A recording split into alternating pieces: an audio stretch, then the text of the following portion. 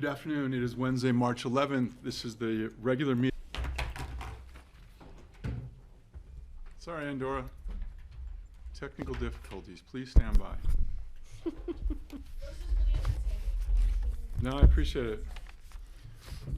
Nothing tops the 8 minutes it took to run PowerPoint yesterday. Excellent. Now you're good. Any additions or deletions to the agenda? There are no additions or deletions to the agenda.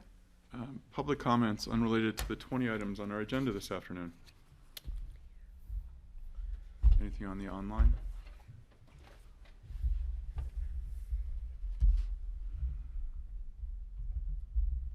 Mr. Bartholomew, good to see you. Oh, wow. Commissioner comments unrelated to today's agenda. Patty Clapper. I want to wish everybody a happy St. Patrick's Day, even though it's not today. I'm wearing my Scottish green, not my Irish green, but I know that they're having the celebration. I don't know how many years it's been at the Catholic Church. Long. Forever. Decades. Yeah, so they're having that next Tuesday. They'll have their annual dinner, so I want to let people know it will be happening. And please, if anybody can think of to do in their free time, we need snow, we need whatever moisture we can get if we want to help to do anything at all possible to offset a very long and hot and dry summer season. So thank you, and thank you guys for tuning in. Commissioner Postman. Yeah, thank you. I think today is, at the county building, today is Pi Day. Is that correct? And so it's Pi Day here, but everywhere else it'll be on Saturday.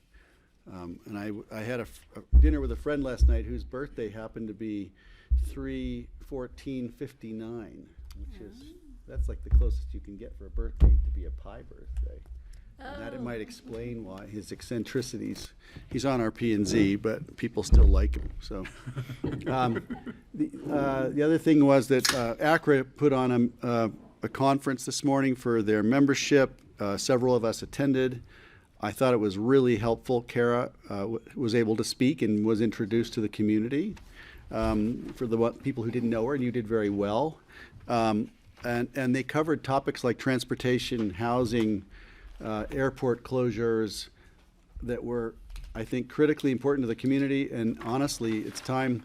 My revelation was a lot of people don't know what we're up to here, and we're so deep in it that we assume everybody knows what's going on, and that simply isn't the case. So public forums like that are essential, and I thought that was very helpful. And a lot of people were really happy to hear what was being said and to see that people are actually working on some of the problems that we're trying to tackle. So just want to say thank you, and I'm glad we were all able to participate, and thanks to ACRA. Yeah, thanks for saying that, Greg. It was a great morning breakfast.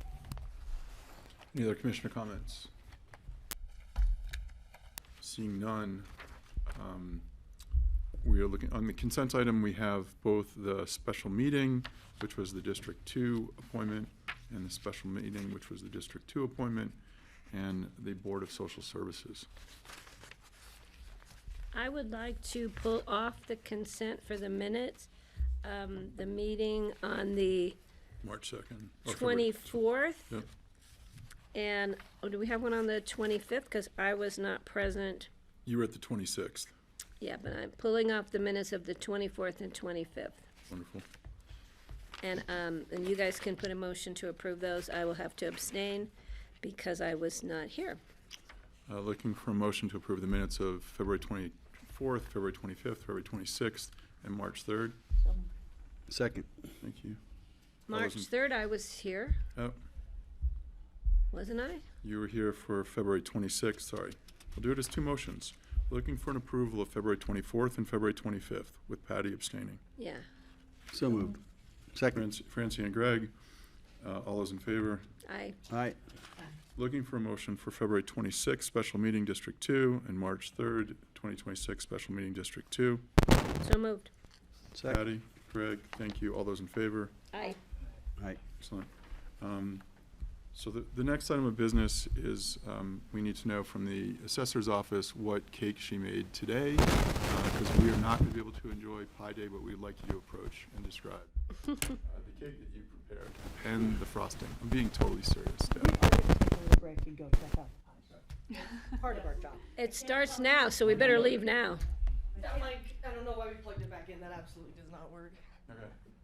So, for those on Zoom, Dan Bartholomew, we love seeing you, but I'm your biggest disappointment. We're taking a quick break for, Oh, you don't have to. Oh, what So are we just taking a break for? turn it off. No, no. Do you need a break, or was this for the mics? Oh, you need one more mic? No. We're set. I was gonna swap what you were talking. This is your mic now. We'll just. Okay. I'll leave that. Just leave it off. Thank you. Thank you, Andor. So, sorry, we were adjusting our digital technology in the room. Moving forward on Green Drake, LLC, 2 and 3. We have the rest of the consent agenda item. Anything, we have the assessor in the room, ZG Ventures, 2, 3, and 4. Can we do those together on the consent agenda item? Looking for a motion, resolution of the assessor's recommendations on an abatement petition over $10,000 submitted by Green Drake LLC, which is R 023044, and looking for a resolution at the same time on the assessor's recommendation on an abatement over $10,000 submitted by Green Drake LLC. That's parcel ID R 023045. And at the same time, a resolution regarding an abatement position for ZG Ventures LLC, R 008485, upon recommendation of the hearing officer. So number 2 through 4. I will make a motion to approve, but I have one correction. Please. On the AIS, the agenda item summary for the Green Drake, both of them, they're under the paragraph with the Green Drake LLC, the word abatement is spelled incorrectly. Just so we want to clean that up for the record. I want you to know I read them very carefully. On our form? Yeah, on your AIS. It's you have ABET, abatement. Oh, I think that came from Well, I don't know who corrects it, but it's got Wendy's name on it, and it's got Sam's name on it, but I just want it, if you want it to be correct to go into the public record, let Sam know. that would be great, thank you. Thank you. Thank you for dotting the i's. So I got a first from Patty with an adjustment, and a second from Francie. All those in favor of number 2, 3, and 4? Aye. Aye. Thank you. Thank you.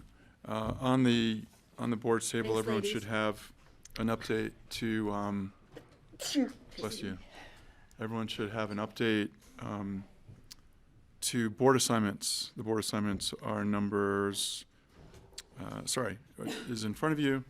It's a resolution appointing citizen board members as discussed last week.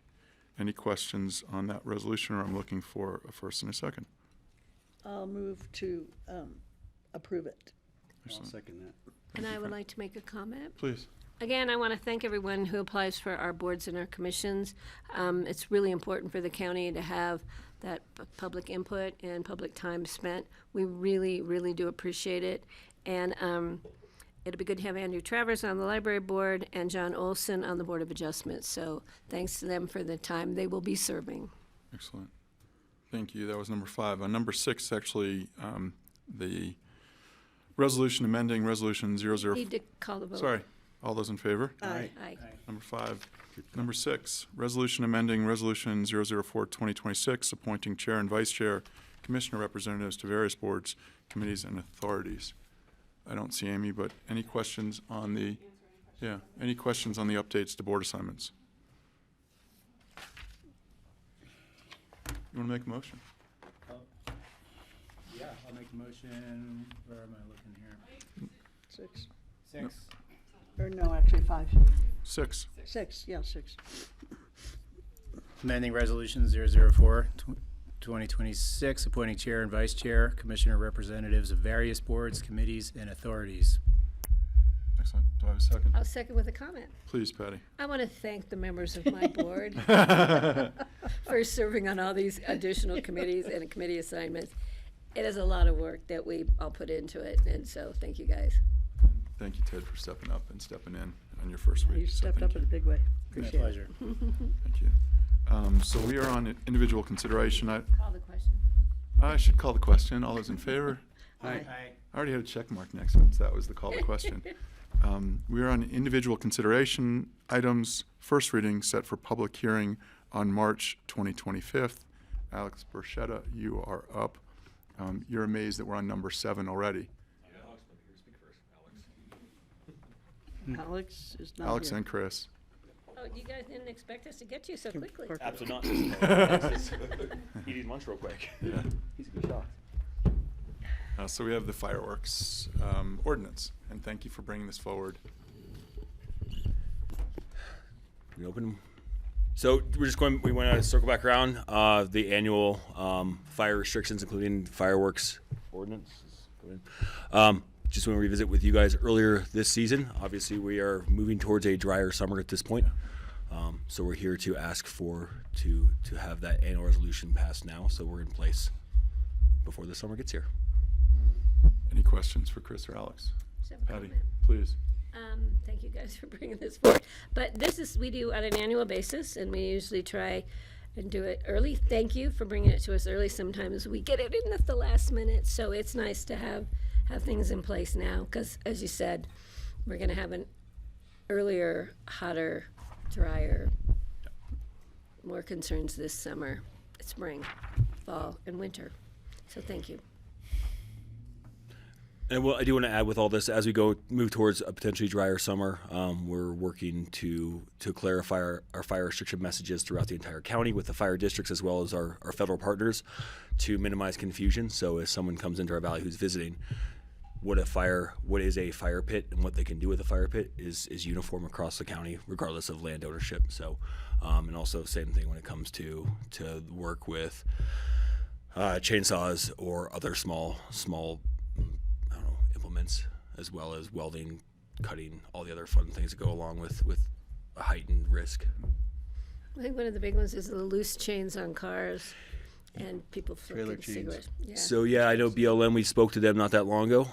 They launched a campaign to really educate the public on that, and so they have a communication toolkit that we've taken, and we can make ours as well.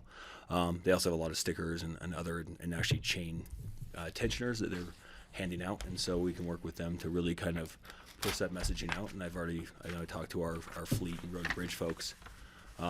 Because they're hauling big equipment. Not that they cause the issue, but they're good. If they set a good example, hopefully that's seen by others. Is there sorry, I saw Greg's hand first. Oh, I was going to mention that I happened to see an ad online. It was a clothing company, but they show the guy standing next to the back of his truck, and the trailer chain is completely dragging on the ground. And I had to throw in the comment on it that, the trailer chain thing can start a grass fire. I didn't say anything else, but what I wanted to say, Yep. But people just don't think about stuff like that, and so when I saw that, I wanted to bring it up. But we gotta get the message out there. So, Yep. And thank you for your work, your prescient work on this. So, and if you haven't met Ted Mann, new to our board. Nice to meet you. Pleasure. Pleasure's all mine.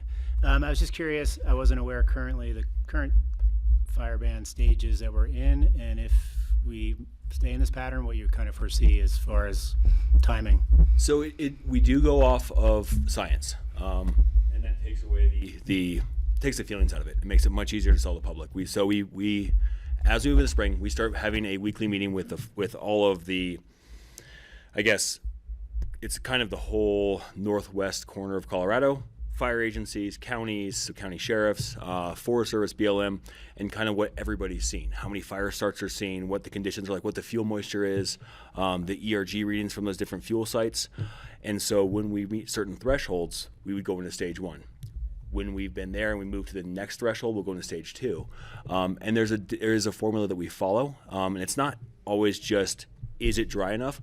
Are the resources available? That's also a component to that whole conversation, because if we're on the cusp of going to that next restriction or going to that level of restriction, but we haven't crossed the line, but there's no resources to fight a fire if we get one, that's part of the conversation. We want to make sure that we are prepared in every way we can be if we were to get a fire. And so we will start, I think those meetings start here in the next, it depends on what the season looks like, but if you look out from a high elevation now, the valley floor is very brown. There's not much snow left. So I have to imagine those conversations are going to begin earlier this year, and I'd say probably sometime this month. Okay. Thank you. This is a question I'm not sure you have the answer for, but I think we all should, and maybe open space people in the back could help. I wanted to do some brush cutting, because my property is almost bare from snow. I thought my snowplow guy is looking for work, and I thought about bringing them in to do fire mitigation. And the question is, when do we have to stop for bird nesting season? I think we're in advance of bird nesting, but you don't want to be doing fire mitigation when they're nesting. So we kind of need to figure out the timing, and it'd be good for you guys to know that too, just so we all are rest assured that we're not destroying, essential habitat at the wrong time of year. Yeah, in my previous life, that was definitely a consideration because we did a lot of mitigation work. And always when we started to go into those spring mitigation seasons, we'd engage ACEs and other local experts to try and make sure that we were working when appropriate, also where appropriate, because there's certain stuff you can still do without, if you do like the lower vegetation, you can start that earlier without affecting the higher nesting. But if you're going to do a large area of clearing, which is some of the mastication projects that we've done, like that's a whole different project. And so I don't know offhand, but we do have ACEs is a great figure that out. resource. Great, yeah, I'll find out. I think I know I can do it right now, but now's the window. But It's like May 15th to June 15th or something. That's perhaps, yeah, something like that. But they could be coming in earlier this year. So. very true. Given the dry winter we've had, is there a chance that we expand the window for the fireworks ban? So once we get to that restriction point, it'll kick in. So and it may stay. I think the earliest we ever got in was, I want to say April. It was the first week, April 3rd. Yes. Is a guess. Yeah. Very early April, because that year we were that dry. And so if we are that dry next week, we could go in next week, and then we could stay in all the way through summer if we never get the moisture that we hope we get. My concern is just ditch burning as well. And that last year I think one of them actually turned into a grass fire. Yeah, and so agricultural burning is a little harder to get hands on because there is a needed component to it. Right. Whereas the campfire in the backyard, the need is it's more of enjoyment. Whereas ditch burning is. So what we do, I know the fire districts in the valley work very closely with those burning ditches to try and do it safely and have the appropriate resources on scene. So if it were to start getting out of control, it can be addressed before it does get out of control. Excellent. Francie? We can burn now. Yeah, right now, as long as you file for a burn permit with your local fire district, you can, if they approve it, you can burn. Usually the non-agricultural burns, they end mid-May. I can't think of a fire district who would issue issue a burn permit past June 1st. But if it gets dry, they will stop issuing I've those. seen some fires around Carbondale Yep. lately. And there's actually the Forest Service is doing a number of their burns right now. We're in that sweet spot of we still have snow up high and So if moisture. we want to burn our burn pile, though, I need to contact the Carbondale. Yep. Please reach out to your fire district, get the permit with them. They'll approve it. That way they're aware of it. So when you do start Nobody burning, call- yeah, if your okay. neighbor who wasn't aware calls in, they can say, no, we have a record that so-and-so is burning at this location during these hours. And they also put in certain stipulations of you have to be present. You can only burn during daylight hours. And so each district's unique into what they have in their issuance of that permit. Okay, great, thanks. Further questions for Alex or Chris? I'm Parker. Not out. Why do I keep Parker. saying Alex? Alex is going to be here, but he didn't think you Mike, guys would. Who's better looking It's you than a can partner? That doesn't call. He doesn't sing as well, though. I do not. further questions for Chris or Parker? Or Michael, who's also not here? Yeah. I think they were. Yeah. Yeah. no, I'll it's not make a here. motion. Yeah. Is that okay? Please. To approve an ordinance of the Board of County Commissioners authorizing the Pitkin County Sheriff to impose and rescind restrictions on open fires and prohibitions on the sale, use, and possession of all fireworks in unincorporated Pitkin County at any time during 2026. This is a first reading, set for second reading, public hearing on March the 25th. And again, thanks for bringing it to us early. Thank you. Thank you, Francie. Any further discussion? All those in favor? Aye. All right. Very in favor. Parker, apologies. Is there a very It's in good to see favor you. column? I like that. Thanks for bringing this A forward. very early in the favor season. Thank you. column. Appreciate And it. please, with any questions, please reach out anytime. Thank you. Thank you. Thank you. Thank you, gentlemen. Thanks for the work you do. So I will get the names right this time. Gary, Carly, and Liza, I think. And it looks like Jonathan Losky is going to join us as well. Yes, and we have two online, Chris Jones and Steve Lawson.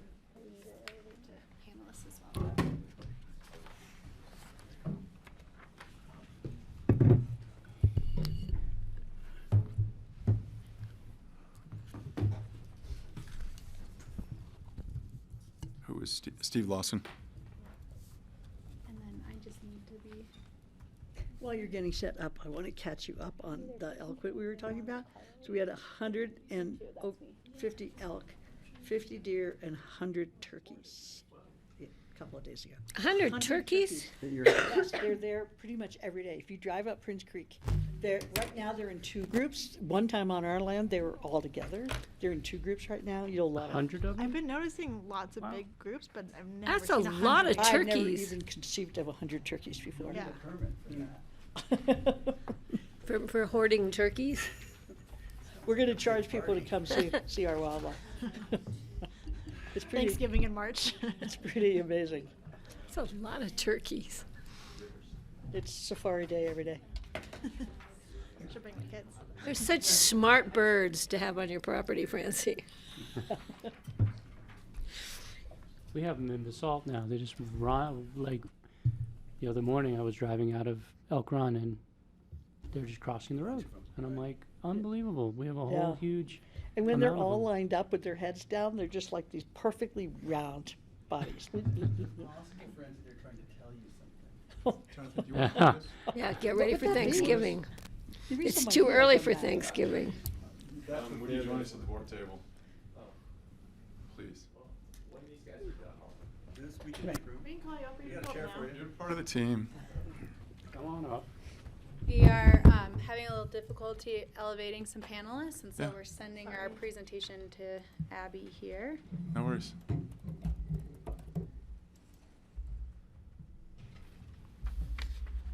And everyone's met Ted Mann, our latest board member, so thank Yes. you.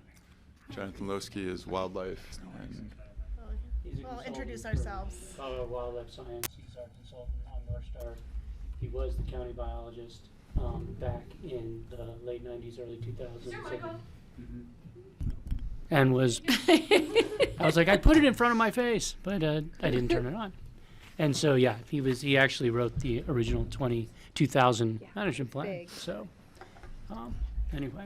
Dan has been part of city open space studies too. Cool. We've known Jonathan for a long time. Too long. No, don't say that. And he still thinks he can change my mind on things. As long as you listen. I love it. We went through 7 items and they finally say your collar. Yeah. We just thought you'd let you look a little silly for the first 7. Well done, third way through.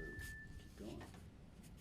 So we're, Me making so for open space and trail staff, take your time. It should. You If put a my lot of work text into is a this, little so- off. Let's see how it. You could probably I do can't full hear. screen. Good. Did you take your time? Take your time. You have all the time in the world. We are.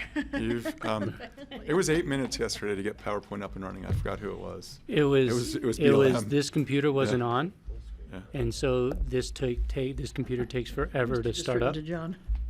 and so that's what the big delay was. Okay. I think at this point, if we could go on a break and I can restart Zoom, none of our functions So, are and working. Andorra, we're going to take a PowerPoint 5.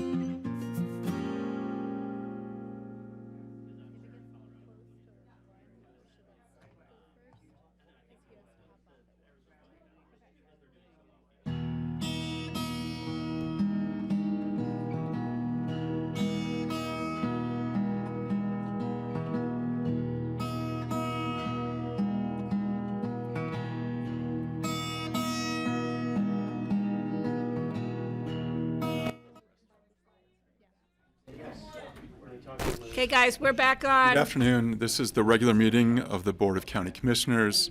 It is Wednesday, March 11th. Apologies, we had some technical difficulties, but the good news is 2 of the 5 board members now are eating cake from Pie Day. Pie. Sorry, they're eating Pie Day, pie. So with us, Gary Tenenbaum, Carly O'Connell, Liza Mitchell, Jonathan Losky. Online, we have Chris Monzi and Steve Lawson. And I will turn it over to Carly and Liza. And Gary. Okay. Start with Gary. Start with me. Thank you. I'm Gary Tenenbaum. I'm the director of Pickens County Open Space and Trails.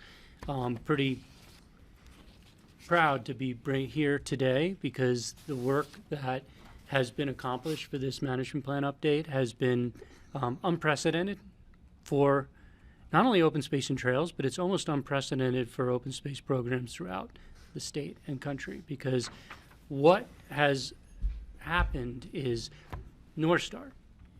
Patty's been here the longest. She's dealt with lots of North Star, but unbelievably 47 years ago, the county, in incredible vision, created a growth management program and significantly downzoned the county.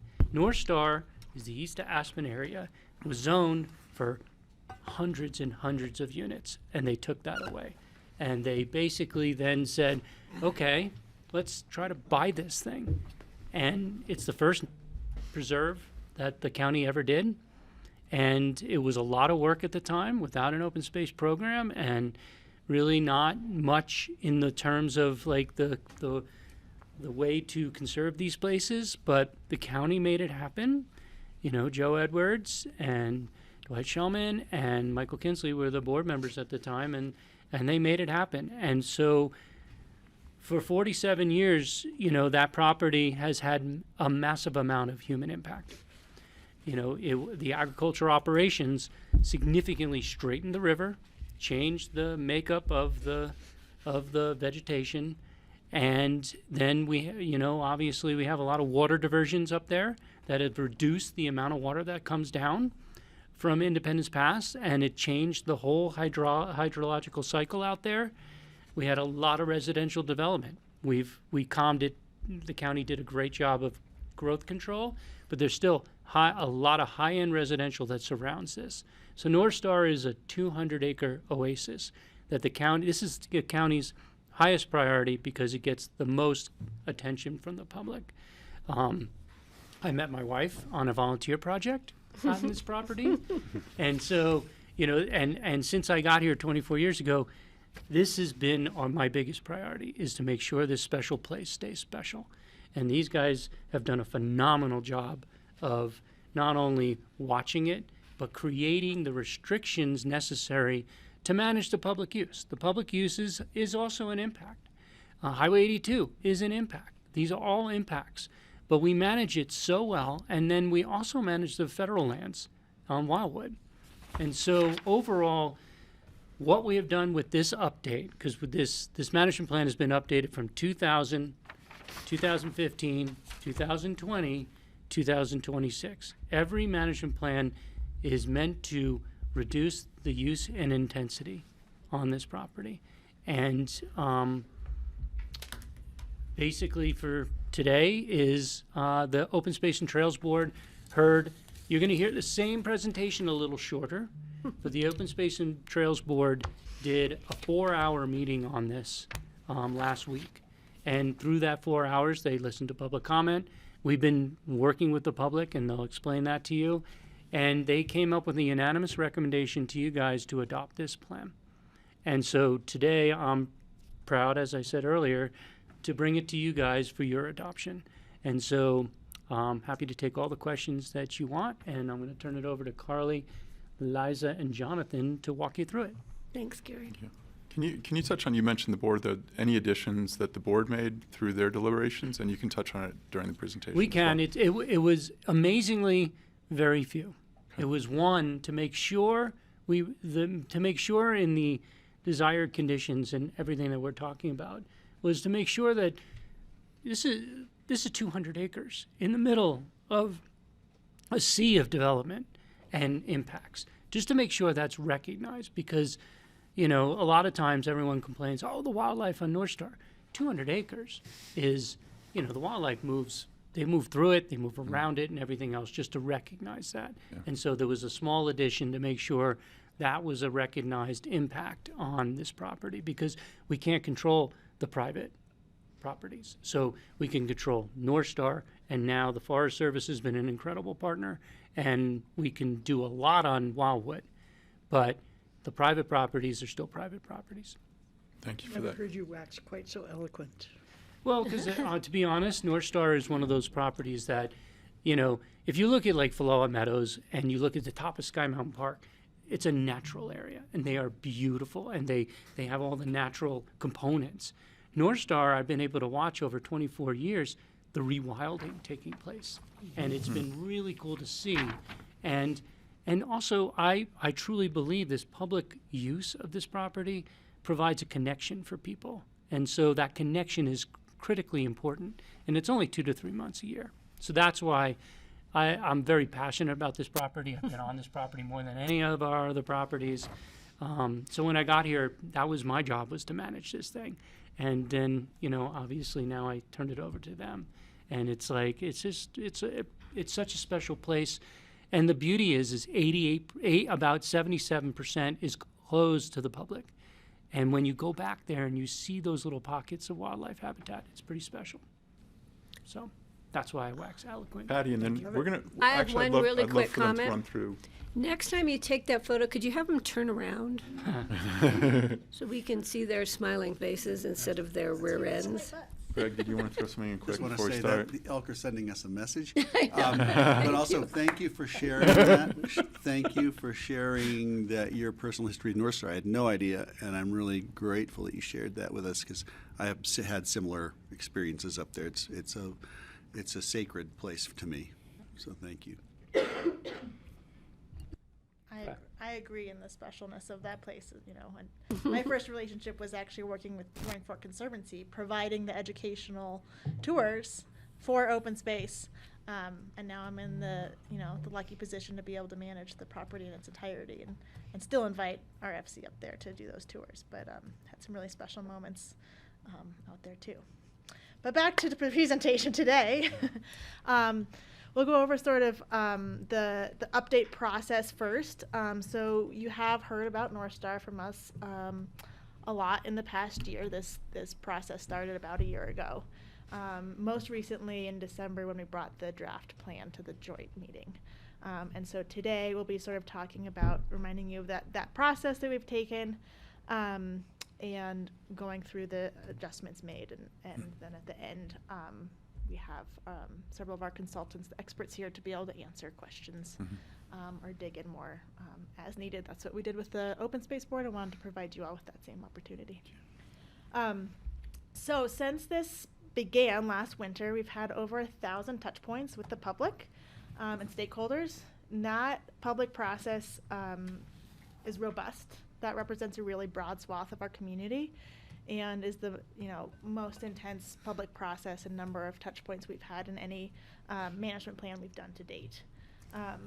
We also did a quick check-in in the most recent one to make sure that respondents knew how to participate and believe that their input was being heard, and most people, 70% of the people, agreed or strongly agreed that they had that.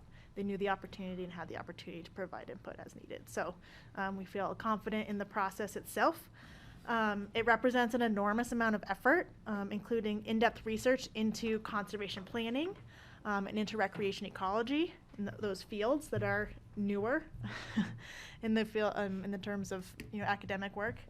As well as in-depth group conversations with diverse stakeholders. So we had commercial operators, river floaters, nature lovers, neighbors, land and wildlife managers, all involved in those working group meetings that built understanding amongst stakeholders of the various perspectives and the complexities of managing North Star.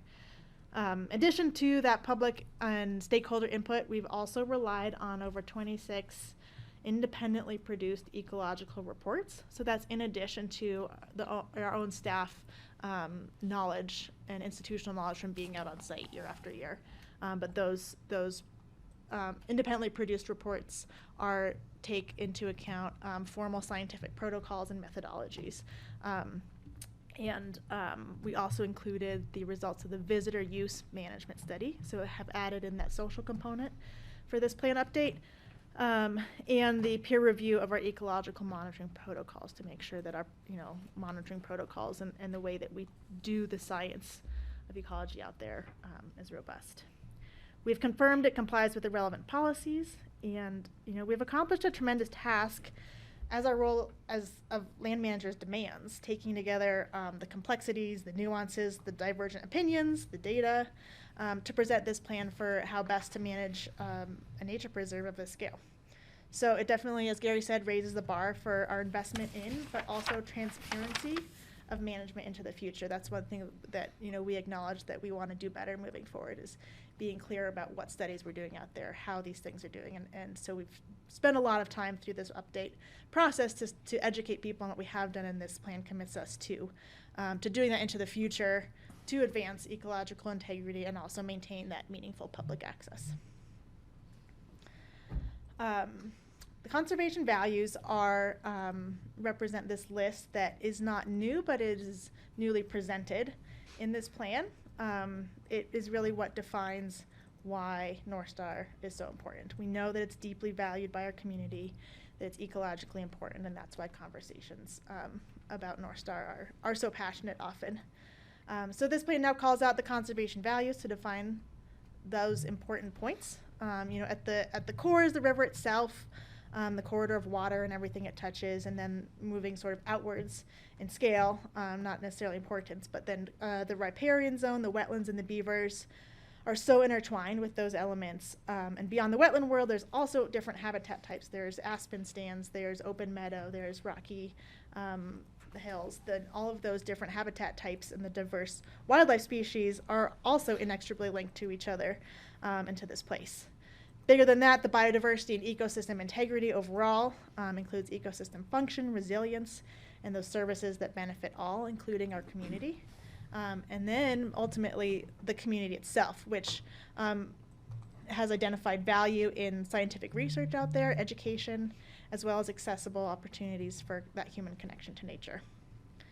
So again, these were not created, but compiled and informed by acquisition intent, by history, by experts, by partners, by previous managers of the area, and verified by the community in this process. One interesting thing is that in the plan we now have a list of the accomplishments. So we've actually took a look back. Most of today is going to be talking about forward looking, but we did have now have a table of accomplishments in that management plan, in which we said, okay, what has been done to date? And so we talked to Tom Cardamone and tried to glean all of the different actions taken to date out there, even during that area. And while we may be missing some from those early years, there's an awful lot, majority done in the last 10 years. And we also cross-correlated those actions with the conservation values. And so in that table, what it shows is that through time, over the decades, all the actions taken out there do align with these conservation values. So that's a interesting table that doesn't fit up here, but want to draw everyone's attention to it. So the framework itself, North Star is designated as a nature preserve, and this plan reaffirms that through a conservation value framework. It's was acquired and remains part of the open space system that is intended to provide opportunities for people to connect with nature. So it brings both of those elements into modern land management standards. And that's what this framework really does. It identifies the desired conditions and goals that describe what we collectively, open space, all the public, all the stakeholders, the community input, what we want North Star to be. That's the desired conditions and goals. Then the plan includes over 42 actions that show exactly how we will move towards those goals. Over 69% of those actions are directed specifically at ecological protection and restoration work, just to note that. Focus. Then we have 39 indicators in this plan that we are committing to monitor. Each are connected to the goals. And so those help ensure that we are on the right track. As we move towards those goals, we monitor these indicators and are able to adapt management and approaches in a timely manner if we're not on track to that goal. So over 60% of those monitoring indicators are focused on ecological conditions as well. The accountability and transparency that's built into this plan now comes through that monitoring program. So the indicators are tracked against thresholds. And I want to be clear, we had some sort of misunderstanding. We realized that people thought the thresholds were what were our goals, sort of what we were managing to. And that is, the threshold is more of like a red flag, a warning to us that, if the indicator is moving towards that threshold, that tells us that we need to adapt our management approach and change the trajectory. So that's where the transparency comes in. And we also have identified response options. So as we approach that threshold, people want to know, what will you do if you see conditions head in an undesirable direction? This plan identifies those response options, and by doing so, that facilitates clear and approved adaptive management into the future. So we are saying these are the options that we have on the table of how to respond to certain circumstances. So that it really sums up the plan, contents, process, structure, and utility. So I will pass it over to Carly now to talk about the feedback that we received on the draft plan itself. All right. The first bit of feedback I want to take us back to. Thank you. Was from our initial questionnaire. So over the summer, we asked a series of questions to get an understanding of visitation and use and preferences. And we asked a question to the public to get their feedback on what was important to include in a desired condition statement. So this is the aspirational statement that's the overarching what we're trying to manage for. And I want to draw the attention here to the responses here. Almost 90%, so that's that black line there, said all of these were either very important, moderately important, or slightly important. So you can start to see that there's a lot of things people value about North Star. It's the wildlife habitat, but it's also that it's this place where people can access the water for river recreation. So this question was directly used by the working group to write a desired condition statement. So switching gears to the draft plan questionnaire, which was released after you all reviewed the plan in December, we posed 4 or 5 questions to the public to understand agreement with the plan as written. You can see here that we have high support for the desired condition statement. So 94% of respondents strongly agree or agree with the statement that's guiding all of our management decisions. That's pretty important to note that it's 94%. The piece, back to the question of what did our Open Space and Trails Board request in their revisions, they requested one edit to the plan, and they want to see one specific term added to this desired condition statement. This statement is forward, future looking in terms of how we want to manage it, but it also acknowledges that there are these challenges. So the challenges that we listed are climate change, upstream water diversions, and agricultural land use legacies. The request from the Open Space and Trails Board and their approval of this plan is that we add and surrounding development pressures. Thank you, Howie. The one small revision the Open Space and Trails Board requested to the entire plan. Yeah, that was made by Howie, so. And approved by the rest of the board. Yeah. So a follow-up question asked the survey respondents on the draft plan, to what extent do you support the goals and the actions that are contained in the plan? And here again, I've put this line to help show there's nearly unanimous support for the biodiversity, river system, riparian areas, wetlands, and beaver goals with very little opposition. The opposition's noted in red there. Then when you get to the community goals down at the bottom, there you start to see a little bit of a split. I think 67% or over 2/3 still strongly support the community goals in the plan, but you start to see a little bit higher opposition. And this higher level opposition in this goal, I think, really starts to illustrate that these community goals are a little bit more contentious than those related to the other items that I listed previously. And the open-ended comments that we got from the public reinforce this split. So what we heard is that management actions don't match perceptions of what a nature preserve should be managed for. There's this perception that persists that wildlife disturbance, loss of quietude, and declining habitat are occurring. And that's despite statements that you'll hear from Chris Vaughn, Steve, and Jonathan, that conditions are in fact stable and or increasing in many instances. There's this perception that persists that recreation's occurring in seasons that should be protected for breeding, migration, or habitat recovery. We also heard that current visitation levels are considered incompatible with wildlife protection. And we heard there calls for stronger limits on river use, including commercial uses. And then another thing that I want to make sure is clear is some of the comments underscored this limited understanding of the jurisdictional complexity, right? Open Space and Trails manages the North Star Nature Preserve parcel, the James H. Smith parcel. The Forest Service owns Wildwood, and we're dealing with a waterway that the public has access to and right to float. So how did we use all of this in refining the plan? That's something I think we're all very curious about.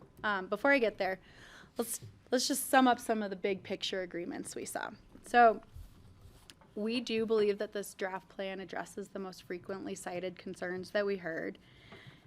It does represent a significant cost and investment. So that's both in our time, in project costs, and the costs of maintaining transparency of the conditions of North Star. The plan does acknowledge those legal and jurisdictional boundaries that currently prevent some of the response options from being deployed. And back to those open-ended comments, we want to reiterate that this plan does in fact respond to many of the public's requests. It includes expanded wildlife closures. It does include it does address this request for a river use capacity. It does have a capacity in it. It's grounded in that ecological data and then determined through these experiential visitor use surveys. Wildwood congestion mitigation is addressed in this plan. Things that we can do with this plan, close public parking at Wildwood, either temporarily or permanently. Permanent would require Forest Service coordination. We could convert it to paid parking. That would obviously require Forest Service coordination. It also includes contemplation of a river use permit system. That is not something we can currently do. That would require ownership of the Wildwood put in. But it's included in this plan because the Wildwood Land Exchange is also included in this plan. So you can start to see how this plan itself is trying to be adaptable to changing jurisdictional boundaries.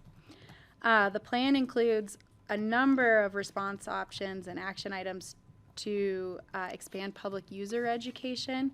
We have a voluntary group size limit, so we will be capping, for commercial users, it's already capped at 6. For public users, we'll voluntarily place a cap at 6.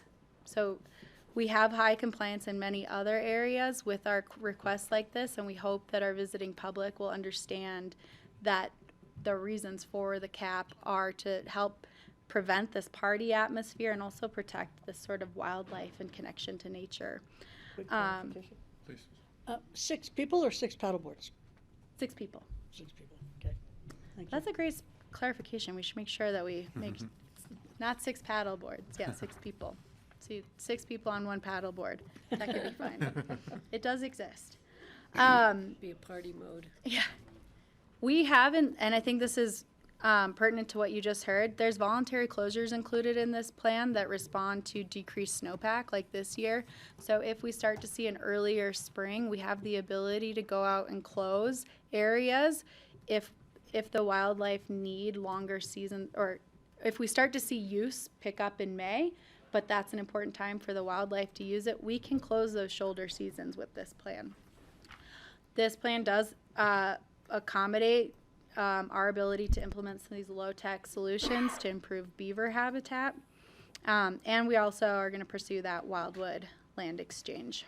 So in anything you hear today, I hope you understand that this plan is really structured to adapt, and it maintains these options for future tools. And ultimately, it's not going to meet everyone's vision for North Star, but you can see through the public process that it really does reflect this commitment to responsibly stewarding this shared public resource.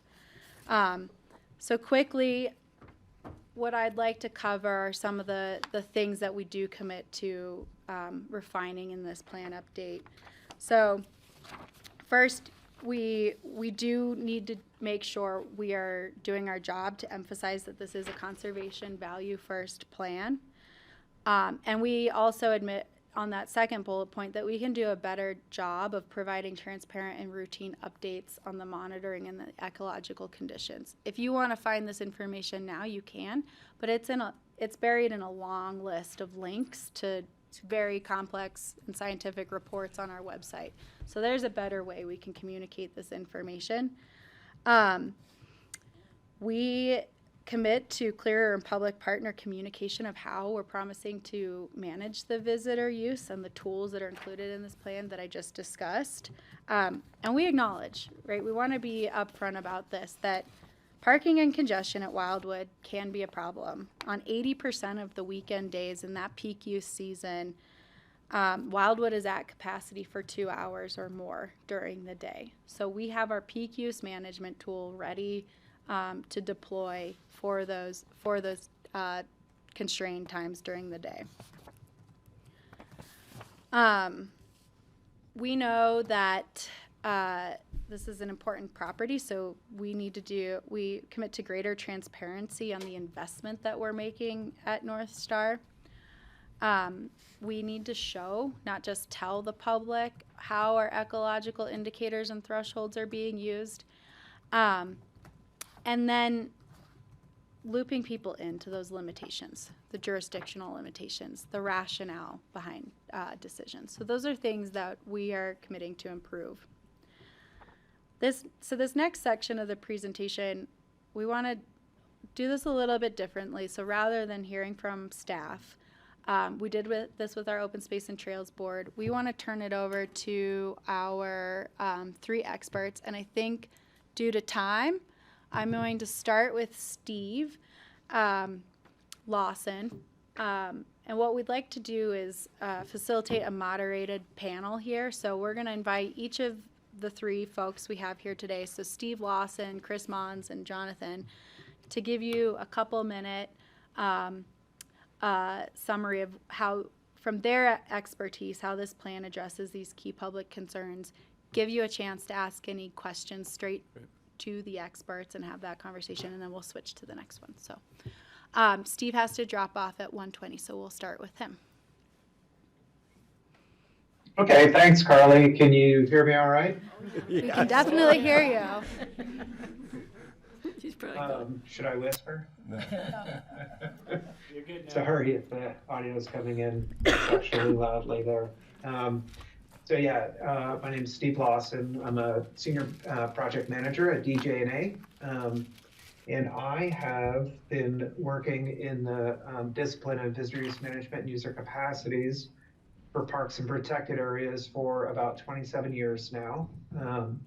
I was originally in academia in the College of Natural Resources at Virginia Tech, and then moved into consulting about 18 years ago now. And I have led visitor use management and user capacity projects throughout that 27-year period in each of the regions of the U.S. National Park System, for the U.S. Forest Service, and for state and regional protected area management agencies in the U.S., and then more recently with regional, provincial, and federal park management agencies in Canada. So that's a little bit about my background. You're going to meet Chris Mons here shortly, and Chris and I have been collaborating on visitor use management and user capacity projects together pretty much for that entire 27-year period of my career in this line of work. So that's just a little bit of background about myself. I, for this project, had the privilege to work with Carly, Liza, and Jesse, along with others, to help design and conduct the visitor use management study that provided some of the empirical basis for the plan, and particularly visitor use management and user capacity elements, and also worked with the team to help design and facilitate a series of work group sessions. That was part of the overall process for the plan to ensure that it was an inclusive process. Just high-level remarks. Well, I guess in terms of how the plan addresses concerns, there are a couple of concern themes, so to speak, here that are a little bit lower down in the list: river use capacity and water park type atmosphere. And I'll just say, at the most general sense, I can comfortably and enthusiastically endorse this plan as being a data-driven plan to have been developed by way of an inclusive process, and to use state of practice in terms of conservation management frameworks by way of using the indicator-based adaptive management framework generally, and specifically to address those couple of concern areas that I am asked to comment on: the river use capacity and water park type atmosphere. The framework that OST has used to address those concerns is an OST tailored and adapted version of the Interagency Visitor Use Management Council's framework, which is considered to be the global gold standard for addressing visitor use management and user capacities in parks and protected areas. And like I think it was Gary who said at the beginning, the level of scientific rigor and inclusive nature of this project is on par with visitor use management and user capacity projects that I have helped to lead in national parks throughout the United States, including high stakes, high profile projects to address similar types of concerns in Yosemite National Park with the Merced River Plan, Arches National Park, which the work that I did with them culminated in the pilot timed entry system that they have been using over the last several years, Mount Rainier National Parks, Nisqually to Paradise plan, Acadia National Parks, Cadillac Mountain Vehicle Reservation System, and so forth. And quite frankly, this plan is on par with the level of rigor and inclusivity of those types of Park Service plans. So I will leave it at that level of comment. And I don't know, Carly, if I should invite any questions before I have to tap out, or if you'd like to pass the mic over to Chris or John. Jeffrey, do you have any thoughts on that? Would you like have any questions answered by I'm good. Steve? Board's good. I'm good, thank you. I want to tap out. We have 16 more items on our agenda. Steve, we do have one question. We do have one more question at the board table, though. Sorry, Greg Postman for you. Yeah, thank you. I appreciate it. I'm going to assume your peers on this table can still answer the questions you would have answered. But I guess the question I'd have for you is, since you've seen more crowded, more higher demand areas in higher traffic areas, say Yosemite or wherever else you've worked, what's next? What do you anticipate us having to do next if our public pressure increases? I can only assume that the pressure on North Star as an attraction is going to increase. And I'm hoping you're all looking forward to what is it going to take next to keep maintaining the asset? Because everywhere we look, we see assets being, gradually degraded. Thank you. Yeah, yep.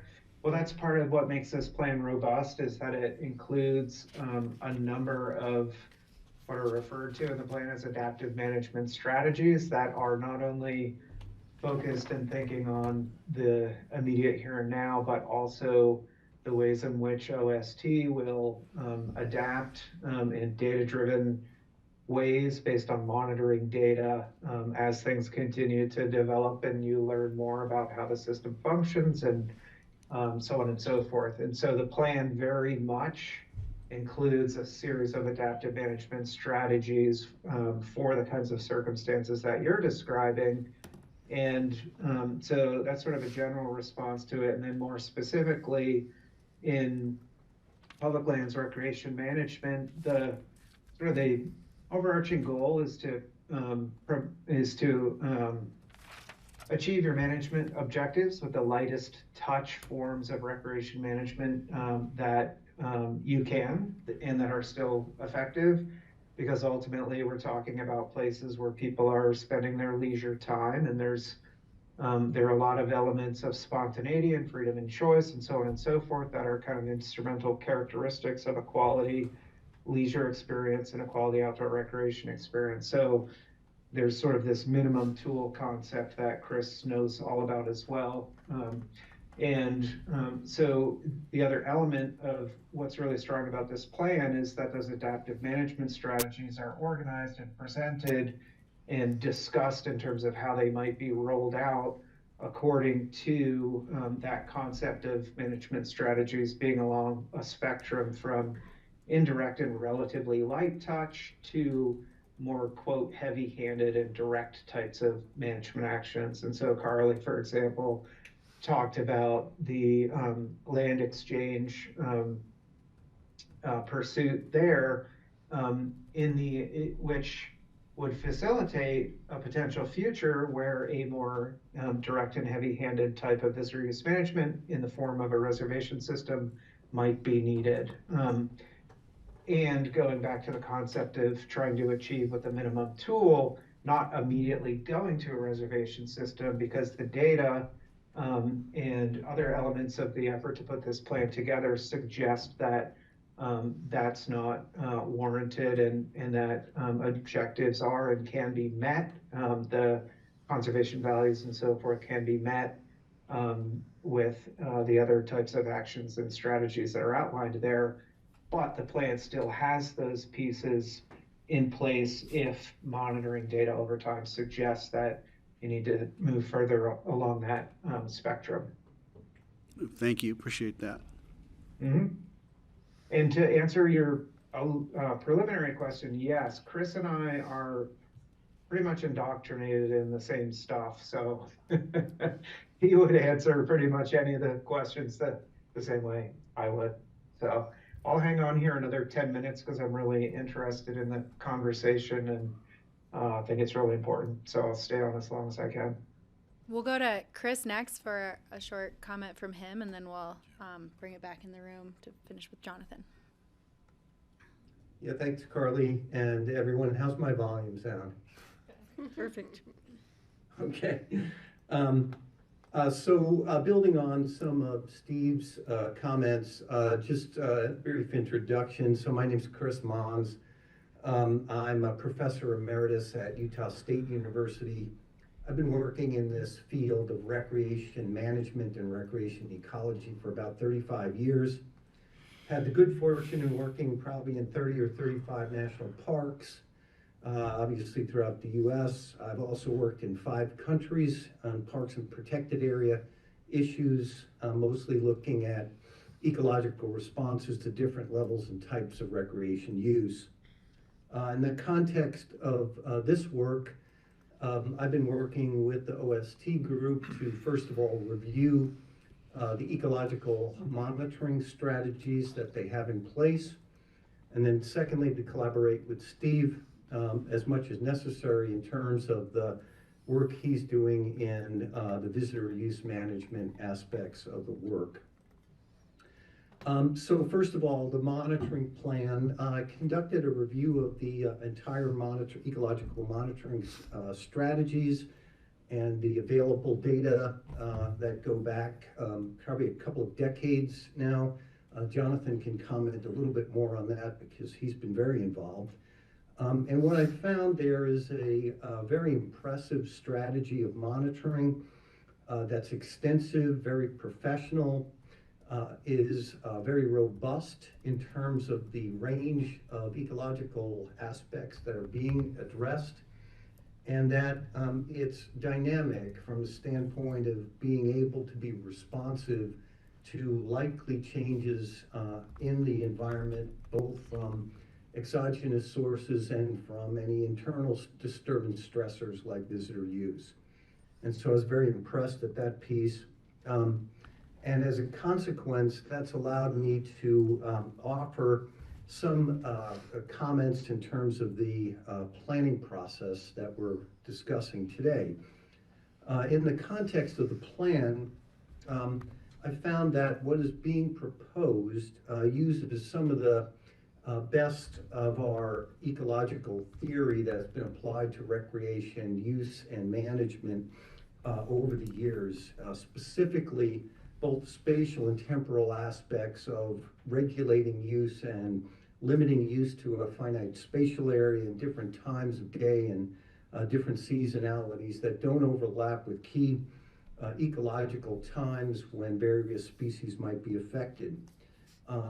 Combination of those things really does provide quite a robust management strategy that will minimize disturbances as we proceed in the future. And so basically, in a nutshell, what I found there is that some of the best theory and practice is being applied. I also have had the opportunity, like Steve, to work in some of the more contemporary management strategies that are being put into place in various parks and protected areas. And as he just mentioned, the adaptive management strategies that are proposed fit in very well with the contemporary strategies and the ability to use appropriate approaches to manage recreation. I could offer a few more comments on specific things, but I think that's my broad overview, and I'd be happy to answer any questions. Questions for Chris, or do we want him to dive deeper? We're happy to. Good, thanks. Thanks, Chris. Jonathan? So I'm not going to waste any time introducing myself since you all know me. But just I want to point out that I've been working with North Star Nature Preserve since 1998, for almost 30 years. And I first started working out there, gearing up for what eventually became that 2000 management plan. And the two most important things that came out of that plan, and that plan was a far cry from what has been produced here. This is absolutely incredible. But it introduced the adaptive management framework for the very first time, and as well as some mechanisms to work within that framework. The other thing that it did was, as Gary, Liza, and Carly have mentioned, it set aside almost more than 77% of North Star for nature, for wildlife, for ecosystem processes. It's only a tiny fraction of that property that is even available to human use for passive recreation, for nature appreciation, for visiting the water's edge. And since that time, the North Star has gone through an incredible trajectory of rewilding or self-restoration. And what we found going back to then is at first we thought we had to intervene to a much greater extent. We had to plant willows. We had to do those kinds of things. And what we found is that riparian systems like North Star are incredibly resilient. And the changes to North Star that have occurred since that time have been just astronomical. When I first got there, there were almost no willows along the Roaring Fork River. There were no willows along the oxbows. And Steve Anthony, who was here at the time, was planting cottonwoods out there and planting willows. And in those 28 years, if you look at the aerial photos from 1998, 2000 to now, the river had been straightened for large segments of it by earlier ranchers to maximize the amount of pasture and hayable acres out there. The river, and as you probably know, wherever you have rivers and streams in low gradient topographies, they want to meander.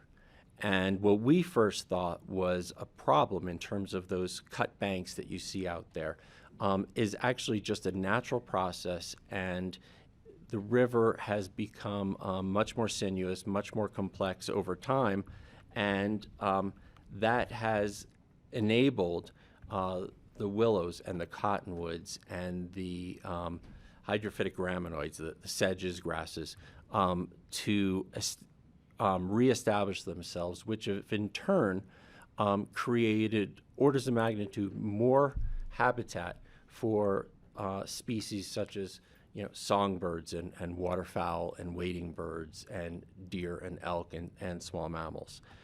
So that's just been absolutely incredible. And to a large extent, that has benefited beavers, but it's also been accelerated by beaver activity out there.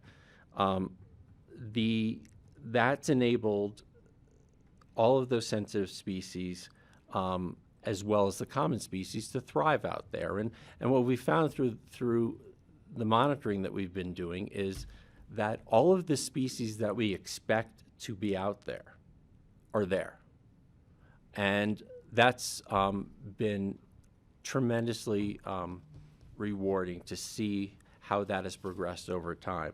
And we track a number of management indicator species, all of which are set to track the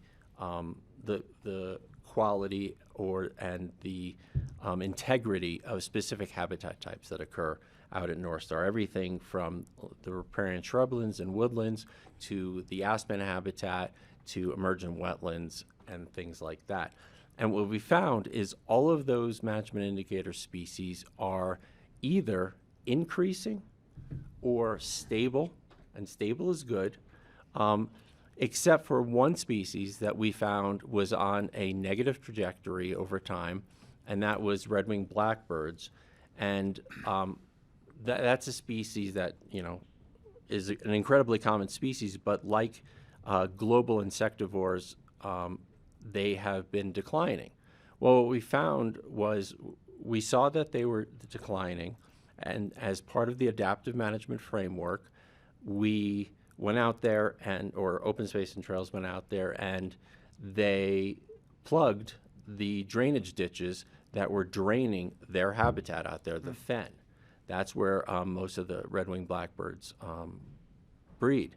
And since that time, what we've seen is that trend, that decline in their populations at North Star, has started to reverse.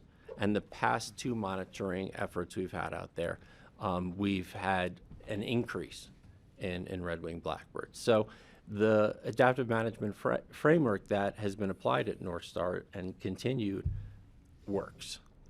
The other thing I'd like to touch on is the beaver population at North Star. Again, when I first got out here, there weren't any beavers at North Star. There was one lodge out at the James H. Smith open space that was periodically active, but at North Star itself, there were no beavers. And there were neighbors who managed some of the adjacent subdivisions who we found out were actually trapping and removing beavers from North Star. In 2000, we put an end to that, and ever since that time, the beavers have returned. And typically in Rocky Mountain riparian systems in appropriate beaver habitat, you can expect 1 to 2 beaver family groups or colonies per mile. And what we found at the approximately 2 river miles out at North Star, that there are 3 to 5 family groups out there. And we're not completely sure because most of the lodges are bank lodges. They're subsurface, so it's hard to know for certain. And what we can do is monitor the amount of beaver activity that's occurring out there. And like I said, the river is increasing its sinuosity over time. And by doing that, by cutting into those banks, it's depositing sand on each next meander in the river. And because of the beaver activity, they're cutting the willows and the cottonwoods, and small branches that they leave behind are floating up on those banks. They're throwing down roots because they primarily reproduce vegetatively. And so the beavers are creating their own habitat. They're truly, nature's engineers. They are keystone species that are improving habitat. The other thing that they're doing is they're, by their repeated action, moving into their forage areas, they're cutting channels into the old oxbows. And by doing so, they're allowing water from the river when the water's high. Don't know if it'll get there this year. And so that water is then temperature river closure. Okay, because I knew we do water closures. It does happen down valley, fairly frequently right now, and we haven't hit those temperatures at North Star to date. But we are in this plan recognizing that is a very, that is a likely scenario, combining low water quantity and increasing air temperatures. Which could happen, something we should keep an eye on this So that summer. is one of those. And you have to remember that those closures are voluntary. Right, I definitely know the fishing, and a lot of times the fly fishing guides close it without anybody even coming near them, because they know that their lives literally depend upon that habitat. Yeah, and I just add, again, there's not, fly fishing, North Star is not the best No, I habitat for fish. The fish do rear there, but it's not like a fishing. Yeah, because but of the I'm just substrate. worried about the fact we do have fish up there, and what stress factors are we adding to their lives when we have high temperatures and low water? Okay, great, thank you. Greg and then Good to Jeffrey. know. Yeah, thanks. Jonathan, I appreciate you. If 77% of North Star is basically human exclusion, nature alone, but I always hear that 95% of the life depends on the riparian zone, which I'm assuming is just the narrow riverine area that goes through North Star, and that is pretty heavily impacted by humans in the summer. So I'm trying to square that, because I appreciate we've got all that land. And I was really grateful to hear that the rewatering of the meanders in the back area is happening naturally, and it's not something you guys have to do, but the beavers are doing it for us. So I think that helps answer my question. but I'm concerned, even if 77% is excluded, it's that close area to the river that seems to be the most fragile and most important. And I don't know if you want to clarify that. And I had one other comment just at the very beginning. With the charter, it talked about human use in limited areas. And I was hoping that to see it say something like that we also are contemplating limited human use on limited areas, because there are certainly times when a lot of people in a limited area still makes a difference. And so I think I'd love to see, wherever, whoever made the Open Space Board made that one small addition, I wanted to take that paragraph and look at it again and see if we might add a word to that, but that's up for conversation. Perhaps it's not necessary, but I'm grateful that we're talking about, throttling back. And the final thing I'll say is I know ACRA, who wrote a wonderful letter in support of this, also promotes North Star to visitors. And I think there's a bit of a disconnect there. Maybe we could be a little bit less aggressive in our promotion of North Star as a tourist destination, and that would be a great message to impart to the resort community. Perhaps it's a secret that people can come across rather than something on their bucket list. Well, the hardest part is the secret's out, through social media and everything else. What we could use ACRA's help on is getting the right information, not just promoting. It's educating. Like that's the key, and that's what's in this plan, is really to work on the education component of it. But how do we do a better job of not just promoting more use, but promoting better use? Right. So, yeah. I appreciate that. Thank you. I know you're working hard on it, and this is a huge improvement. Thanks. Yeah, so. One clarification that Yeah, I'd like go to ahead. have you speak. On the riparian comment, I think that's a really interesting point. That it's true, a lot of wildlife depend on riparian or water adjacent land. And what is not known about the backside of North Star, so overall within the North Star, 5% of the land area is open water. Pull the mic closer. Okay, so the 5% is open water, like is the river. 50% of the property is riparian, wetland, or wet meadow habitat. 50%. Because 50%. So there are other creeks that come down off the hillside. There is the fen wetland. There are other ponds out there. There are backwater oxbows that do even now still have water. So there's a lot more riparian and wetland and wet meadow habitat than just the river at North Star, and that's not necessarily a known fact. So I wanted to bring that up, and then maybe Jonathan, if you want to comment on how the time of wildlife use and the time of human use. That's exactly what I was going to say. So we have the benefit of, we've had in each monitoring effort, we use monitoring cameras out there, game cameras, and the main purpose of those cameras is to be able to survey those species that are rare on the landscape. That's the primary thing. Things like, Muskrats. mountain lions, martens, bobcats, foxes, things like that, because you can't go out mammaling. But the side benefit is that through the thousands of pictures that we get during each monitoring effort, is each photo is time-stamped. So through the data, we make a table or a chart showing us what we call the diel activity level for each hour of a 24-hour period. And what we see is it's what we call bimodal. And the term for that is crepuscular. Most animals are active from around dawn, a couple hours before, a couple hours after, and a couple hours before and after dusk.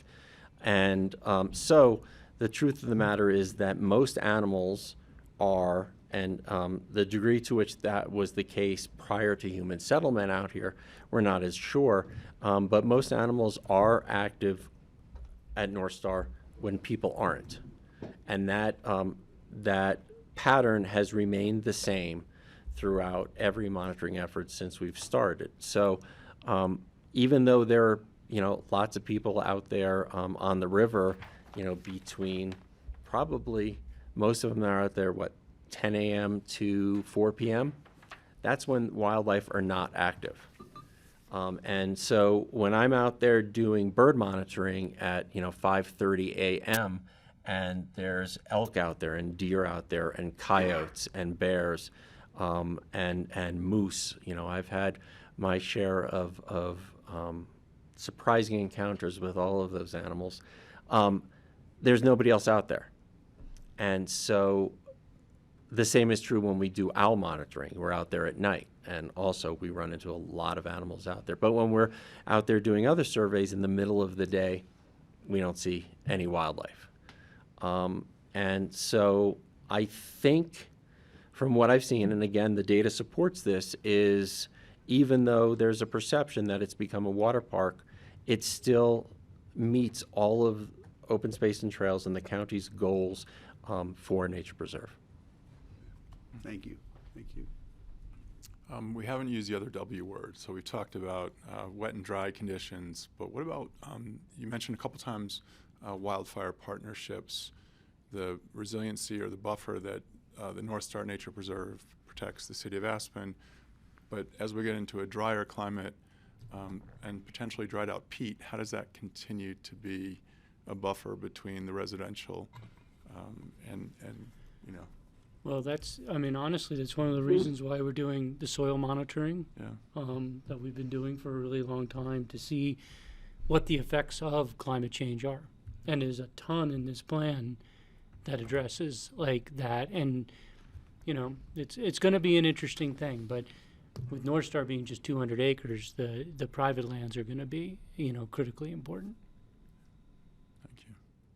So, it's yeah. It Yeah, does, I think- I really appreciate the ecological benefits of just the conversation around the oxbows and where the water's flowing. So, a major concern of this board and through the purchase of the Twin Lakes shares is how do we continue to, maintain your, not status quo, but what can we do to support North Star? So I think in our minds, as board members, we listen to both North Star as well as Grizzly and Lincoln Creek, and both of those conversations are fresh in my mind as we've been talking about the Twin Lakes acquisition. So Yeah, we appreciate it, and the working group identified the hydrology is really key to so much of North Star, and so they and we appreciate the work that the county and attorney's office is doing on that front too. And in light of climate change, the work that the county did to block the drainage ditches from the backside of North Star, and as Liza said, there are a number of both perennial and intermittent streams that come down Richmond Ridge and flow into North Star and feed the fen out there. But by slowing that loss of water from North Star, it's resaturating the aquifer at North Star. So it becomes, as we've said many times, it's a sponge. And so that helps the entire lower watershed by its storage capacity. Yeah. Francie and then Ted. I just wanted to make a comment, Gary, about your saying several times, I think Liza said it too, that it's only 200 acres. It's got to be the most intensely studied 200 acres on the planet. All the different species and grasses and sedges and everything. It's just amazing. But it is incredible what you guys have done there. And, where I live, I look down on the Flying Dog Ranch, which is about 240 acres. So that really puts it into perspective for me when I try to picture North Star down on those fields. I'm like, oh my God, that is so small. It's amazing what is going on at North Star, given the size of it. And as usual, thank you guys, sir. Your work just blows me away every time.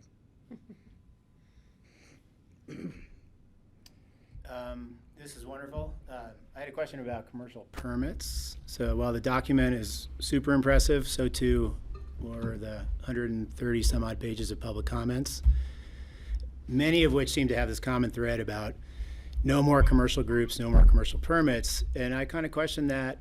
I understand why it could be that way, because the term commercial permit kind of lends itself to envisioning crowds and just, circus, Disneyland. But I happen to look at commercial guides as support for the rangers, support for introducing new people to the rules and the protocols.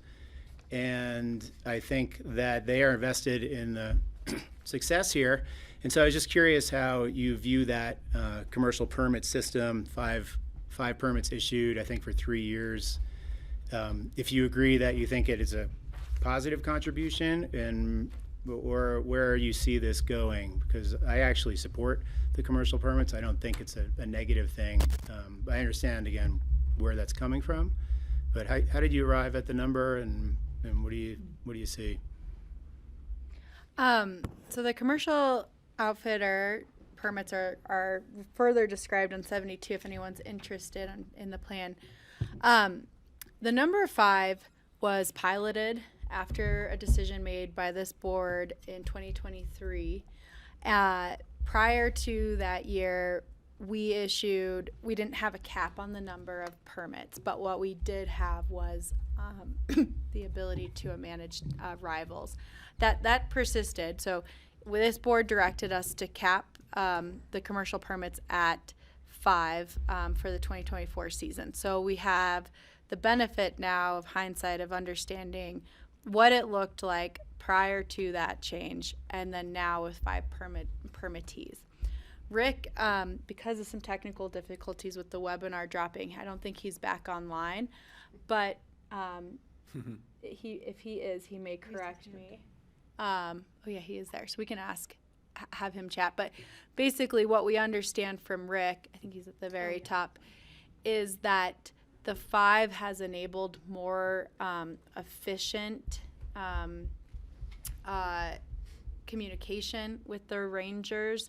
It's streamlined the process. You know, it organizes the drop-offs a lot better. Mm-hmm. And now because Rick and his ranger crew have a smaller group to manage, just the 5, they have better working relationships with those 5.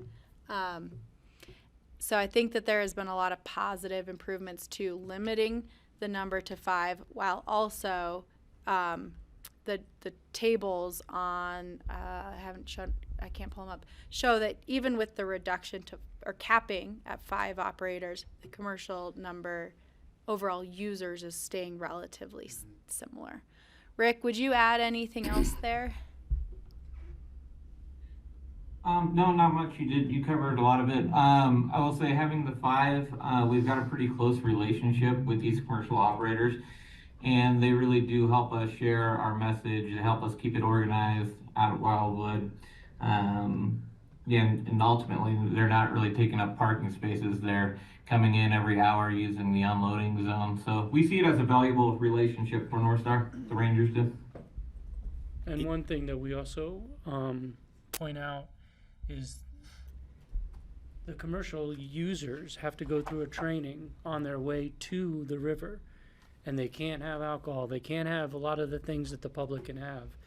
And with that, what we've shown is they're not the ones getting tickets out there. They're not the ones breaking the violations. And so far, like for us, always when we started looking at commercial use, it's the one thing that we could truly regulate is commercial use.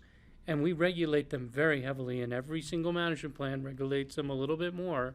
And they've responded where they are like the 6th ranger, and they're the watcher of that area because they have a vested interest financially, but also, you know, I think the ones that we choose are also vested in the community.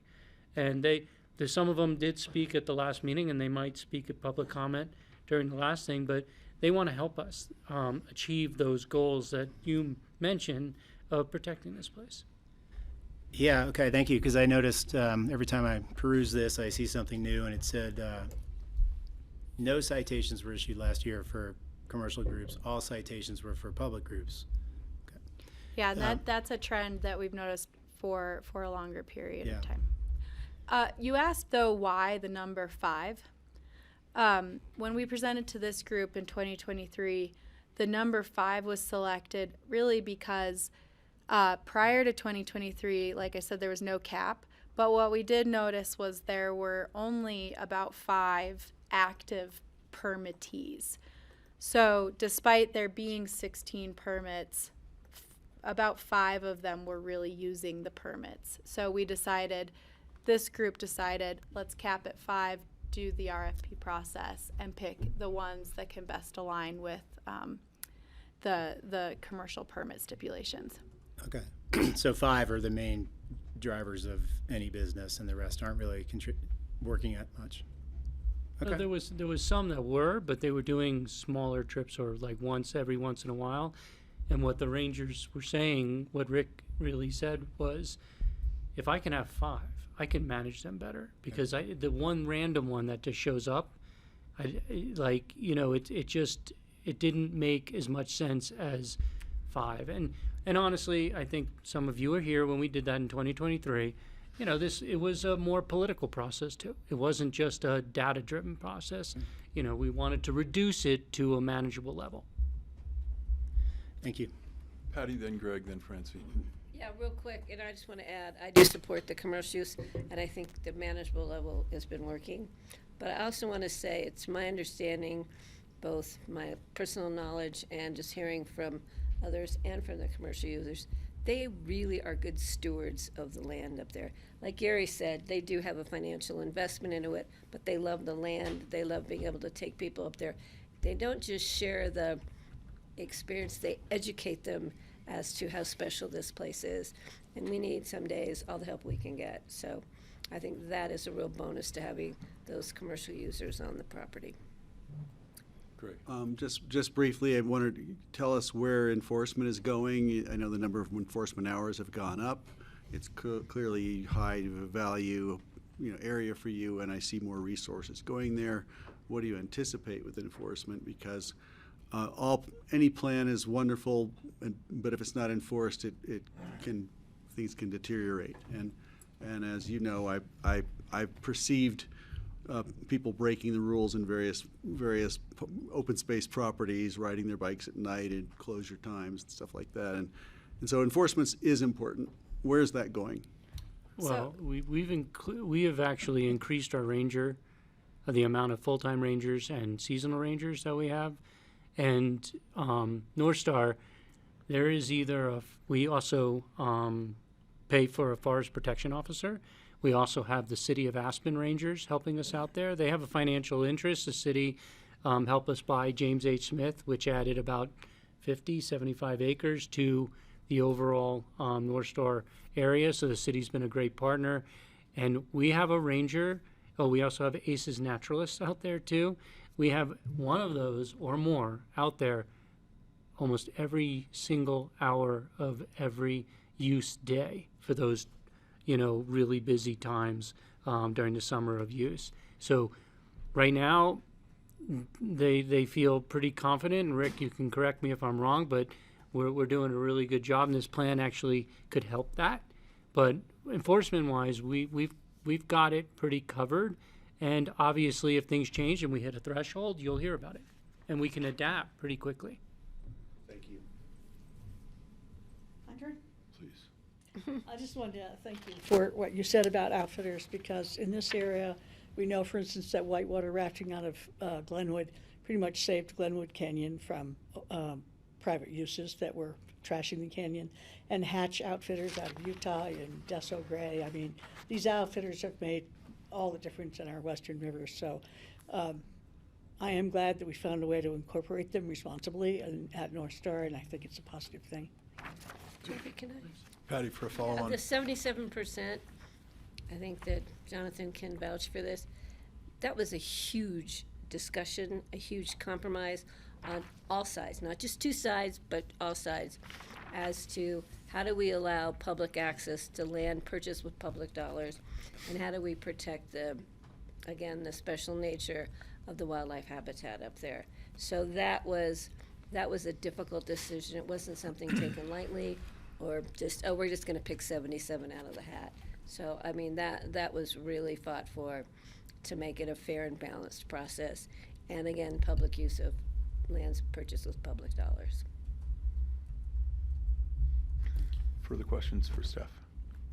One quick one. Just noticing as well, what is the idea behind not offering waste facilities anywhere? There's a lot of people going up there and I know there's an issue with Wildwood. At Wildwood, maybe that's not possible, but it just seems like the whole zone is without anything. And I was just curious, or if there's plans ahead, or what the thoughts are on that. At this time, there's not. That tracks with a lot of our philosophy on a lot of our other properties, which is pack it in, pack it out. Okay. This is a highway corridor. You have 82, and what we know is if you accommodate trash receptacles at a location alongside the highway, you're not just getting river user or recreation trash, you're getting the guy that needs to throw away everything out of his car while he's on a long distance trip. And so the volume of trash becomes very high. Well, and we haven't seen any, like, you know, the beauty of having the rangers there and the naturalists there and the Forest Service and everybody else is it reinforces this leave no trace thing. And it's working. I mean, trust me, if we were seeing trash, we would address it and we'd try to figure out a way to address it, but it's working. So we don't want to change it. And we definitely, what happens to the waste facility, or not the waste facility, but the porta potty at Penny Hot Springs, we don't want to transfer that to here because that is it's just right on the highway. So you just get a lot of unintended waste. Thank you. Further questions? But we have human waste things at Wildwood, but not just physical trash. So, on that note, incredible piece of work, incredible research, incredible stakeholders, community buy-in, pro and con. It's nice to hear where we've landed. So, and it's nice to see the progression in this work. So, I appreciate both staff and consultant time. All the above. Is anyone ready for a resolution, a motion? Or do you have more to present? I will make a motion to approve on first reading an ordinance of the Board of County Commissioners. I think I've done this before. Board of County Commissioners adopting the updated 2025 North Star Nature Preserve Management Plan set for second reading public hearing on March the 25th. I'll second. Thank you, Francie. And I have a quick comment. Sure. For those who are waiting for possibly maybe the tobacco issue, we have like how many other at least 7, 8, 9 items? So we appreciate everyone from Aspen Yeah, I just High. wanted to We let them appreciate, know that. So if you guys Dr. wanted to take a Levin, break yeah. outside, get some fresh air, we have 9 other agenda items before we get to that item. It is Sorry. good education there. Yeah, we hope you enjoyed the introduction to the ecological Patience. benefits of bringing water down the Roaring Fork. Well, we haven't talked about the jumping off of the North Star Bridge, and maybe some of them from Aspen. And High have. and seriously, I know there's a few people here for the budget supplemental and a few folks for the flavored tobacco ban. You're welcome to stay. This was not meant to put you off, but it might be a couple hours, so just buckle up. Yeah. It's an education in civic government. Yeah. She's a school teacher. But anyway, we haven't gotten sorry, I to didn't the mean So to we break would- up the motion. Now we need so- to call the vote. So any other commissioner comments or questions, further discussion amongst the board? All those in favor? Aye, thank you, guys. Aye. Well done. Thank you. Thank you so much, guys. Thank you. And does the Where's board? Jess? Where's Jessica? She's doing the. Does the board need Piera 5, or are we good to Mente, keep going? Okay. scheme of So ways we're to up France. to, we're looking for Linda DePriest and the Brush Creek Park and Ride. Linda's raised her hand. If we could recognize Ms. DePriest. So in front of us is an ordinance of the Board of County Commissioners approving a lease agreement with Roaring Fork Transportation Authority to conduct transit operations at the Brush Creek Park and Ride. And Linda's joining us.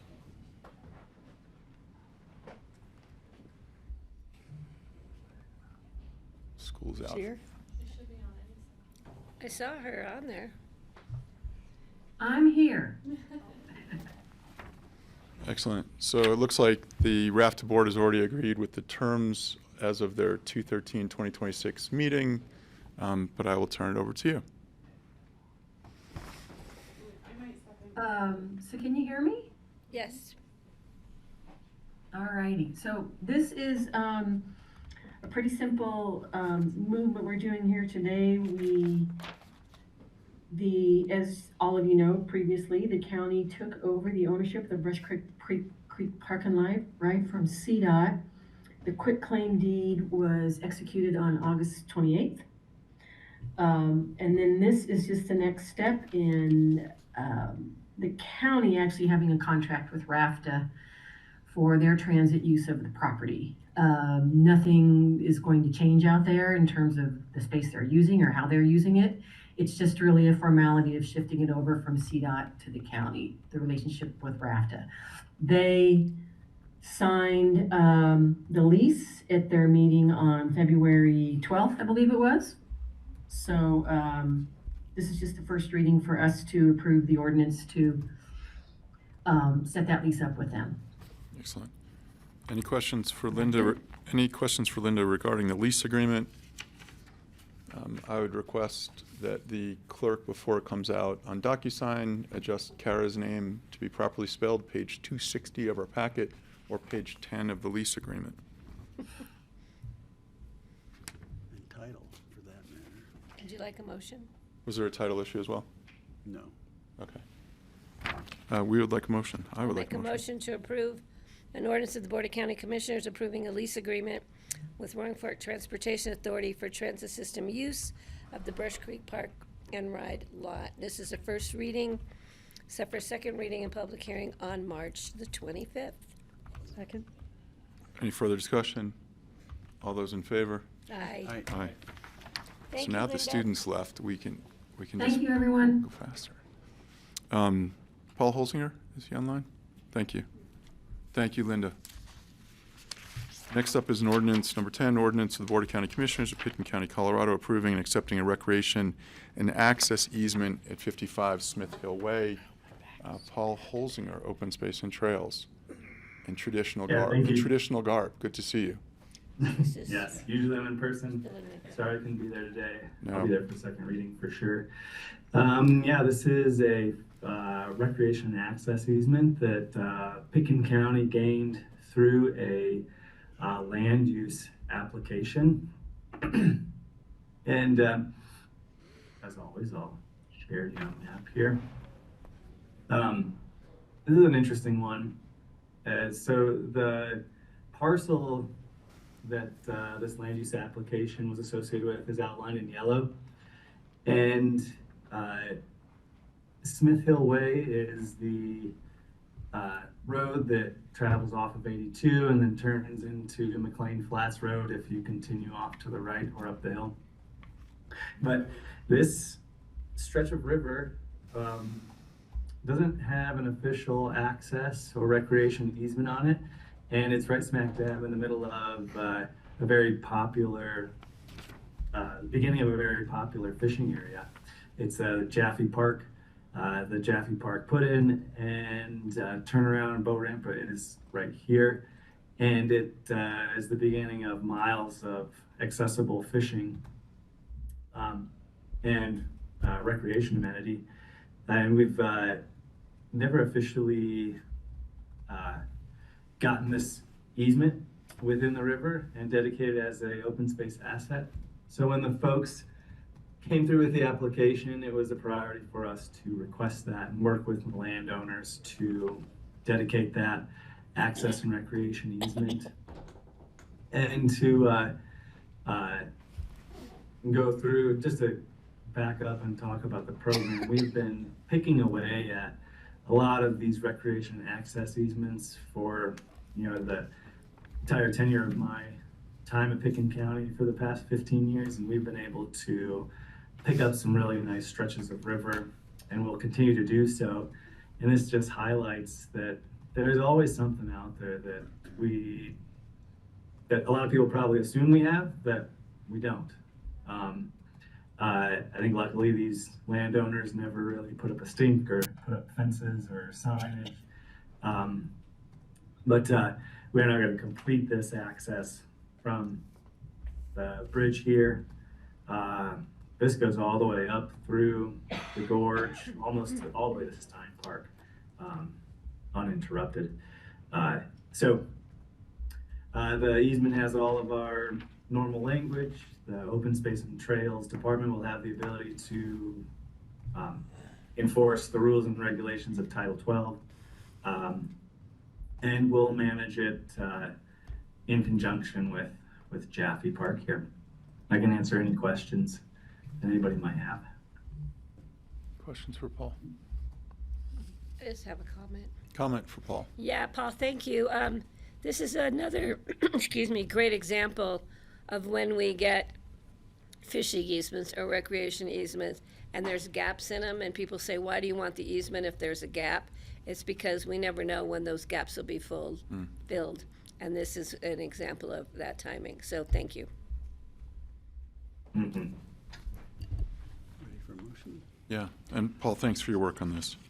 Greg? I'd make a motion that we approve the ordinance approving and accepting a recreation and access easement for 55 Smith Hill Way. Thank you, Greg. I'll second. Patty, thank you. Further board discussion? All those in favor? Aye. I thank you, Paul, and feel better. Thank you. So we'll see you for second reading on March 25th. Look forward. Thank you, sir. I would recommend a 5-minute break before budget supplemental. Yep. Thank you. Excellent. We're on break. Andorra?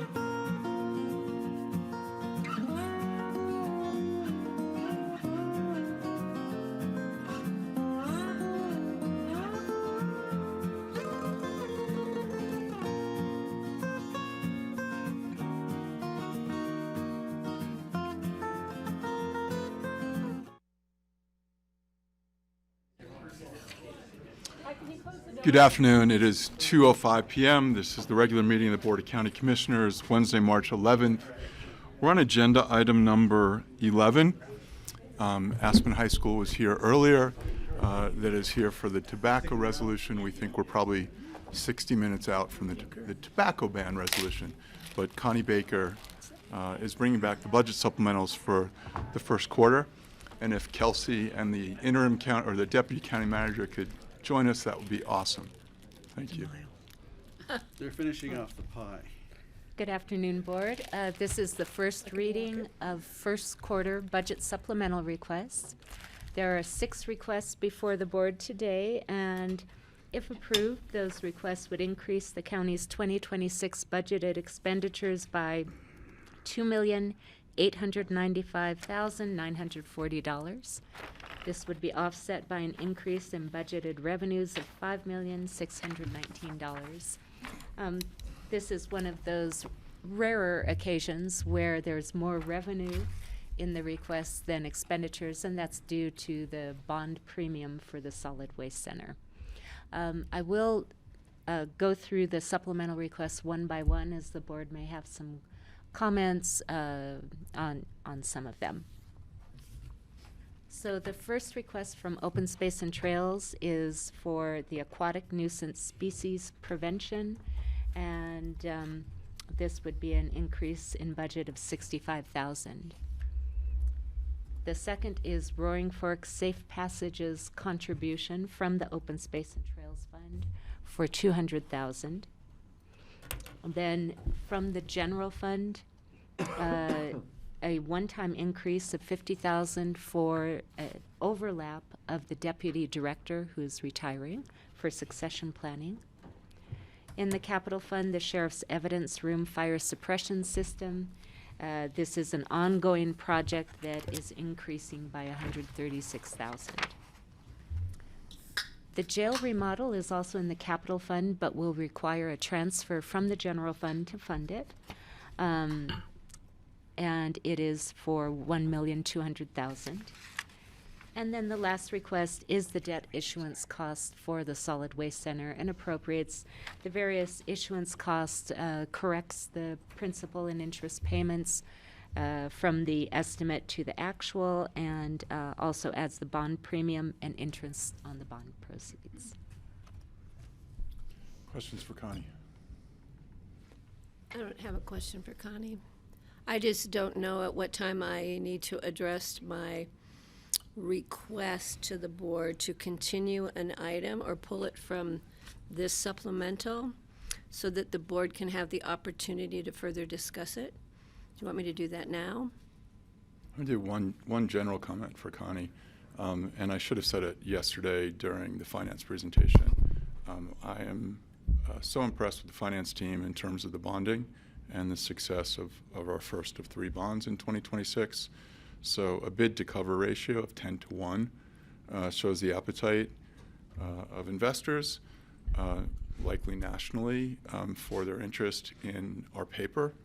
Our paper was rated AA.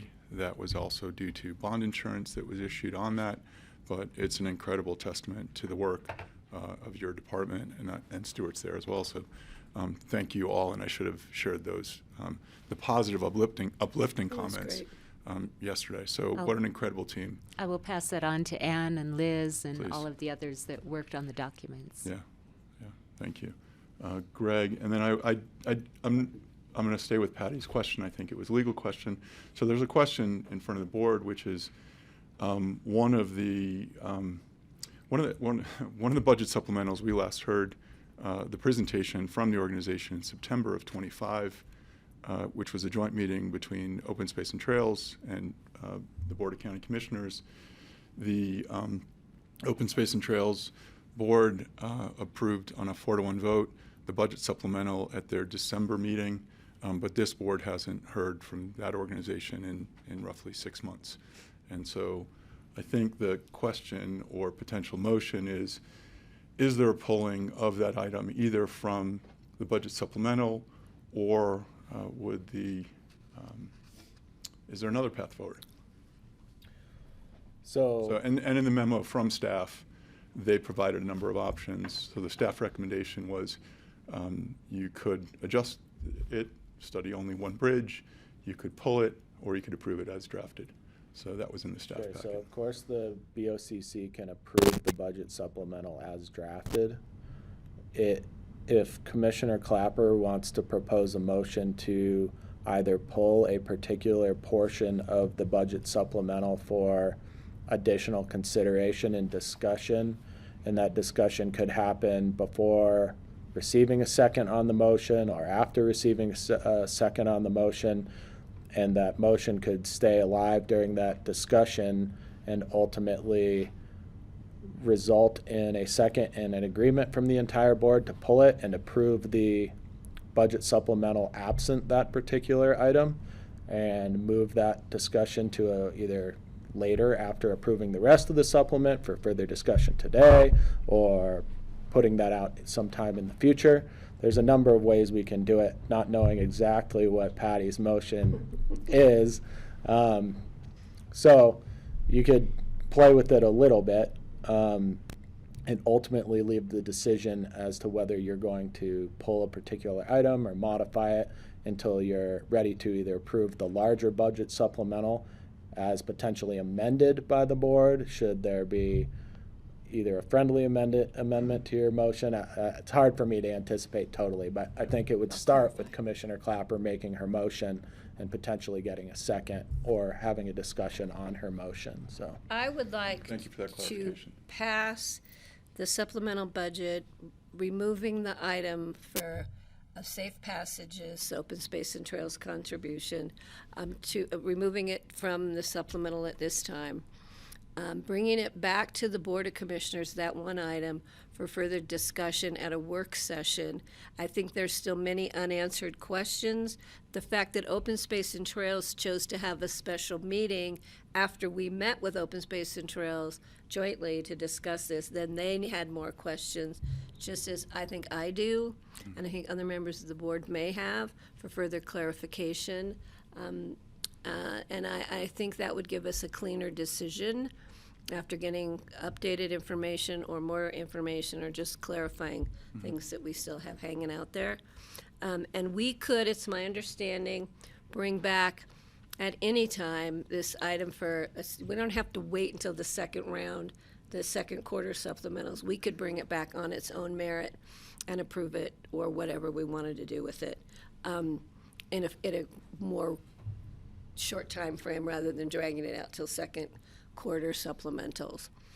So I would like to, I guess, make a motion to approve the supplemental budget, removing the request for $200,000 from Open Space and Trails for safe passages at this time, to allow the Board of Commissioners to meet and get further information and discussion.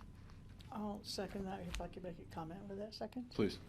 I'm seconding it because I'm still divided on my decision, and I would rather rethink it and hear more rather than object to it and not pass it. So for me, this is a more positive way forward than defeating it at this time. And I agree with Francie on that. So I have a first and a second on the floor. We have one motion. Further board discussion regarding passing budget supplemental, with the exception of pulling safe passages. Further discussion. Greg. Yeah, thanks. I was actually going to comment, if I could, briefly as a distraction, just on the aquatic nuisance species. So, Well, no, let's so finish we're going that. to we're going to stay with. We have a motion and a second on the Okay, floor. so I can't will- distract you. Okay, I was just going to compliment them on being reactive. Good try. But that's where I was going before, Patty. But I will comment on this, and I think that it seems to me that we've heard about it ad nauseum at this point. I'll probably vote against delaying this any longer. I think we've heard it, and I'm open to other suggestions on how we can move it forward. I'm hoping to hear from Jeffrey and from Ted before I agree to prolong it, because there may be other solutions on the table. So that's where I am. Thanks. make sure this is on.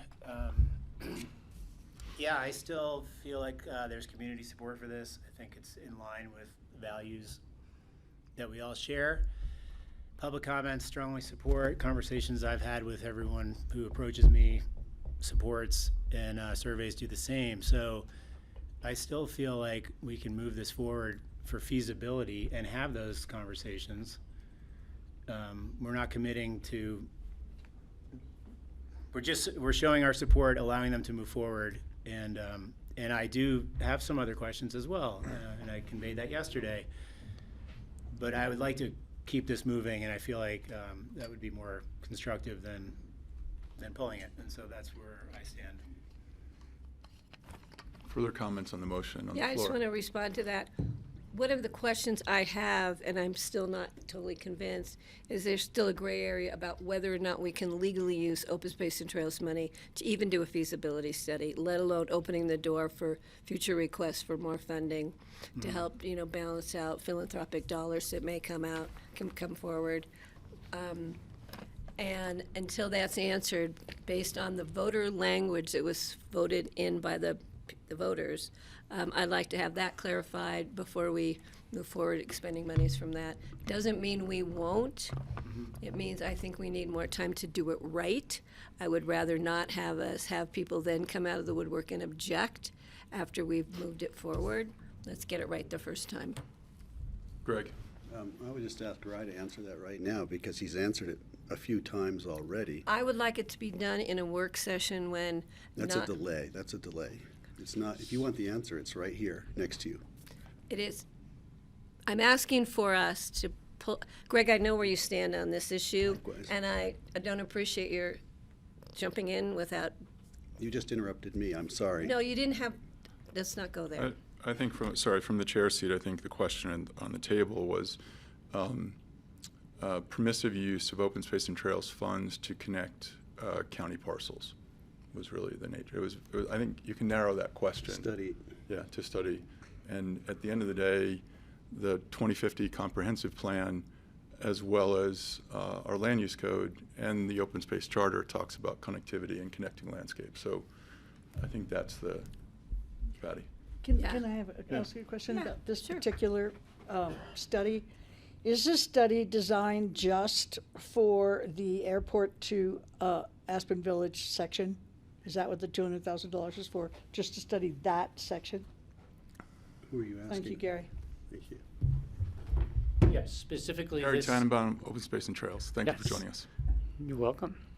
Yes, this money is to look at two crossings, one near Brush Creek and one at the airport. Yeah, So that okay. this is to bring the feasibility to a much more, to a better understanding of is it feasible, and getting some cost estimates and working with CDOT, CBW, and others to move this feasibility forward. So it's just those two, yes. And if it's not feasible? If it's not feasible, they will, if one or the other or both are not feasible, there's a whole menu of other options along that stretch from, this is the Upper Valley area, and that would be moved to look at other locations. I see. Okay. Any further questions for Gary? Patty and then Greg. No, I'm going to just also say that after the great presentation I believe we had from Colorado Parks and Wildlife about the connectivity of our existing open spaces and federal lands, public lands, that I think $200,000 at this time would be better utilized to restoring and enhancing that habitat.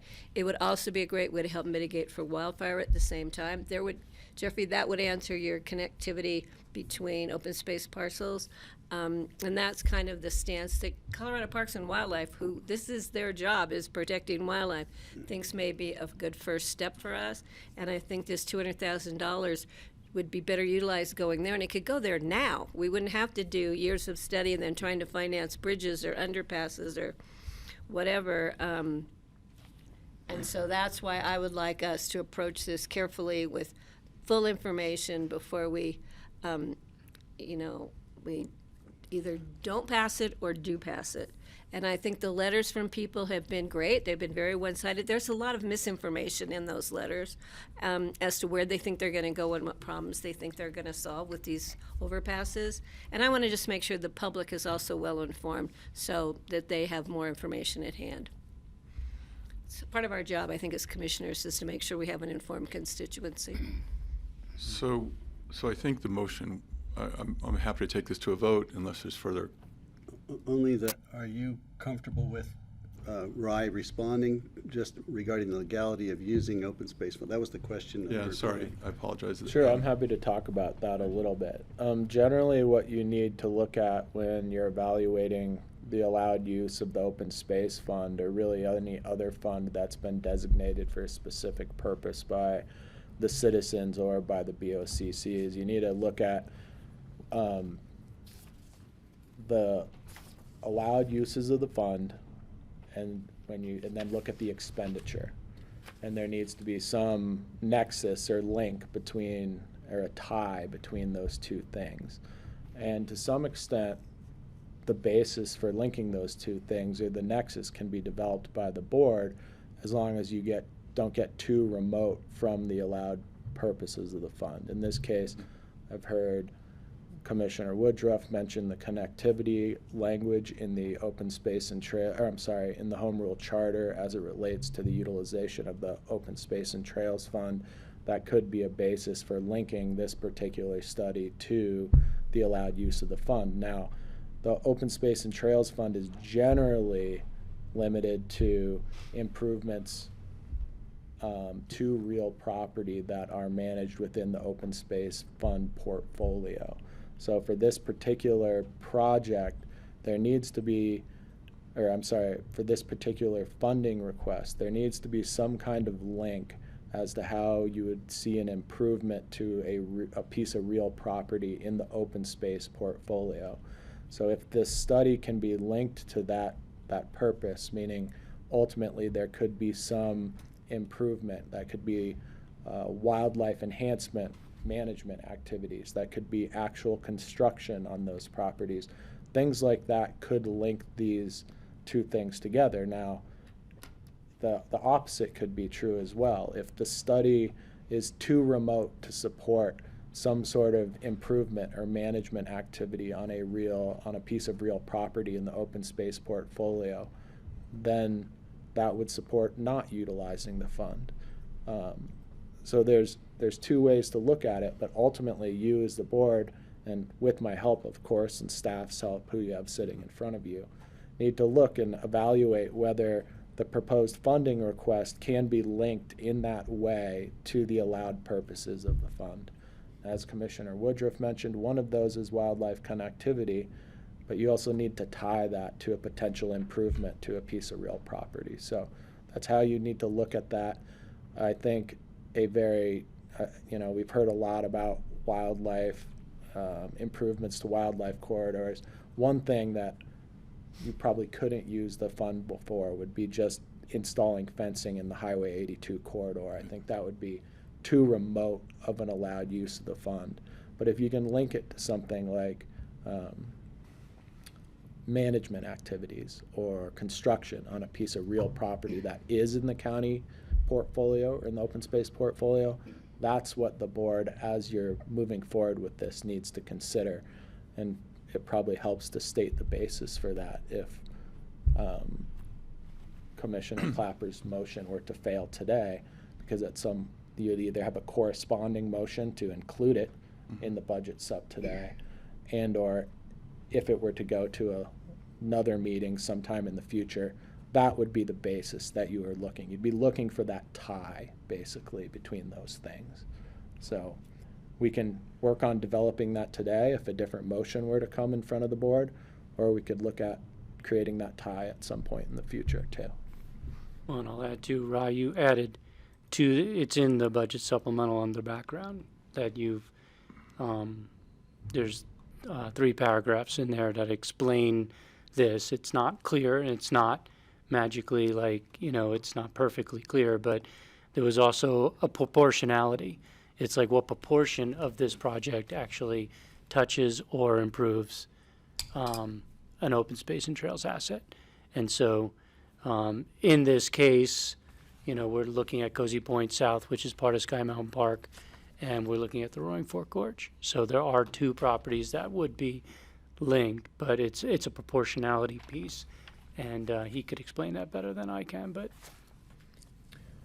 I'm happy to discuss that a little bit more if you want, but I'd like to stay on the subject for a minute if we could. Just on it sounds, I think you answered the question, that we can legally use these funds for this purpose, as long as the criteria is, that you and Gary have just articulated, is adhered to.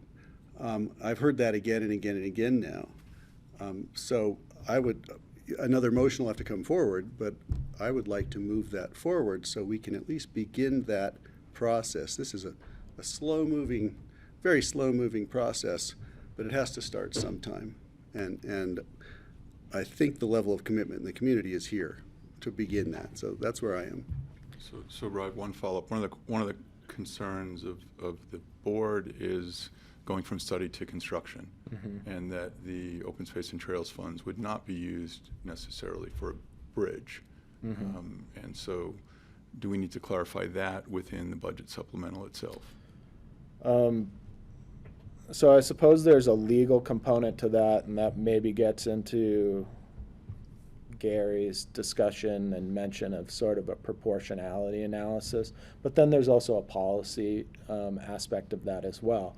The board could, for example, make some factual determinations to support utilizing these dollars for this study and create that link between the allowed uses of the fund and the proposed funding request in front of you now, and develop that factual side of things, but still make a statement to the effect of, we think there is a basis to use the fund for this purpose, but ultimately, from either a policy perspective or a budgetary perspective or competing uses of the fund perspective, that it wouldn't be appropriate to devote additional utilization of the dollars today to something like physical construction or capital improvements of some kind.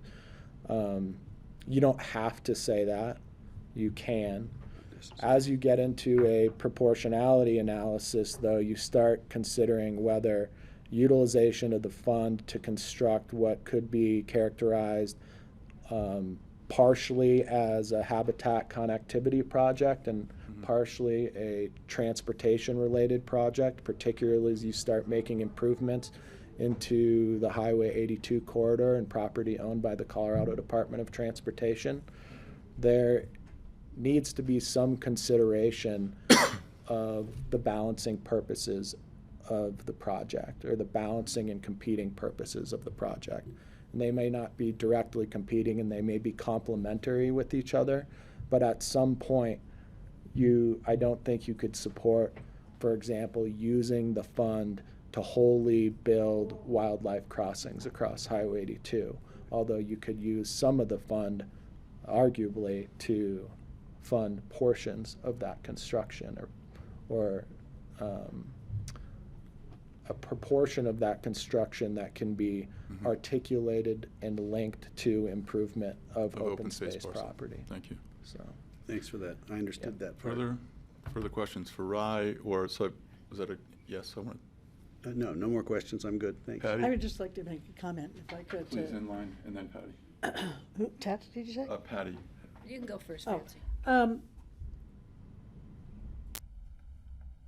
I know that you're so clear in your vision that you see the path for this to be legal, and I do want to support this. I'm just not sure yet about whether it should be private money or it should be somebody else. I just would love to sit with you at a work session and talk about it some more. We haven't really talked about it very much, you and I.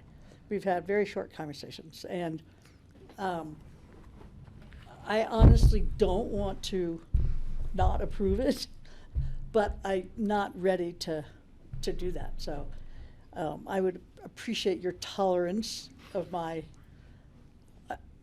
alleged procrastination. So I'm ready to call the question, Go but ahead. Sorry. You're supposed to call on me after Francie. Sorry, Patty. Patricia. Yes, thank you. Oh, that's when I'm in trouble.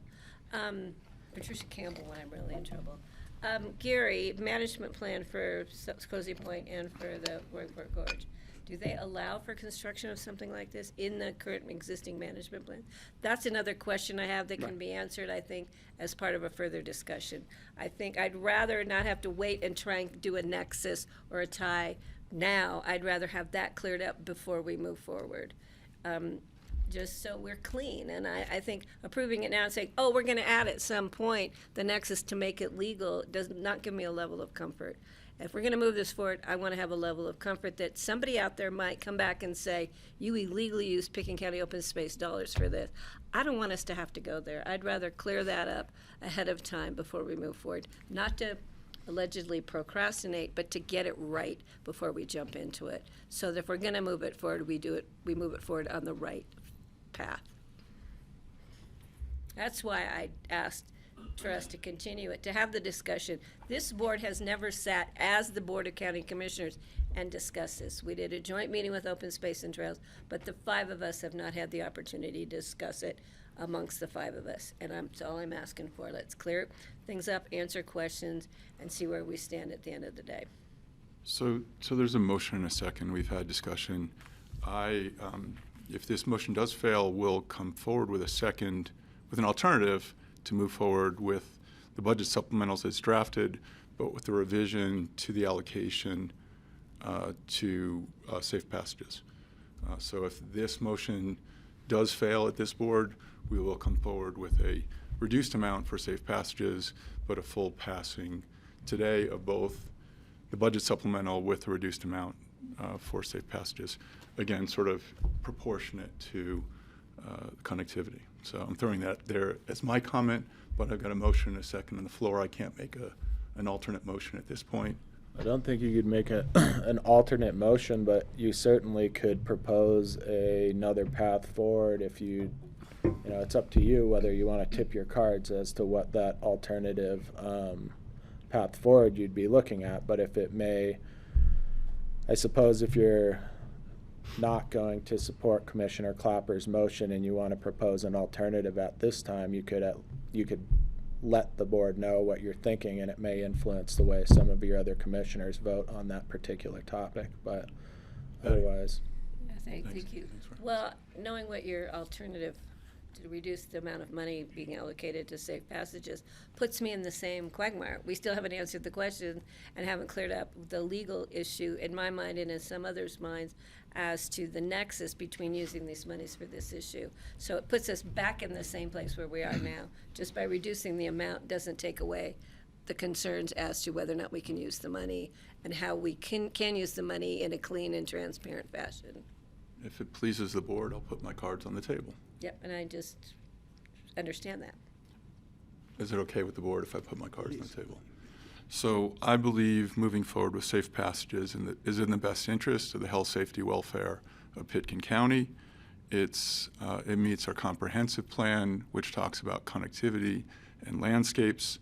It's consistent with the land use code of Pitkin County adopted in 2006. Further, whereas there is a lack of state funding, there is a bill circulating with Senator Roberts that we hope does come forward that will give additional push and charge for wildlife crossings, even in a fiscally constrained billion-dollar deficit that the state faces. We, Pitkin County, testified on March 20th, 2025 at the state to move forward with vulnerable road user protection, which is another way of saying wildlife crossings. So we supported that. On February 2nd, 2026, we, the Board of County Commissioners, drafted a letter to Representative Hurd. In there, we wrote, we supported wildlife road crossing reauthorization in 2026, which would be through 2031, a 5-year extension, $200 million a year. Doesn't move the needle in terms of needs of Pitkin County, but again, there's movement at both the state and the federal level, potentially. Locally, we have 3 transportation projects. The 3 transportation projects are Lazy Glen, Smith Hill, and Redstone Bridge. The 3 projects together are $10 million. So this undertaking significantly exceeds the ability of the county from a road and bridge or open space and trails fund to fund a wildlife crossing, but we could fund a study. The budget currently in the general fund, in the open space and trails fund is roughly 20 million. The ask then is 1% of that overall budget. 10 million of our budget is actually already allocated to GoCo, potentially, if we don't receive the money back for Snowmass Falls. So in essence, I think of our balance, the fund balance, closer to 10 million. So again, that's a 2% ask overall, rather than 1%. In terms of CPW, yes, they prioritize habitat protection and conservation, but they didn't say that they had a lack of interest in wildlife crossings. So I think it was a mixed message, but it wasn't one precludes the other. It was probably do both. The 2019 study by CDOT identified 49 crossings in the western slope, but it didn't look at either Highway 82 or Highway 133, which could be the result of underreporting locally. So I'm not saying that's not a priority, but the CDOT study, which was done by Julia, identified 49 bridges on the western slope. I think there is a nexus between open space and trails, CPW, and CDOT for us to move forward on a partial funding of this request, and given the 4-1 approval of the Advisory Board Open Space and Trails. We're not funding capital improvements today. We're asking for what I would argue is a smaller amount to support this study going forward. So we have a history of a partnership with this organization through the Wildlife Biodiversity Study. Pitkin County Open Space and Trails put $200,000 in that. Over time, Open Space and Trails put $44,000 into the Migration Strategy Report, and most recently in Q4, this board did approve through the Healthy Community Fund $30,000 over 3 years towards safe passages. So to date, then, we have contributed $274,000 with both the original Wildlife Biodiversity Study and $74,000 to safe passages. Our neighbors in City of Aspen have put in $26,000 and the town of Snowmass $10,000. So we're the largest contributor to the success of this project from an Upper Valley government standpoint. I would suggest, putting my cards on the table, that we put forward $120,000 to this study, which is an $80,000 reduction from the ask, but it's proportionate to the two properties that we're looking to connect. How did I arrive at that? It's not arbitrary. The 120 is a resultant from the original request, minus 50, because we're not paying for the management of the study, and minus 30 that was already granted in the 3-year study from the Healthy Community Fund. So I would like to move forward today on a lesser amount, but it still gives, again, the assurance that we put in almost $400,000 now of Pitkin County funds, both the $200,000 through the Wildlife Biodiversity Study, and then a total of $194,000 through those 3 grant requests to the Wildlife Safe Passages. Gary? Well, I just wanted to, the Healthy Community Fund is only $10,000 a year, so they only got 10. But you have to approve that every single year. So I just want to clarify that to everyone, that it's, right now it's 10. Thank and you it's for not, you guys can change that at any time. It's, again, it's showing a commitment and a partnership, and it's, Okay. the reason to deduct it and say there's a basis to get to 120 was to show that there's other avenues within Pitkin County that are also funding this initiative. Francie? If we don't continue it today, I would vote to pass it as it is rather than reduced, because I think they asked for $200,000 with a match. They raised the match, and I think that would be the ethical thing to do. Anything further? I just still have questions about the legality, about the management plans, about what we're doing, I mean, right now, I don't think you need an engineering, I don't know where GR went, to figure out putting a bridge on shale. It's called Shale Bluffs for a reason. It's shale. It's very insecure. We couldn't even do a pedestrian bridge through Shale Bluffs because CDOT said it's shale, and shale slides. I mean, it's a given. So I just think we need to be careful. I don't care if we have $120 million in the open space fund. We need to be careful with how we use those taxpayer dollars. And we have some big opportunities coming up in open space that we would want to be putting money to conserve more habitat for wildlife and do whatever we can to maintain and restore habitat, and at the same time, again, to mitigate for wildfire, which is going to be critical coming up in the next year or more. So I'm just asking for a short period of time to further vet the issue before we pass something we still have, and I believe it's on the public record now, we still have unanswered questions for. Call the question. So I got a motion to call the question. All those in favor? Remind us of what the question is. So the motion on the table is a passing of the Q1 supplemental with strike through of Roaring Fork safe passages. And moving that safe passages discussion to a full 5-member BoCC discussion so we can have that opportunity for us to talk together. I think the agendaizing is not, sorry about creating words, but I would say we're pulling it to come back as a work session. Can we vote on calling the question? So I just want he clarification. wanted to know what the of question was. I know, but then Yeah. that wasn't all that happened. Yeah. So we have a calling the question on the table. All those in favor? Aye. Aye. Aye. We're voting to vote. Oh, aye. Yeah, we're just voting to call the question. A little confusing, sorry. I'm going to do a roll call vote. Again, the motion on the table is to pass the first quarter budget supplemental requests, pulling Roaring Fork safe passages contribution, and asking for a work session at a later date to be determined. Thank you. Patty, Thank you. roll call vote. Roll call vote? Patty, Yes, I support my motion. thank you. Francie, Yes. Greg, No. Ted, Nay. and Jeffrey's a no. The motion fails. I'm going to make the chair's going to make a secondary motion, which is to pass the first quarter budget supplemental requests, including everything that's drafted with the exception of reducing or keeping Roaring Fork safe passages in at a dollar amount of $120,000, which is removing the management fee and removing the $30,000 over 3 years, which is, again, just for basis for the public in terms of how we got there. So we're asking for $120,000 for safe passages in this budget supplemental. I'll second that. Thank you. Further discussion? I'm going to be a nay vote on that because I think we should fully support it if we're not going to continue it. Further discussion? Thinking, yeah. So This was Pandora for You me. can call at any time.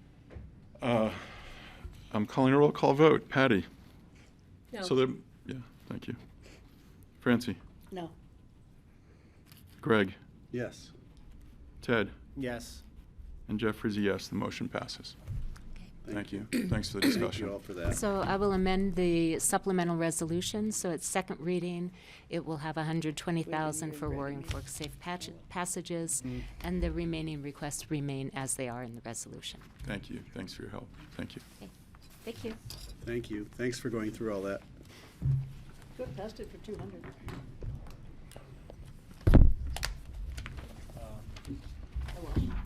Okay. Shades of Pandora.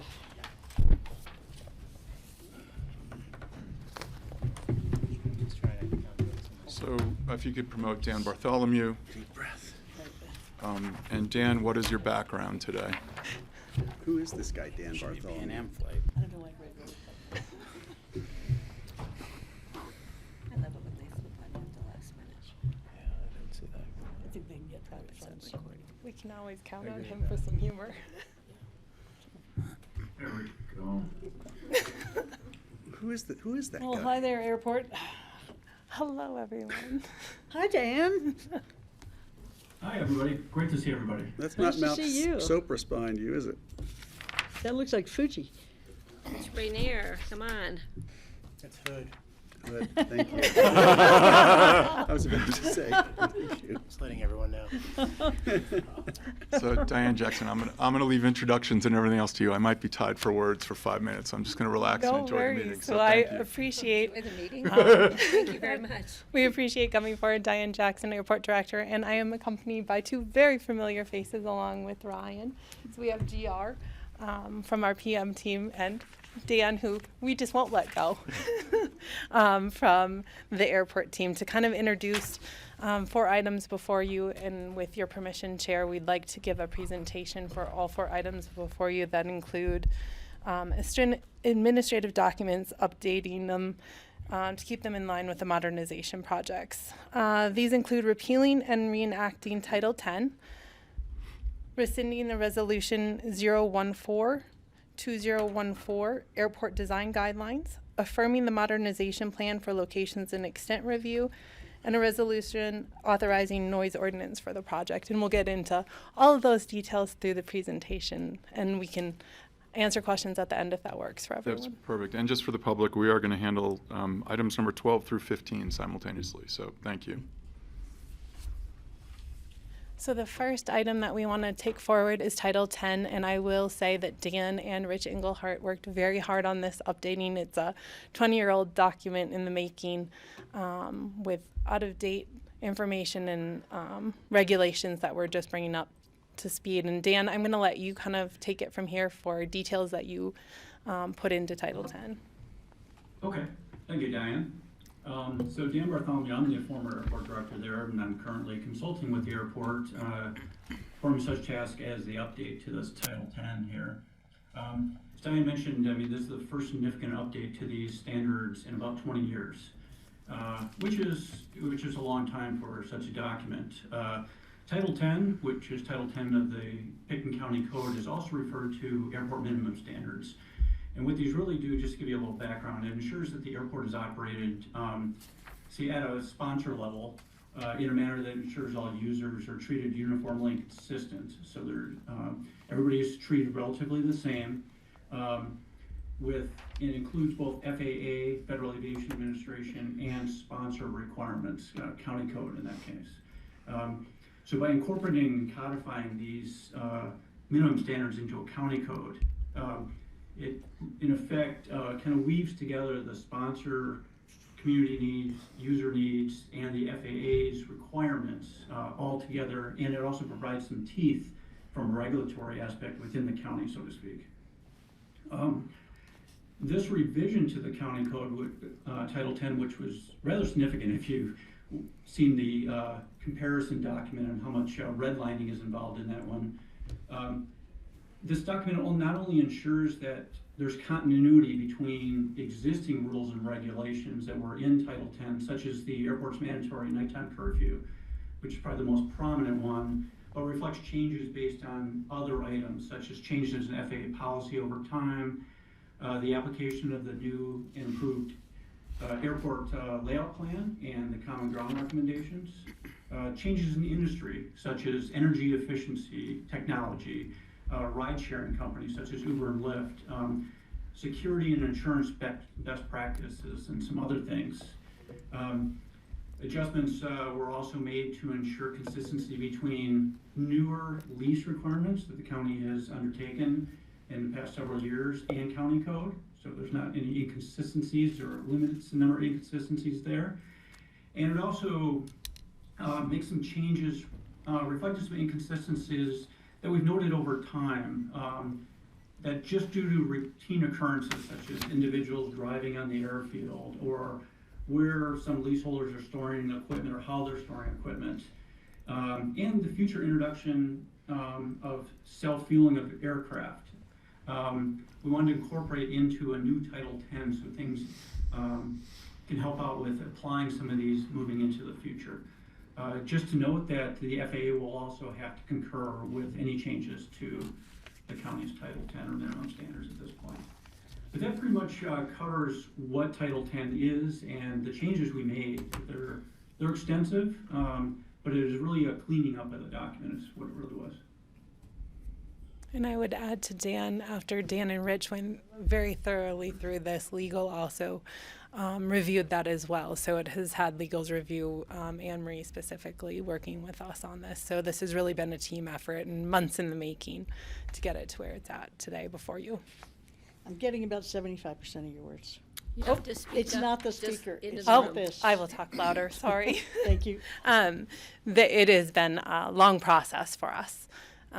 Really starting with Dan and Rich diving really deep into this, Anne Marie having a legal overview of it, and then the rest of us reviewing it as well. So it has been thoroughly reviewed at the staff level. Greg, and then how far can you future-proof something like this?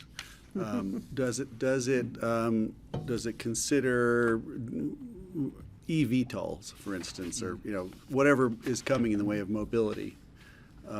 Yeah, it does to an extent, Greg.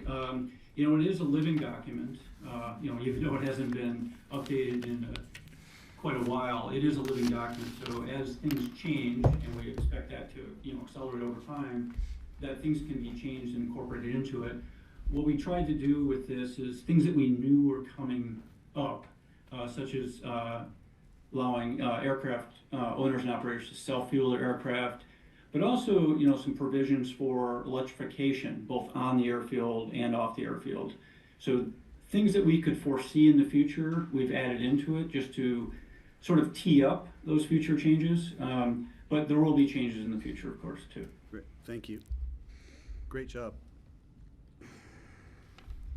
This might be the same as Greg's question, but it's if they update the advisory circular, what sits within county code and what sits within the FAA's advisory circulars? I'm so glad you asked that. It would be similar to our airport certification manual, which is our operating manual for the airport that the FAA approves. The same thing, that we would just have to bring it back for an amendment to you. That if something changes, we'd look at that and then bring it forward to you. Thank you. Appreciate that. Francie. Is there anything about parking rates in this, or is that a completely separate thing? So the parking rates will be coming to you with rates and charges in the future, but we have a plan to bring that forward in the next couple of months. It's not incorporated into the No, it does Title not 10. list Okay, great. specifically. It'll Thank list you. separately as rates and charges. Okay. Right. You're good. Title 10 provides some authority to charge those fees, but it does not, as Diane Not says, specific. it's not specific as to the amounts of those fees. Great, thanks. Yeah. We will be I back didn't with a read every word discussion in for it, that I one. confess. Oh, come on. I read every red line. Yeah. It's all yours. Sorry. Perfect. We can keep going. So the next administrative item that we have before you are the airport design guidelines. Just to give a little introduction before GR can take this into detail, they were designed in 2014. They came out of the master plan process, and since then we've had the vision process, which has been phenomenal, our common ground recommendations, our airport advisory board, all things that I would say update this and further refine our goals for a community. So this document is somewhat outdated and definitely is less intensive than our airport advisory board, our common ground recommendations, and really to bring it in line with the modernization project. And GR, I know that you're familiar with the acceptance of this document back in 2014. So if you just kind of want to go into some of the details of the different sections, that would be great. Sure. Hi, everyone. I'm GR Fielding. I am your airfield project manager. I'm with Jacobson Daniels. In 2014, when this was adopted, it was on the heels of the then airport master plan that was adopted in 2012, and also the West of Maroon plan, aka the WAMP, that was approved around 2012 as well. This layered on top of those. It also layered on top of a lot of the things that Diane has said, and all of those things have kind of built upon themselves. Typically, when you have something like this, it would have been rescinded at an earlier date when you had any of those conflicts, or it would have been updated. So after like the common ground recommendations, and you stood up the airport advisory board, that came on top of this, which advises other boards to look at projects and things of that nature. The airport design guidelines as they sit now do have standards for airfield security and operational facilities. But all of that is reference to other materials, generally, the Colorado revised statutes and other documents such We as have that. an airport security plan that's approved by the TSA. So Right. that would be the governing document for security for us. And then you look at like the next section, architectural guidelines. Might seem silly to do that at this time, but the architectural firm that put together your design guidelines expanded on the WOMP, and they're also part of your design team. Some things have changed since then as well, since 2014. There is some guidance around site improvements and landscape guidelines. The Common Ground recommendations also opine on those. Construction management, there's other construction management requirements for the airport that are both under the FAA bucket and the county bucket as a regulator. And then there's a review process that's opined about in the last section of this document. The AAB has been acting as that review body for the Board of County Commissioners. And on top of that, you've also appointed 2 task forces to review it against the Common Ground recommendations. There's a lot of always fun gremlins like this that are sitting out there as time passes and documents might get lost in the shuffle with the turnover of staff and things of that nature. So with what Diane said, updated, these really have been updated by the Common Ground recommendations. Also, your lease agreement for the fixed-based operator. You did not have the AAB at this time to help oversee all of this, and no task groups then either. All right. Any questions on the design guidelines before we move on? The next item was the location and extent affirmation. That's an eye test. I did not put that in there for you to have to read on this graphic. My apologies. But the board had previously passed an informal resolution affirming Atlantic's portion of the application for location and extents. This is just to put the terminal and the airfield project as the board has seen it on the same ground. The application includes basically the conceptual designs as the board has seen so far and affirmed through a resolution, maybe it's informal resolution for that, and then also the things that the board has seen on the airfield design. Those design documents vary from, typically about 15 to 30% design at this time. The location and extent is scheduled in front of the Planning and Zoning Commission on April 7th. Any questions on the affirmation? Okay. We're going to roll into a quick airfield update as well. So you are totally up to date on what is in that package on the airfield side and a little bit of what's going on in that world. Right now you have 3 shortlisted contractors to serve as a CMAR. We're anticipating selection very soon. They will give us their fees and their opinion of probable costs. So again, selection targeted for April. We're coordinating a lot of that design with the FAA right now. I think we got somewhere in the neighborhood of 7 to 9 meeting requests from the FAA to help facilitate field visits here in the next couple months. As you all passed the RA a couple weeks ago, that agreement has taken effect within the FAA, so now they are off and running. We already mentioned the entitlements and permitting. This is the picture without all of those red lines. Sorry, that was part of the L&E package that you'd seen. Yeah. Looking ahead, we're locking down final details, whether that's where the de-ice pad sits. We just had a utility coordination meeting for all of the 2026 enabling projects. The airfield lighting vault, which is something that with the movement of all of the airfield lights, it'd be good to get that in its own small building. So all of those things are getting nailed down right now. The image that you have in front of you is a rendering of what the airfield would look like with its final grading. So it looks remarkably similar with an 80-foot shift to the west of the runway. New Malsif, which are those towers, the bars with the lights, those would get raised up. The runway is going to be raised between 9 and 10 feet.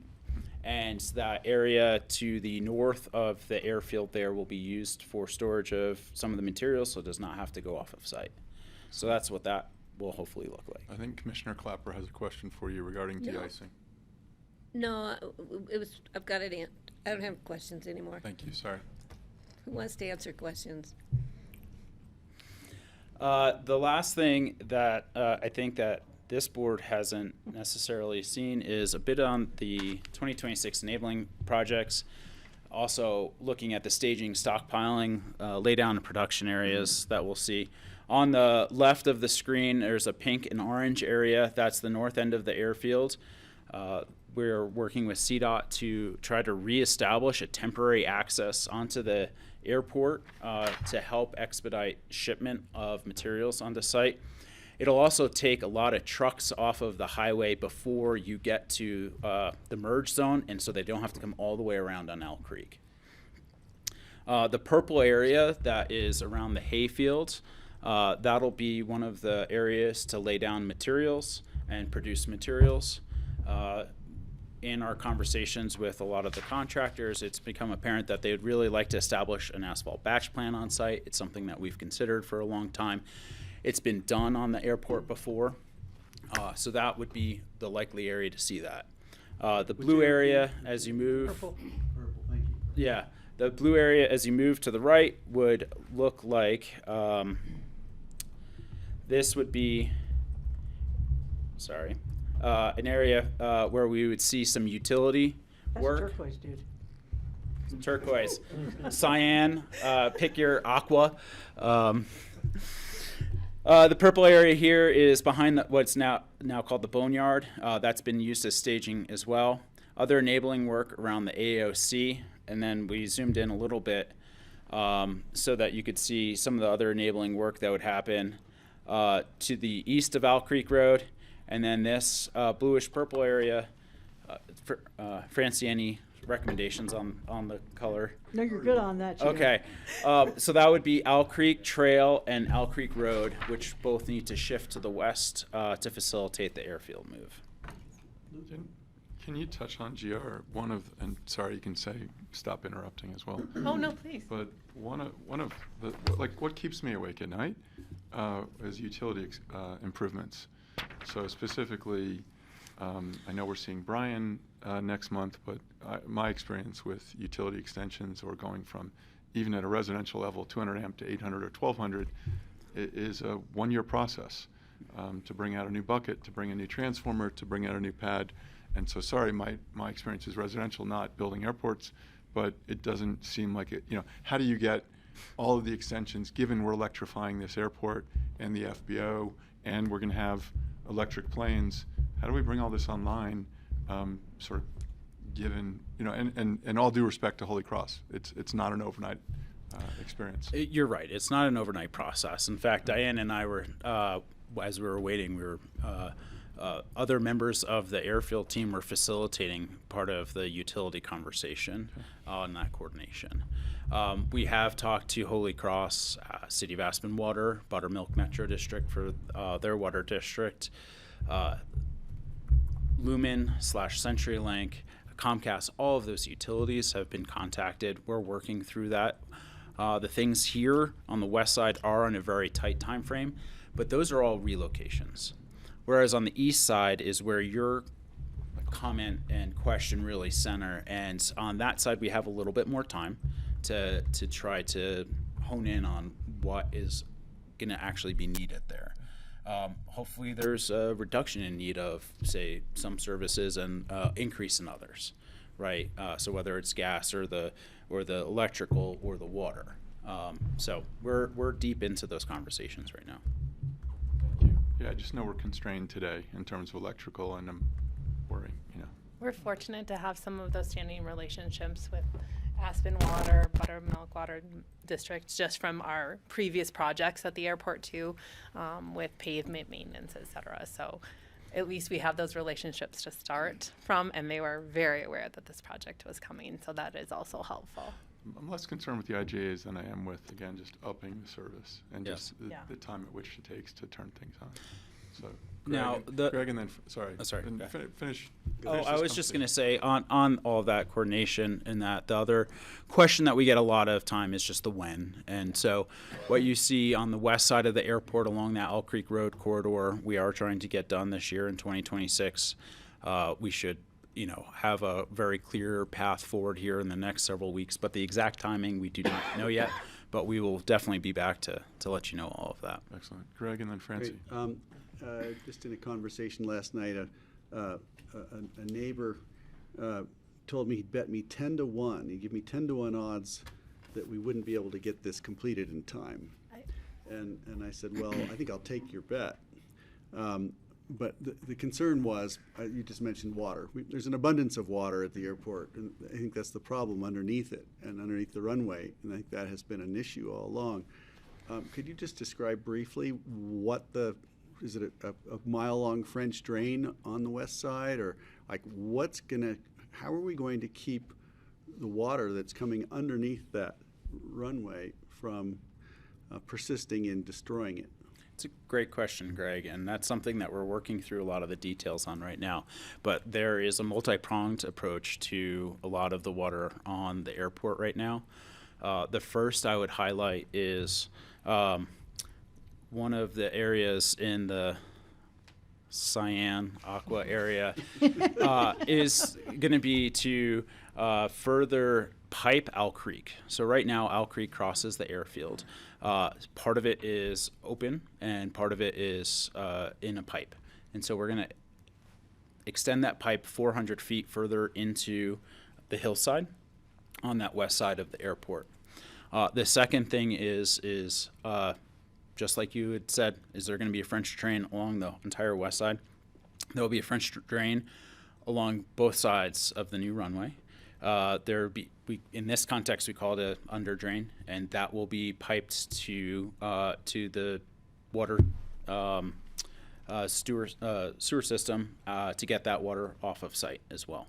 The other thing is some of the soils, especially towards the north end, might be more conducive to that. And so as you rebuild a runway, you rebuild that entire section to things that are more structural than what you have today. And if I may, GR, because I'm so happy you brought this up too, Greg, because we're hearing that a lot out in the community too. How are you ever going to do this? And we're trying to clarify with these enabling projects in 26 are what is going to make that short closure or that 9-month closure in 27 possible for the runway, and also letting them know that we're still going to be coming back to the beloved terminal we know.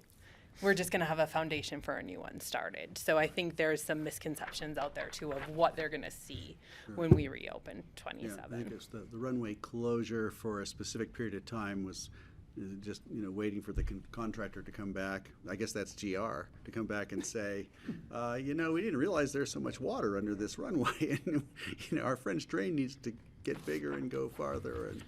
And so unforeseen consequences in contracts, I guess, is the question. But I know you guys, we've been hearing about it. Yes, and one last point on that then, Greg, is the type of contracting that the county is undergoing for the project is through Construction Manager at Risk, or CMAR. Probably heard that acronym a lot recently.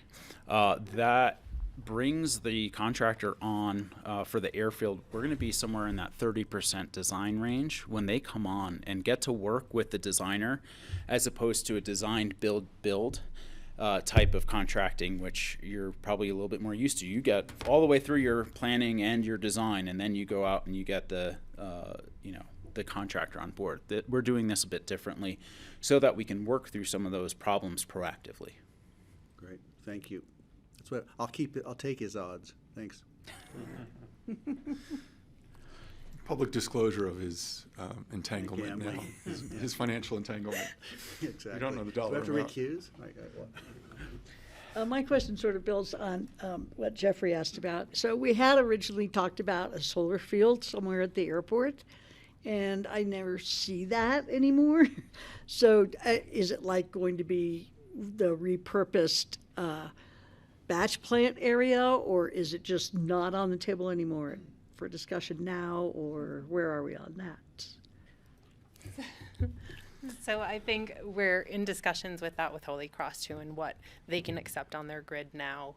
And I know that Atlantic's working with them on that as well. So it is still very much in the planning process, and we have not forgotten Francie. Do we It's have just to run it through the grid? Can we not just use it at the airport? Well, that is a much more in the weeds type of question. That would be a good thing to work through at a work session, Francie. But to build on what Diane was just saying, Holy Cross does have different rules now than they did regarding solar on their grid than they did even just a couple years ago. Yeah. The rates are much different than you get, so it makes that pro forma look much different than it did a few years ago. As the terminal team is working through all of their sustainability efforts, those are the things that about 11 minutes ago, a meeting started on with those design teams to go through a lot of those types of items. So not yet, I think would answer your question, Okay, Francie. thank you. The last piece is just the staging area.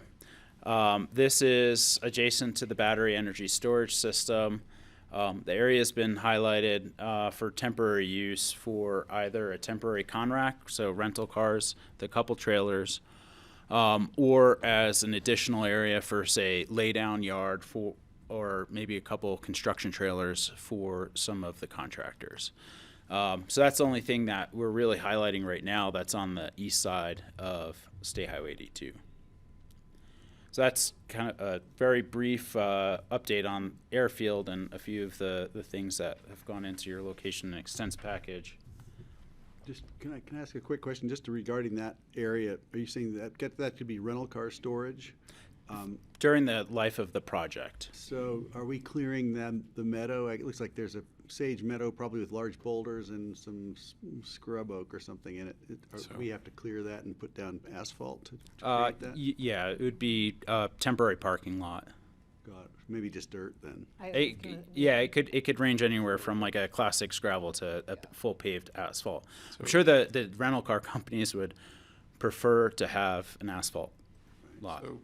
So given that violates the WAMP and further violates the WAMP and really violates the WAMP, and that's not in line with the current restrictions, which restrict you to 1/3 of an acre, are you proposing the further desolation of the last vestige of sage and serviceberry before we see the urban landscape?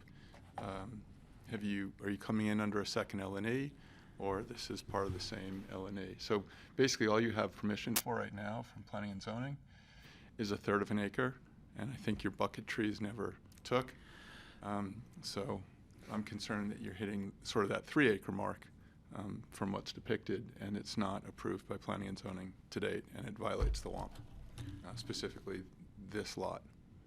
So, Jeffrey, I understand your concern. I think in the WAMP, part of the language that does get lined out too is to just address that area for airport uses as well, and to ensure that it's consistent with also the ALP master plan and the property maps.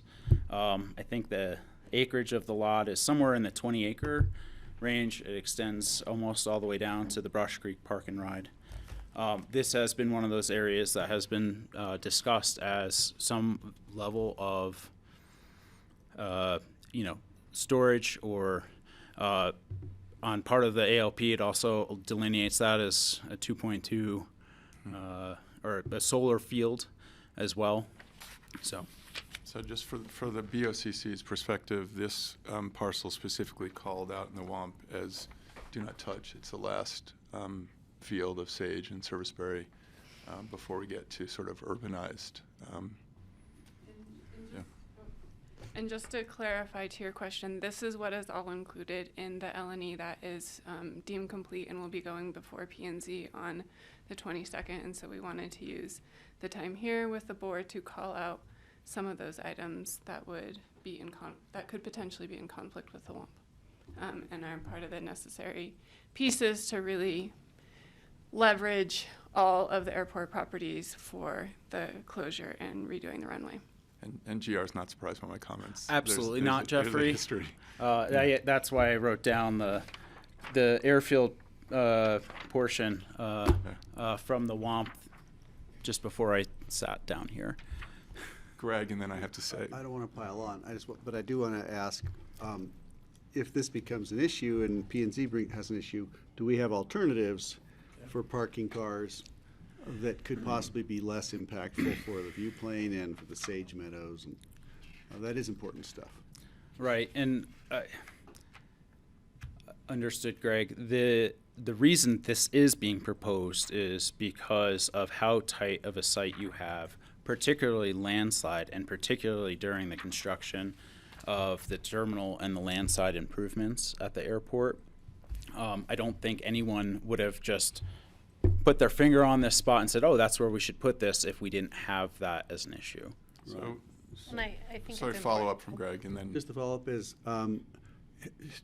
I would encourage us to maybe talk to the hospital and John McBride, who are currently in negotiations for that 2.5 acre parcel that's closer to the intersection, right across from the airport, next to CMC, because it is up for development. It's already disturbed space. I'm just wondering, I don't think they're going to do anything with it in the time that we're doing this, and maybe we have an alternative and they'll cut us a deal or work with us. Just a thought, because I could see this becoming, and it's one of those issues I don't want to have to answer the phone for. And, oh, sorry. And I understand Diane. it's not an ideal location, and just to talk to what GR was going to with the new terminal, right? We're essentially taking out our Elk lot and our rental You need car space. space, and with leaving the new terminal in place and new roadways coming in, that was really the option that we saw on the ALP as Copy the that. So- space available. And I just want to, for both the public and for our new commissioner, so location extent requires conformance with the prevailing master plan. In this case, this parcel is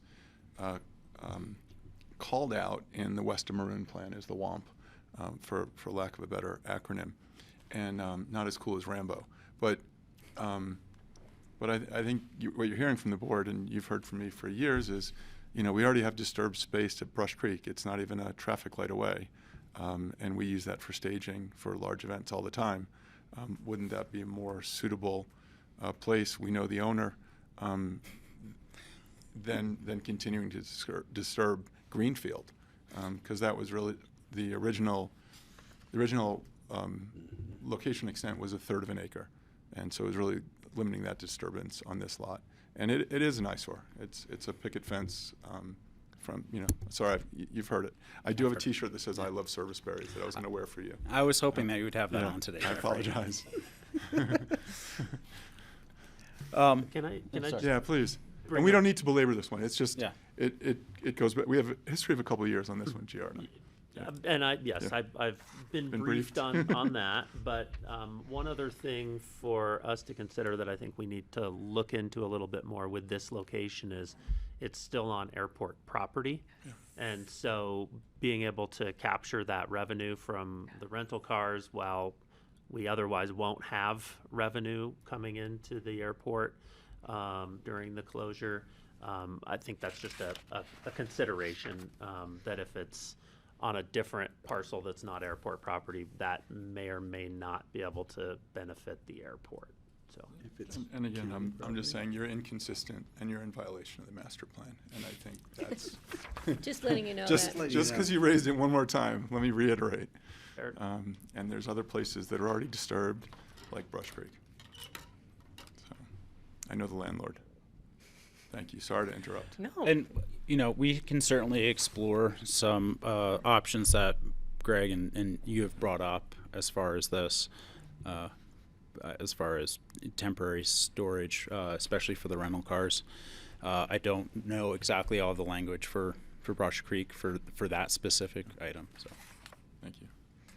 I'd be happy to help out with exploring those alternatives, both with respect to the potential legal issue that Ryan raised, and then maybe a practical issue that Greg raised with respect to the proposed development across from or the site you already mentioned, so. Get on the phone, yeah. Thank you. Thanks for the digression or the Yeah. Thank you for your, I think, calling it out. All right. The last of our resolutions is the board considering a noise ordinance variance for construction. This would be for 2026 and 2027. This is usually an administrative decision by the environmental health staff. And Tom Dunlop was. He's here. He's still here, and he can put a finer point on it if we need to. But right now, how that works is working hours are typically 7 a.m. to 7 p.m. And so this variance would allow for that 7 p.m. to 7 a.m. work, the night work. It's often done for the maintenance projects on the airfield, and so this would open up that avenue. The contractor and your PMT and staff would still work with environmental health to get more specific items, say on if there needs to be a variance on the decibel limit from the construction. And we can take a look at, perhaps there's things that we can do with the contractor to not disturb things at night and do those items during the day if they're going to be louder or things of that nature. So just being really cognizant of the types of work, where and what times they're happening, but still allowing a lot of that night work that might not be quite as disruptive, but also knowing that to Greg's bet 10-1 on timeframes, having that night work is going to be very critical for contractors to help expedite their work. And as an example for this, every year we do painting, right? After the pavement's done on the runway, that usually comes a month after the pavement's cured.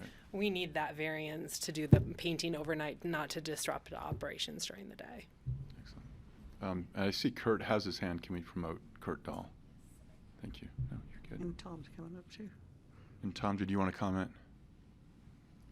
Tom, you can bring a chair up. That mic, I think, is live. Is that live? Kurt's on the second. Yeah. It's ready to go. Kurt Dahl, I think the floor is yours.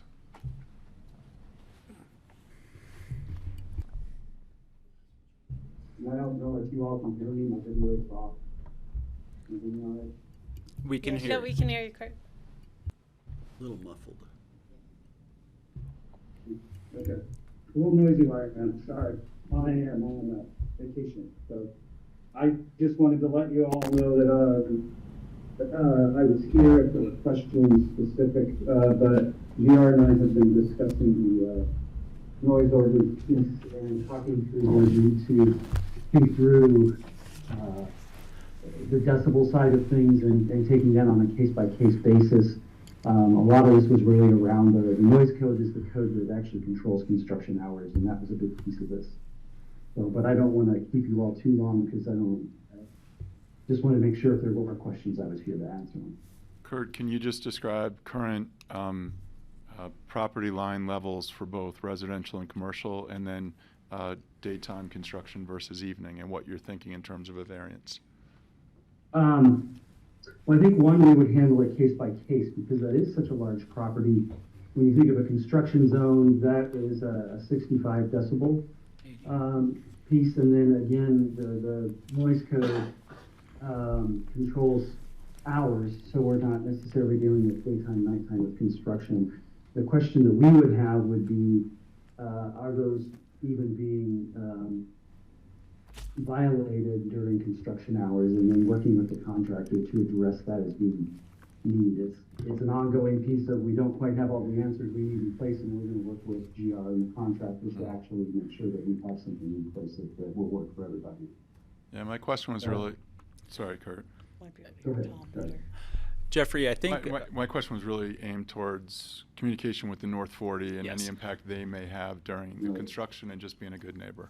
And I think I can represent the conversations that I've had with both Tom and Kurt regarding the issue is that when we have any specific work items that'll happen that we know that may touch the, I think it's 80 decibel limit at the property line during the construction day, or is it 65 in the evening, we can work with them on that case-by-case basis. And if we do have things that we know are going to be louder, we can work with them on whatever that public notice should be for those specific things. Tom, did you want to comment? You're easier to hear than Kurt. Nothing Sure. against Kurt, but- I had a little hard time hearing Kurt, but just to make clear that the request is for a variance from the daytime, nighttime hours, not the decibel level. Okay. So it's 80 decibels, which is a construction zone standard.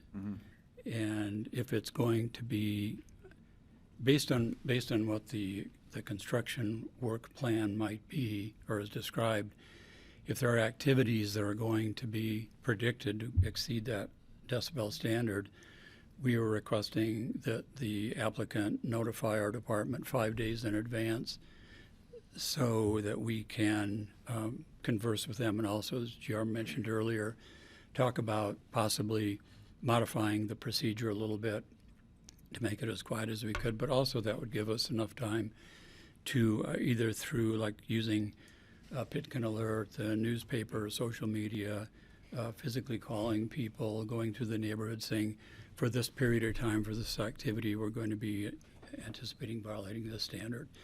And then administratively, through the Environmental Health Department, we could issue that variance, not have to come back to the board for every one of those.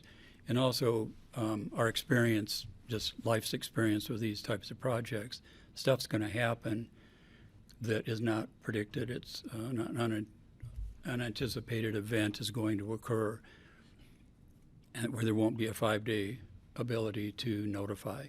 So what we request of the applicant is that they just get in touch with us as soon as that event happens so that we can help mitigate or communicate to the neighborhood what happened. Greg? Yeah, thank you. I definitely support the communication between environmental health, but I think at the outset of this project, I would like to just tell the community to be prepared that we may have some loud noises after hours, and they're just going to have to deal with it for 9 months. What I really don't want to see is the project inhibited or slowed down in any way because there's a process of reporting and approval. And I honestly, environmental health plays an important role, but in this case, we're telling everybody in advance that we're going to have to make some noise and we're going to have some lights on because we're working double shifts and we're going to get this done. I have 10-to-1 odds on this. I just, and so, but you get my point. It's like, hey, we're telling everybody now that, and this is the issue. So I'd really be cautious about approving a complicated environmental health procedure that has to be gone through anytime somebody hits a nail too hard. I got Francie first. Sorry, thank you. Sorry for my reaction. Francie, Nothing at all to do with my wager. Do we have a complementary lighting ordinance variance, or are we just going to be lit up? I We think have light trespass ordinance, yeah. Yeah. At property line. We can take a look at the light. That's not one. Sorry. We can take a look at the light ordinance and see if that is going to require a similar type of variance. Francie. So are you coming back at second read potentially with a variance for foot candles at the property line? To Francie's question. To Francie's question, I don't know if we'll have that prepared for the 25th. In fact, That might be more when the CMAR gets on board and we have more Okay. details to be able to provide. We know that this is something before us, and I'm certain we can update that when we have the CMR on We just want board to know if it's too. going to look like buttermilk at X Games or not. fair enough. And those are the things that, again, once we have the CMAR on, we can put a finer point on this, Jeffrey. But all night. Yeah. Yeah. Apologies to And Tom. I sorry. don't want to be sorry. Yeah, no, you're good. Patty was next. And then- Yeah, we have a model already. We did this at Snowmass Canyon. I don't know if any of you were, Tom and I were. We did nighttime work with noise and lights, and notification to neighbors. Yep. So I don't know where that plan is, probably somewhere. It's a good template for us to use. And we cannot bring back a variance on second reading for lighting because it would be a whole different variance. So it'd have to be a whole separate process. Thank you. Sorry. Just Tom. one more comment, Jeffrey, to address Greg's comment. In my tenure with the county, I've been doing with the county with numerous airport rebuilds. And we have managed to have a process in place with the Environmental Health Department that is efficient, quick, well thought out, tested, so that the thought that the environmental health might cause a delay in the project is it's not going to happen. Thank you. Thank you for that assurance. And kudos to environmental health. You have been amazing for all of our projects for the overnight work as well. So. Yeah, thank you. I remember the first airport building so long ago with DC-3s and Convairs, and my guess is you were probably paying attention then. We were, yes. Yeah, thank you. Been on the airport a lot. Back to you. That concludes our presentation on that set of board actions. Excellent. Point of order. Yeah, point of order. Do we have to vote on each one separately? I assume we do. Yeah. And there's a we do. public hearing on, 3 and 4. we've noticed on 14 and 15. Yeah. So you good for 12? You get to jump over again, Ralph. We're good with 12 and 13 right now? For first read. Abby will do it for you. Head do it. So at this point, I would, any further questions or comments from board regarding 12 and 13? At this point, I would take a motion for an ordinance of the Board of County Commissioners of Pitkin County repealing and reenacting Title 10 of the Pitkin County Code. So moved. Second. Greg and Francie, any further discussion? All those in favor? Aye. Aye. Aye. And I would take a motion to approve a resolution of the Board of County Commissioners of Pitkin County, Colorado, rescinding resolution number 041-2014, that is correct? Mm-hmm. And it's correct in the resolution? Resolution may not be correct. Jeanette might have had a typo in there, and let me. Yeah. We will make one cleanup on the resolution that references 2026 instead of the correct year of 2014. So we were looking for a motion to approve a resolution of the Board of County Commissioners, Pitkin County, Colorado, rescinding resolution number 041-2014, approving the Aspen-Pitkin County Airport Design Guidelines. So moved. Greg and Second. Francie, second. All those in favor? Aye. Aye.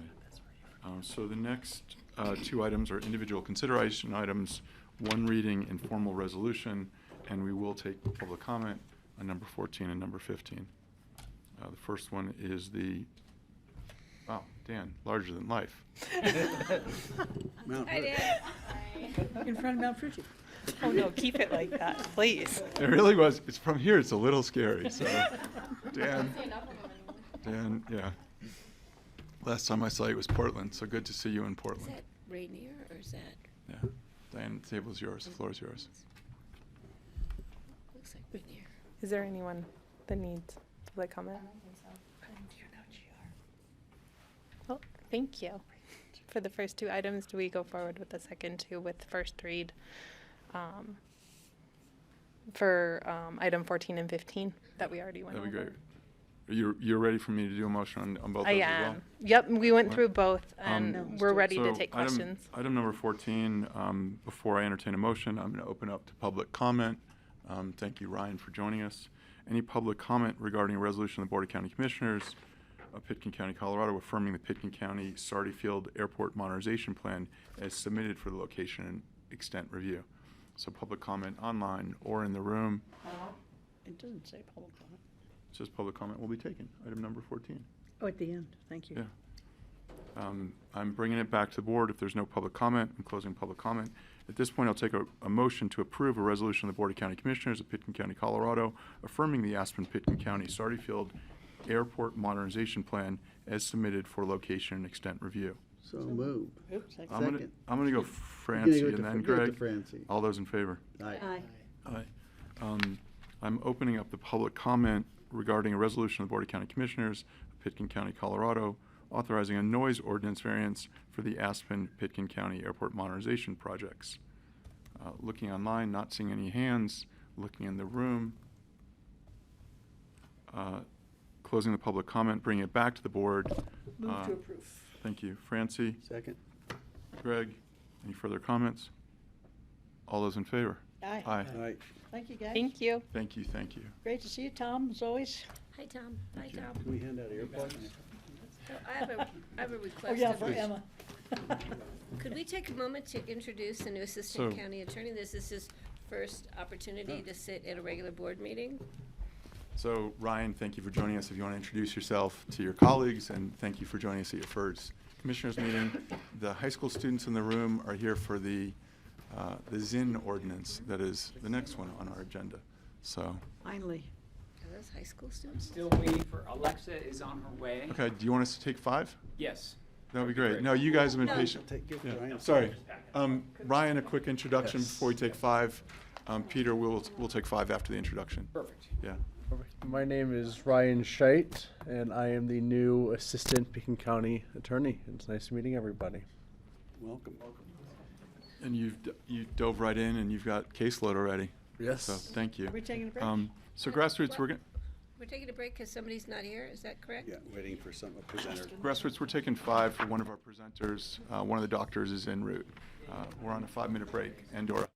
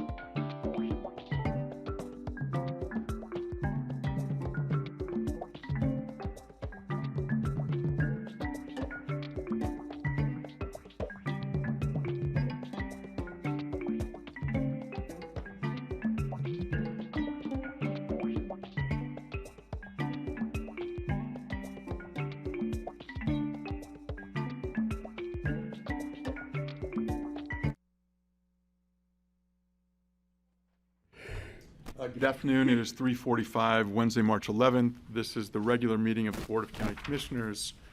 We have Peter Mueller and Alexa regarding an ordinance of the Board of County Commissioners amending Title VI, Health and Safety, regarding a prohibition of the sale of flavored tobacco products.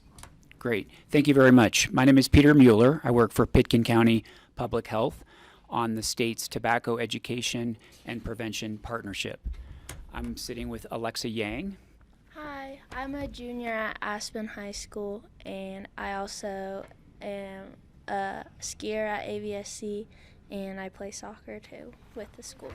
Yeah. Excellent. Thanks for joining us. Apologies about our timing today. It's okay. And 2 weeks ago, we came before you with Principal Sarah Strasburger and presented the idea of amending your tobacco retail license ordinance to prohibit the use of flavored tobacco products. When we made that case, we were included by other students from Aspen High School, the principal, Sarah Strasburger, as I mentioned, as well as other public health officials. This afternoon, we also are joined by a group of professionals, Kayla Bailey, Raven, Emma, and Will Strawn, who are working with Sound Check and the Aspen kind of youth prevention organization to promote the integration of all kind of health and wellness in Pitkin County schools. So today we just want to kind of reiterate the purpose of our intent, which is to ban tobacco flavors in all retail outlets in unincorporated Pitkin County.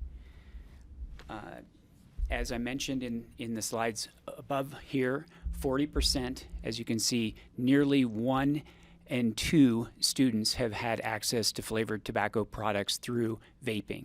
It's a new product, and what we are thinking in a sense is that we need a new and improved response to all these tobacco products that are aimed at addicting the next generation of tobacco users. 2.5 years ago, 17% of all students at Aspen High School had used vaping products within the last 30 days. If you can imagine that nearly 1 in 5 students addicted to or using consistently tobacco products is a real health issue and a concern for the well-being of all students. 9 out of 10 of those students are using flavored tobacco products. So we're going to start with that context, and then we'll change to the next slide and have Alexa speak to the allure and some of the challenges with tobacco products. Do you want to hit that button? Perfect. Yeah, so from the perspective as a student and being surrounded in the culture of everyone, I'd say that it's fairly common to see vaping in the bathrooms at school and at events with my peers, and I'd say I've never seen any tobacco product that was not flavored. And it's like all these flavors are clearly targeted at the youth. And I think that it's really important to get rid of the flavors because targeting the youth is like so dangerous, because what we've learned in our health classes is that for teenagers and preteens whose brains are still developing, we're more easily a victim of addiction because our brains can develop around using nicotine or other products.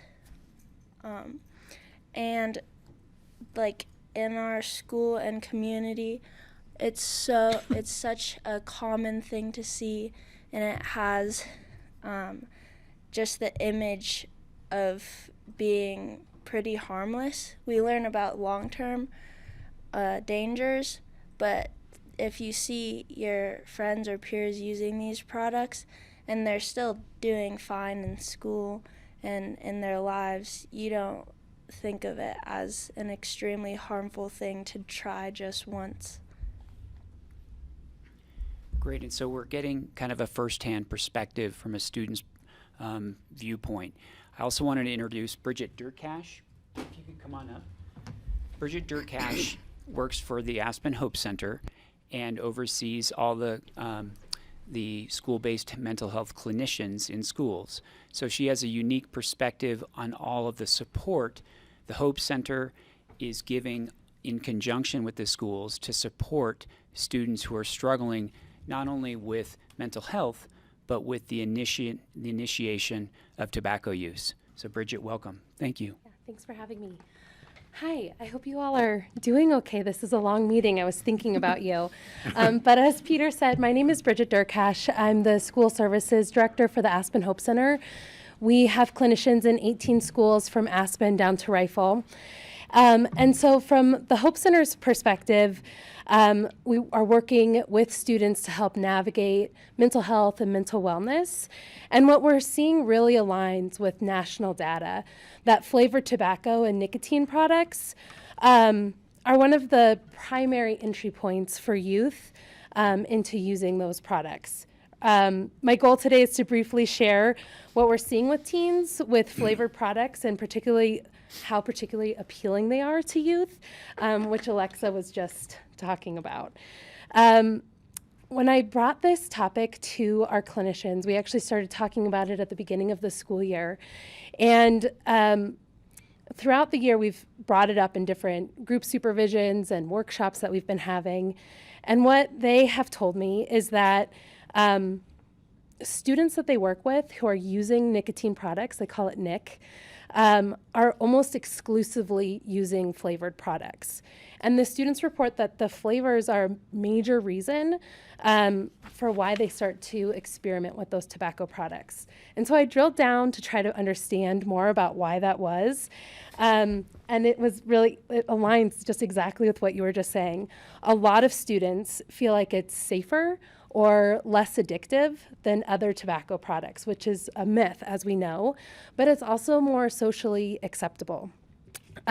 So even though we know how harmful tobacco products are, that flavored piece can make it seem like they're less so. We also know we run individual sessions, but also group sessions with students.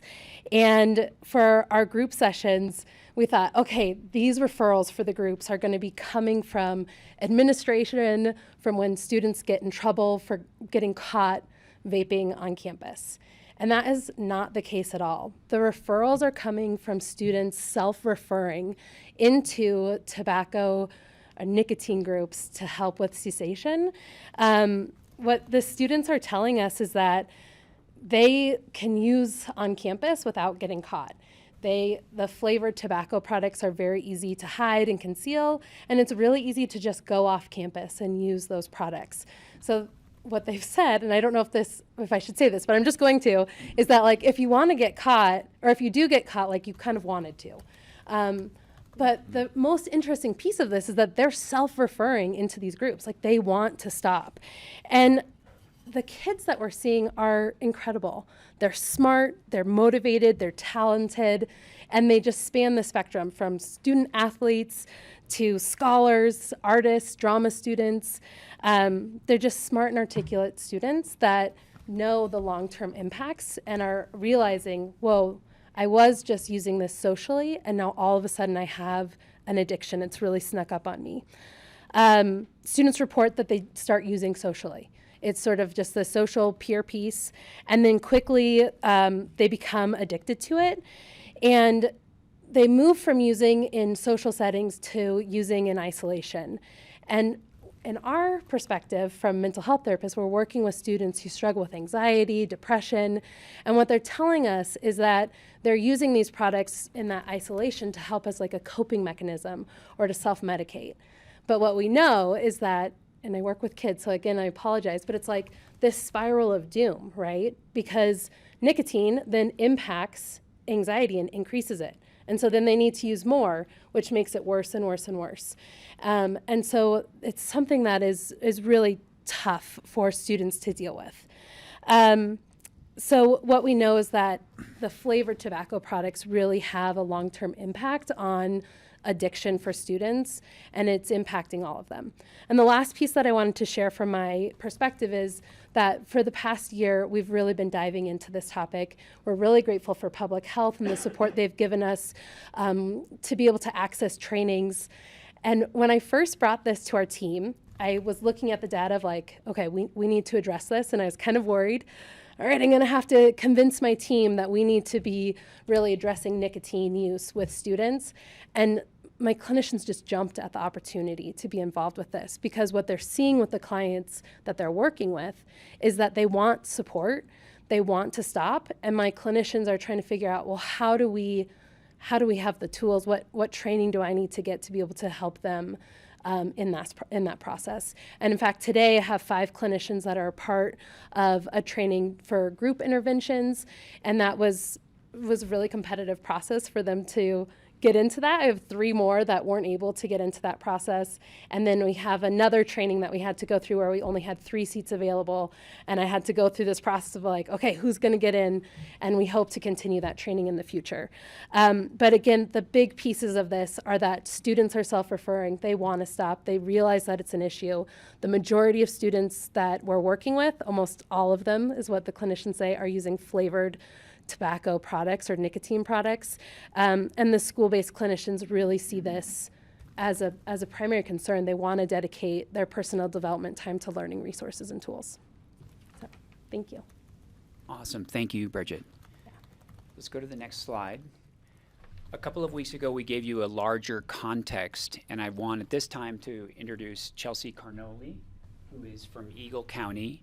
She has a similar position in public health as I do here in Pitkin County. And Chelsea's just going to talk a little bit about the work being done in Eagle County and the importance of the work we're doing here and how that might encourage additional work to ban flavors on the Western Slope. Chelsea? Thank you, Peter. Yes, as mentioned, my name is Chelsea Venerdini Carnoli. I work at Proudly alongside Peter on the Eagle County side.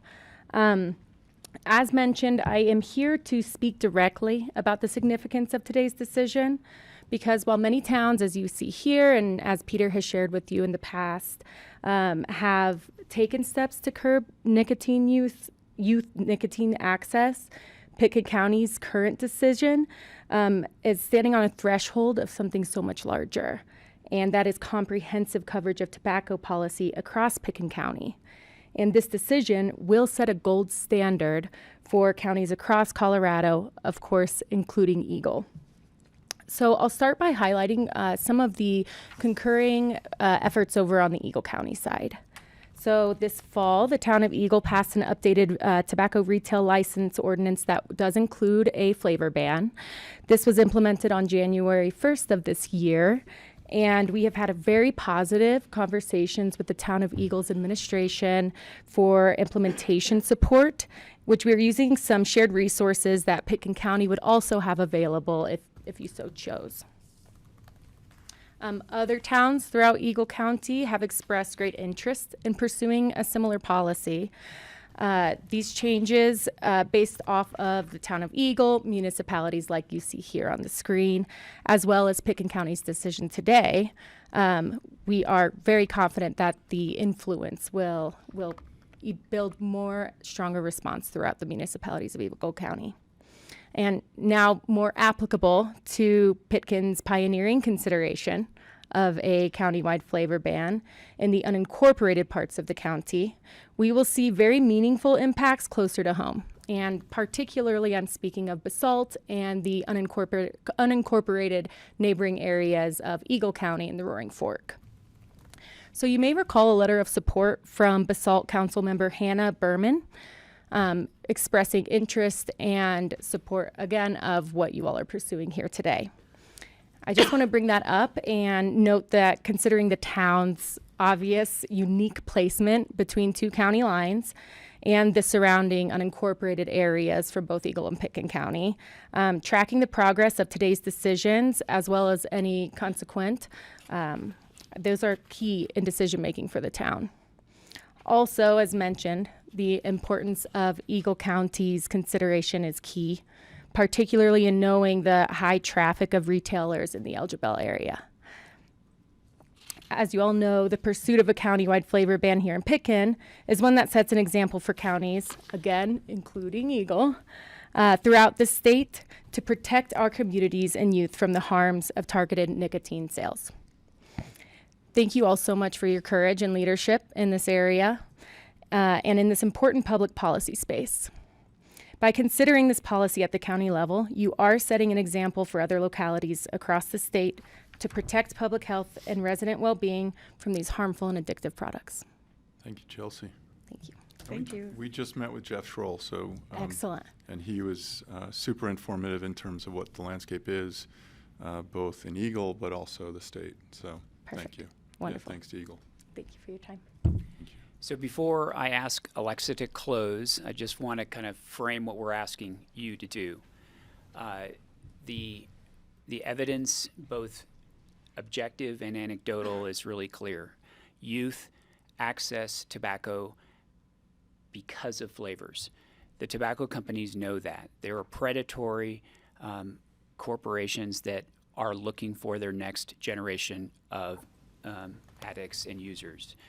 What we are proposing for the benefit of public health is to ban those flavored tobacco products so that youth in particular, but all citizens in general, don't have an alluring choice to make that can undermine the health and well-being for the rest of their lives. We're asking you to ban all flavors without an exception, all products, and all locations within unincorporated Pitkin County. These laws would be effective every day of the week at all times. And that's our hope and our recommendations for you to be that courageous leader that Chelsea mentioned. And then Alexa, the next. So this or that. Like, one of the main things that helps students steer clear of these products is sports and other extracurricular activities. Sports just creates the community and like the social aspect of avoiding the products, because as was discussed earlier, it's such a social thing, and it's so much easier to become addicted when you're surrounded by that. But the teams create a group that kind of can stick together and saying we're all going to take care of our own health, and even in social events we're going to stay together and not use these products because we know how harmful they are. And there's also at our school consequences for getting caught with these products. Are usually you won't be able to play a game or go to one sporting event if you're caught. So yeah, they give an incentive to avoid the products.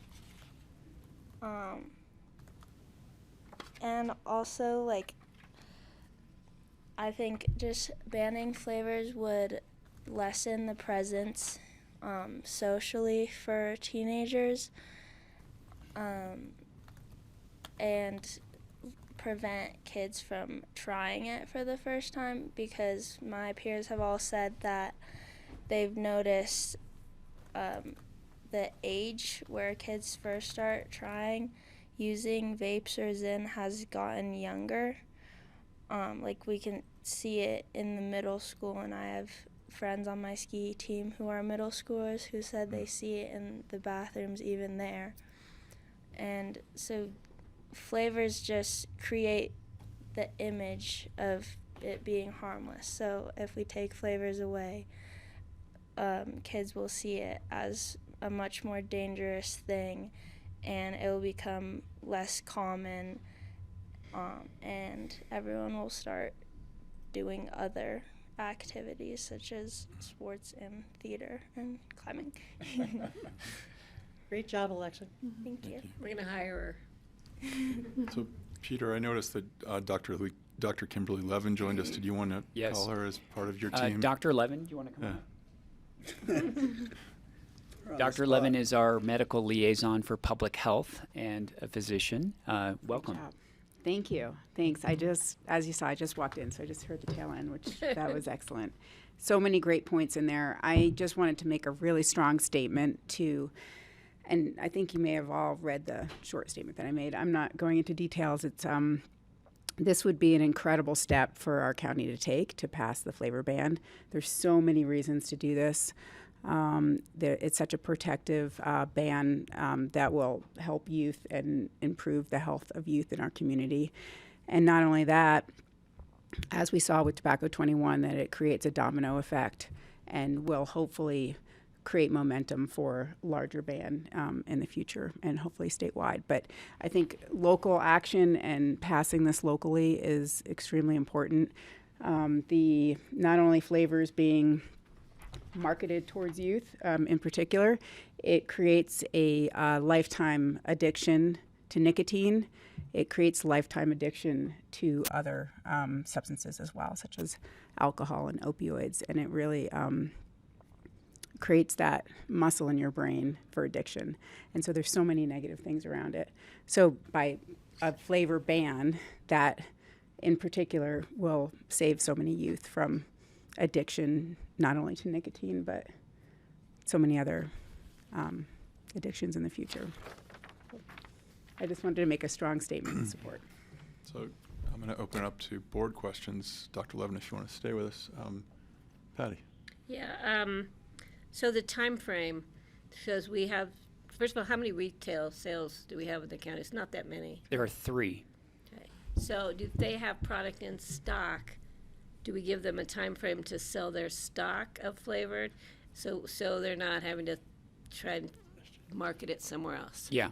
The typical ordinance goes into effect in 30 days, and we suggested a 90-day window for retailers to purge their stocks of flavored tobacco products. Right. And how are kids getting a hold of it? It's a tobacco product. Yeah, this question came up a couple of weeks ago. Sorry, I was No, traveling. that's fine. The way I paraphrase it is about a third are able to buy from local retailers, a third get them from friends or family, and a third go through kind of a third party, shoulder tapping, whatever that might look like, but they're accessing it from local resources in the Roaring Fork Valley. Illegally? Yes. Thank you. And I think you would know too. I think kids get it from kids, older kids. Yes. And older kids get it from the over 21. Yeah, kids definitely get it from kids, and that's also what makes it so difficult for my peers who are addicted to quit, because if their peers have them, if their friends are using them, everyone can just share. Further questions? Greg. Yeah, well, thank you. It's great to see you back in here with this. I'm strongly in favor of it. I was wondering, would it make any sense to appeal to Eagle County to put a ban on our watershed, part of Eagle County, if they don't do the entire Eagle County? If I love the watershed boundaries, it just makes it that much harder to get something on the other side.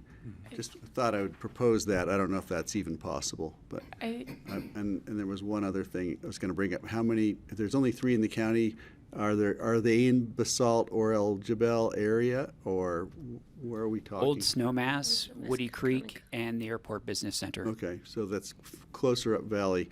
The next one was: is there some way we can incentivize the stores that if they see this coming and they have stock, could we quantify that stock and incentivize them to not sell it, but maybe get rid of it some other way? Just a thought. Send it back or destroy it. Thank you. So, did you have a clarification? Yeah, just a clarification, and Ryan can probably jump in here, but in conversations with Eagle County, my understanding is the authority is whole county, that you cannot break up the county. Well, we'll encourage them to The statutory authority to ban is at the county level. You can't piecemeal it within a county level. To Greg's comment These are about all of the county or none of the yeah. county? And I think just historically with Tobacco 21, again, once you pass it in a county, other counties see that and they follow suit. And so it may be we pass it and then have conversations with them about following suit since the proximity. And as Chelsea pointed out, and thank you, Chelsea used to be on our public health department, as I recall.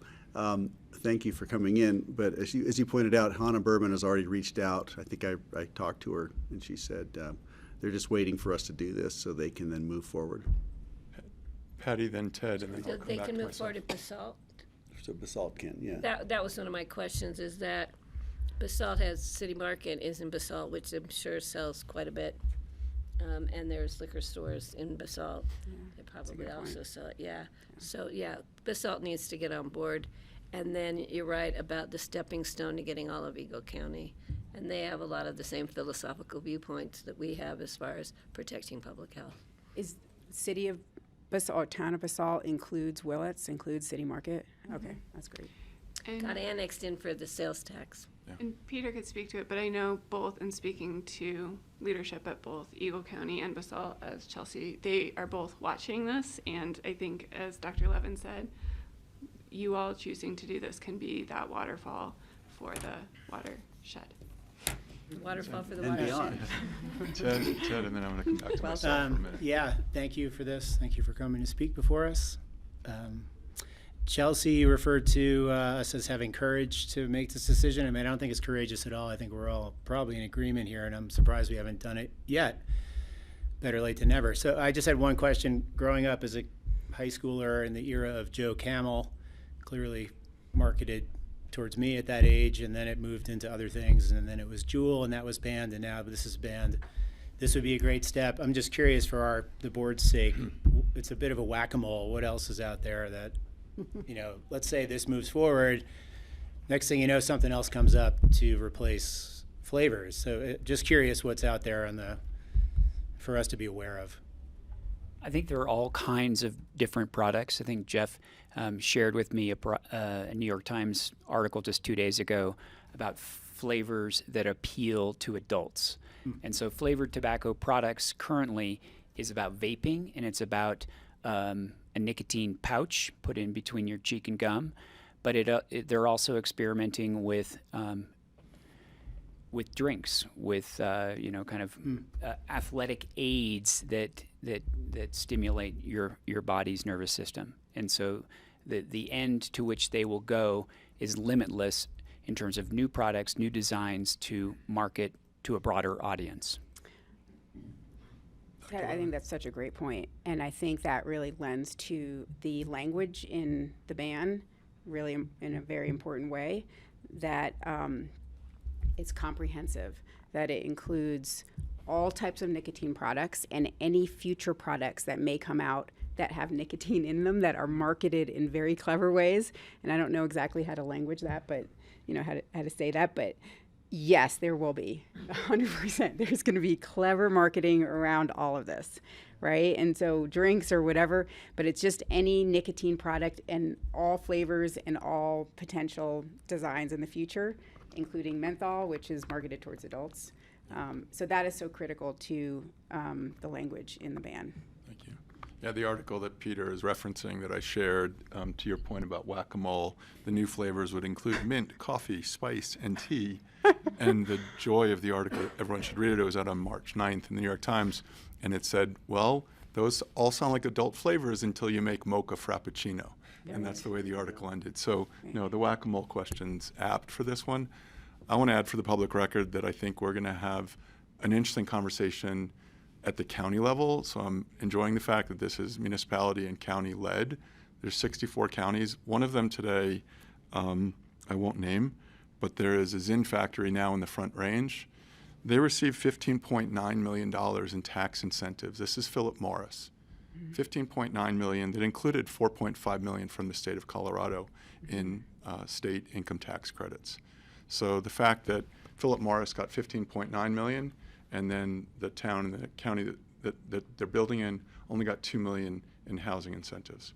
So this is a big game. For the second county at this, we sit with 64 others on CCI and other, other boards that we all serve on, this is the first step in that fight.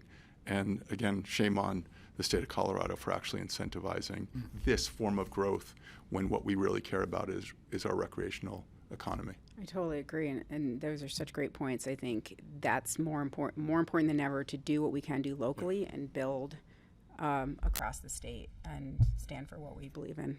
Thank you. So Greg, and then I'm going to open up the public. Okay, I just wanted a cautionary tale. Alexa, I'm a Aspen High School graduate.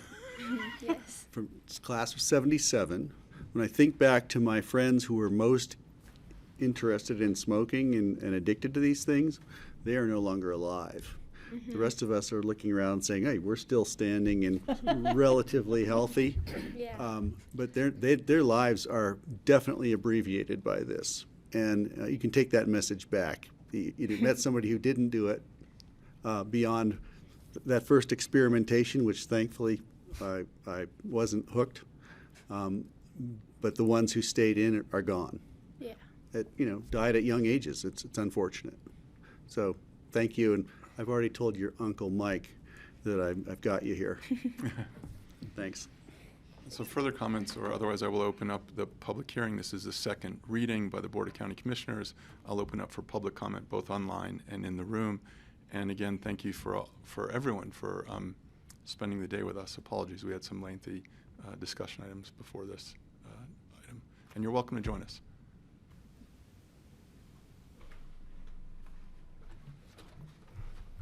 My name is Chris Nolan. I wasn't going to speak today, but I thought that I could maybe speak to something that I've experienced in my life that might be beneficial and maybe support and maybe good for you all to know.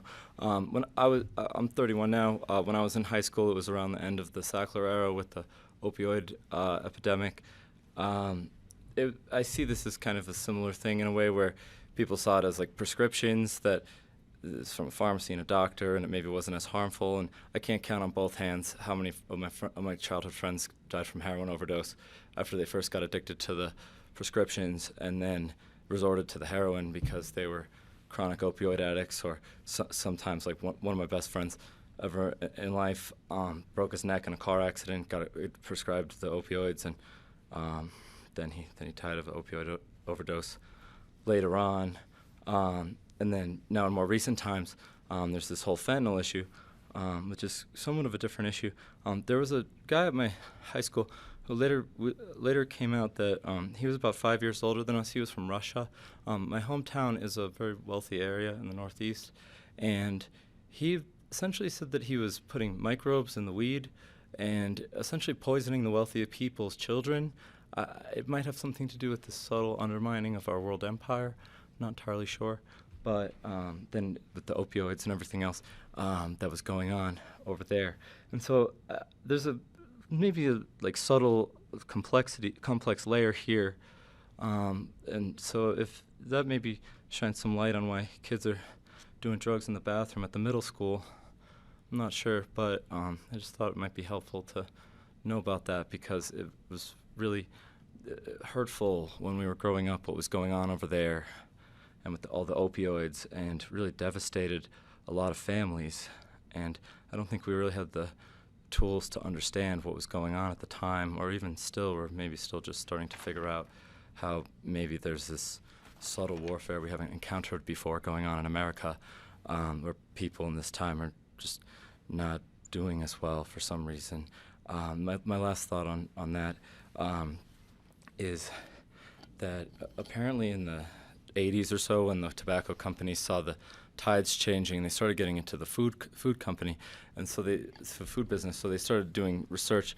The people that were engineering the cigarettes to be as addictive as possible started engineering the food. So they found out that the number of chews, for example, tells your brain that you're full. So like a Twinkie, for example, is soft, and you can eat a lot of Twinkies, and your brain doesn't make you don't feel as full because they engineered the food, and so that's ultimately led to an obesity issue in this country. And so to kind of see just the picture of what we're dealing with here, and I really appreciate you all working on this and doing the right things. I think Thank you. It's good to see that. Thank you. Thank you. Thank you. Thank you so much. Further public comment in the room or on the Zoom? Can I do a public comment? Am I allowed? Andorra, you're always welcome. Sorry. As long as the machine works. So, and Andorra is also working the camera. Yeah, I made sure to fix it on the wide room. And Andorra was also a candidate for a county commissioner seat. So And I also graduated from Aspen High School, so I want to talk on this specifically. The fact that 2 of the commissioners out of 5 of you spoke specifically about nicotine addiction existing in your high school.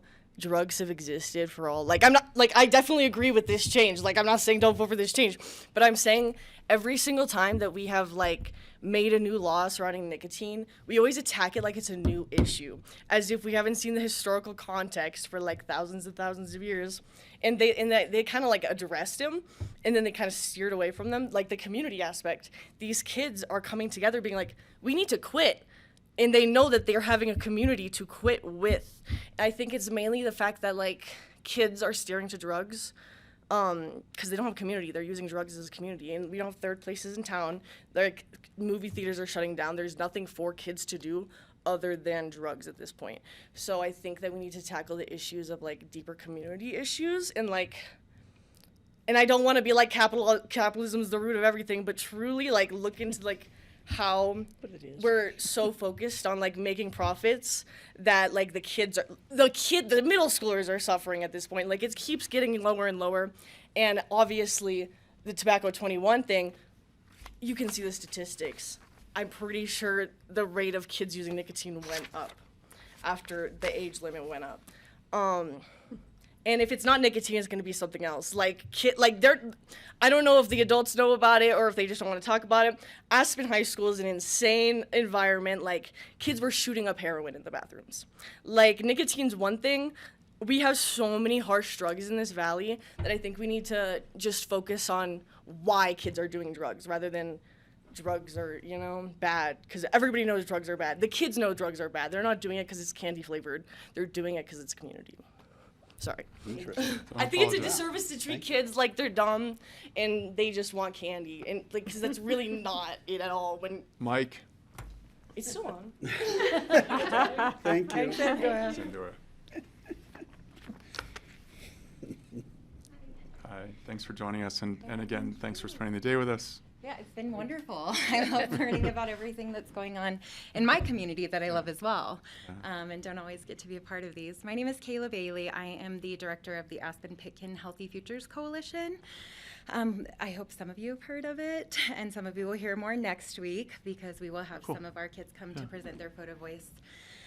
It is a youth-led coalition, and I loved hearing from other people who've been in this valley for a while and gone to school here and have experienced similar things. And I do think that there are some similarities, and part of it is because of the culture that we have here that is, in some senses, a party culture that is created for the people who are coming here to do that, right? And so I think what we feel and what we've been working on is there is a whole subgroup of people who live here, and that includes our youth. And when we talk to them and ask them, because they're not dumb and they do know what the problem is that they don't even have third spaces that they can afford to go here and treat this like this is their community. So we're saying don't do what the people that you see here are doing, that are coming here to party, but treat this as your community, but we're not allowing it to be their community. And so they are now in a space where they are ready to advocate for change. And I think that that's the biggest difference right now, is that we have some really powerful, smart voices like Alexa, who, by the way, is also on the alcohol and drug group at school, who started that because they're so passionate about taking back their community and making it their own. And that includes making it safe and healthy, because it's not always. And it is our job as the adults to hear them and to make those changes. And this is the first big step. And hearing things like this is a reason that I'm proud to be a part of this community, because we are the people who do things first and do things differently and pave the way for others. So I'm just grateful that we are having this conversation, and it sounds like it's going in the right direction, and that we are also at the same time teaching our next generation that we do hear them and that it does matter and that this is their community. So that's what I have to say. Thank you. Thank you, Kayla. Thank you. And we will see you next week. Looking forward. Thank you.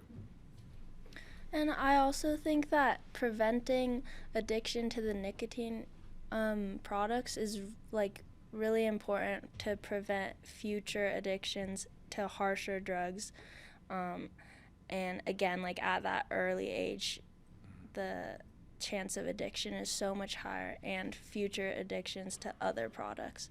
So banning the flavors for the such young children is so important for their future and for everyone. Thank you, Alexa. Any further public comment in the room? So I'm going to add for the public record, we received letters of support from Dr. Kimberly Levin. We received letters of support from the American Heart Association. And then we received a letter opposing this by NATO, the National Association of Tobacco Outlets. And we received a letter, again, a letter against from the Colorado-Wyoming Petroleum Marketers Association. So those should all be in the packet and part of the public record. Our first letter from NATO. At this Not point, the NATO we know of NATO. Let's clarify that again more clearly. At this point, one last call. Anyone in the room? I appreciate you spending the day with us. Last chance on public comment. You're welcome. It's a friendly board table mostly. We're good? Excellent. I'm closing the public comment, bring it back to the board. If there's any further discussion, or at this point, I would entertain a motion. I'd make a motion. Thank Peter. We saw Jordana Sabella here earlier as well, so I know her support. But thank you to Peter, Tom Dunlop, Dr. Kimberly Levin, again, Jordana Sabella, Alexa Yang, Bridget, and Chelsea for participating. And again, thanks for your letters of support.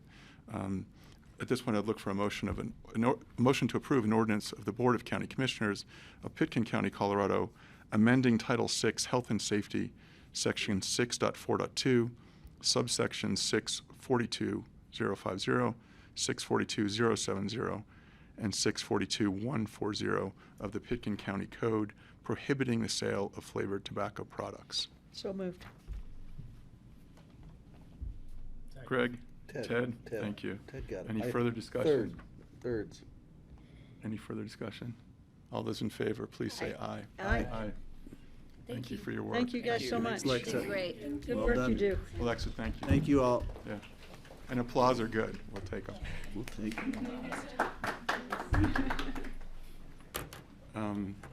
How's the board doing?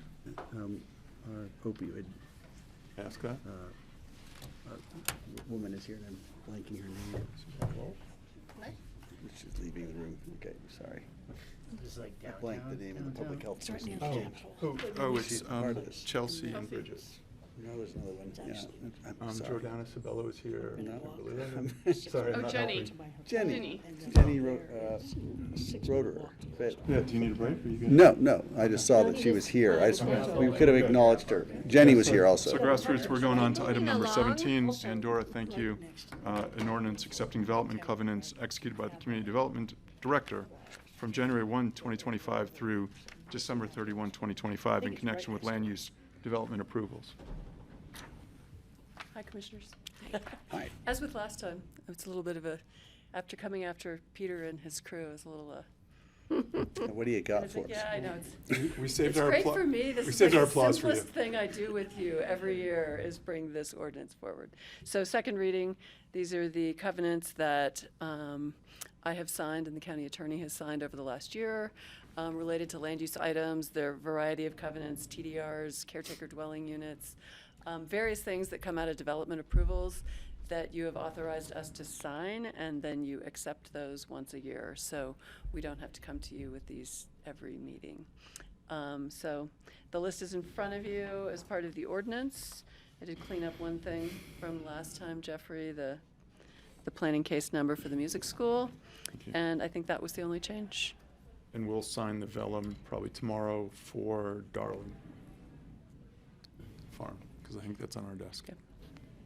Yeah. Any questions regarding the agricultural buildings, TDR issuance, employee housing occupancy covenants, anything in front of us? Seeing none, it is a second reading and public hearing, opening the public comment.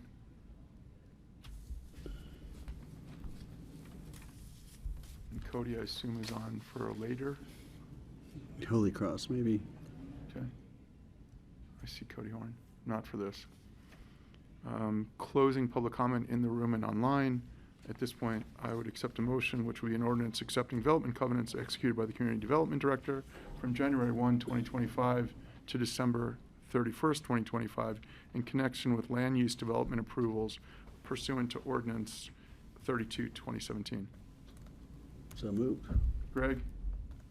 Second. Francie? All those in favor? Aye. Thanks, Aye. Suzanne. Thank you. Thank you, Suzanne. So next up is Mr. Warner, Kevin Warner. Good to see you. Good afternoon.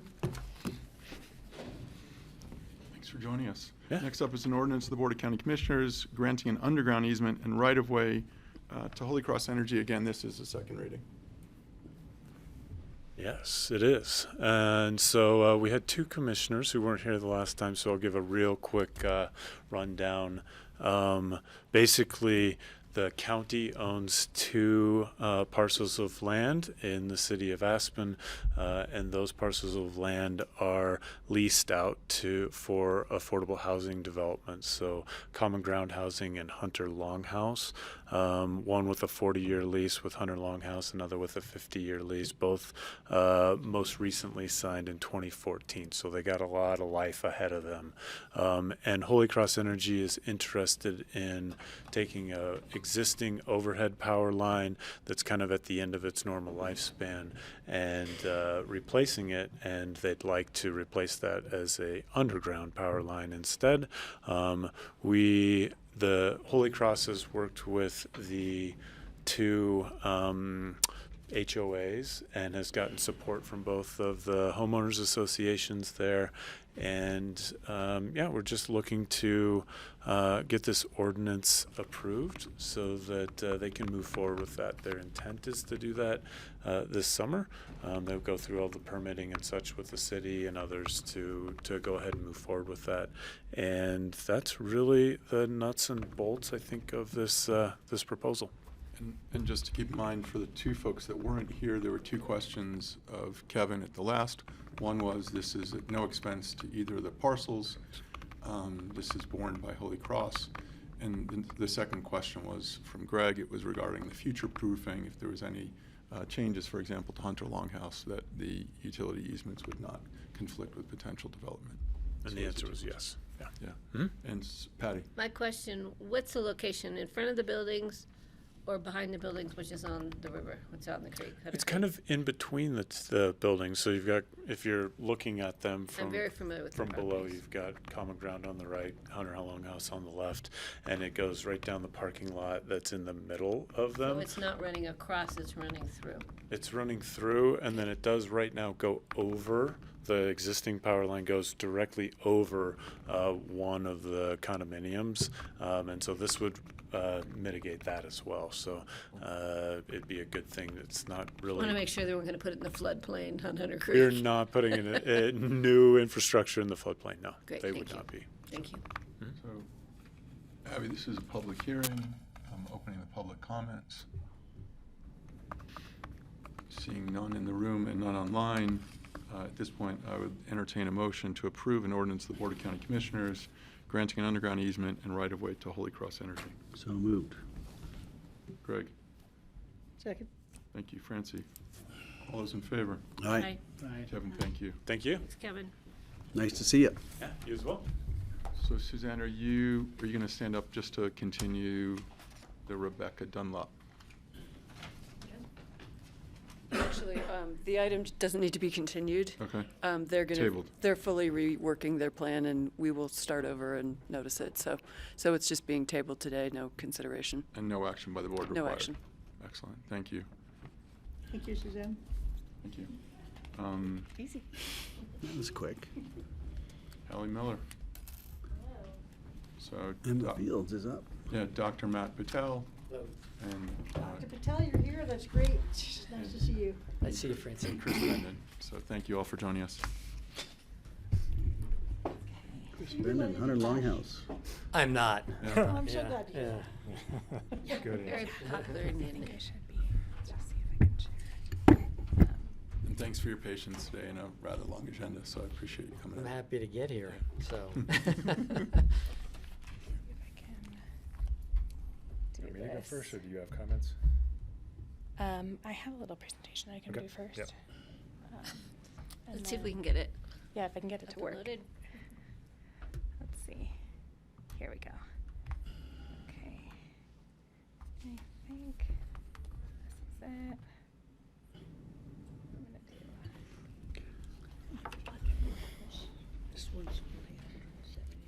Awesome. Okay. Hi, everybody. We are here today to talk about the Emma Fields 2026 annual review. So, as you said, I'm here with Chris Bendon, the applicant rep, and Matt Patel, the applicant. And I'm going to move forward if I can get this to work. Okay, great.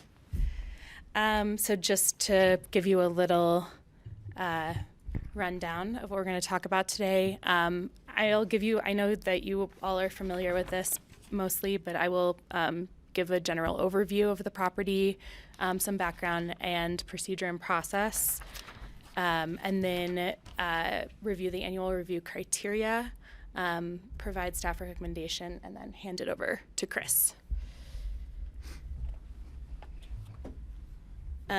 So just to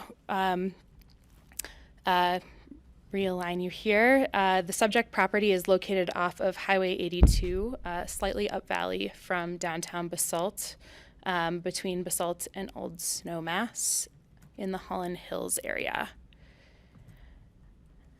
It is located on Distillery Way in the unclassified zone district. The property is currently developed with a distilling building, a rickhouse or storage building, and 3 employee dwelling units. So procedure and process for this annual review, the original 2021 BoCC approval that established the special review use approval for the distillery required an annual review.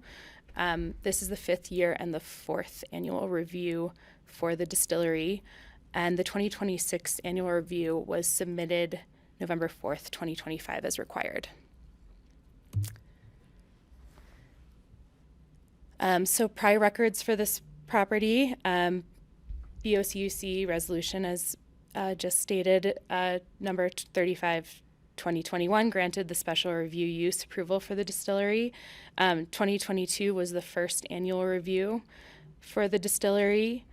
2024's annual review, which was a continuation of the 2023 annual review, added a required noise mitigation plan to the future 2025 annual review.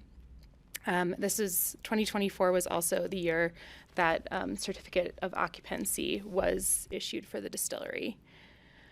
2025 annual review required the implementation of the noise mitigation plan by February 28th, 2025, and then for additional testing to be conducted and included in the 2026 annual review.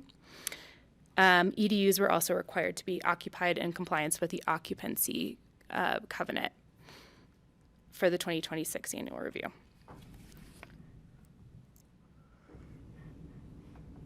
Okay, so to the annual review criteria, BoCC resolution number 35/2021 set the initial requirements for the annual report, and then there have been some added with the subsequent annual reviews. This is a list of all of these requirements, and then I've just highlighted some that I'll be talking through. So I won't be talking through all of these, but it's all included in your packets, and all the ones that are not highlighted, staff has found to be compliant. And then additional criteria added to the 2026 annual review includes sound mitigation testing results from August, which are related to the requirement for mitigation, which was highlighted, weeds and agricultural field updates, a sign notice violation, and a code amendment request related to that. And then we also would like to revisit the duration and schedule for future annual reviews. Okay, so sound mitigation plan included redirecting vents away from the neighborhood, adding blankets around the chillers, and building a sound wall around the transformer. This has all been implemented. Additional testing was required by the 2025 annual review to occur in February, and then, like we said, additional testing in August because the chillers would not turn on during the February testing because it was too cold. The additional testing is included as part of this annual review. And there's also a memo in there from when Leslie came to the board in September. Staff confirmed that the measures implemented comply with the sound mitigation requirements set by BoCC Resolution Number 89/2024. And Tom Dunlap is here if you have any questions about any of that.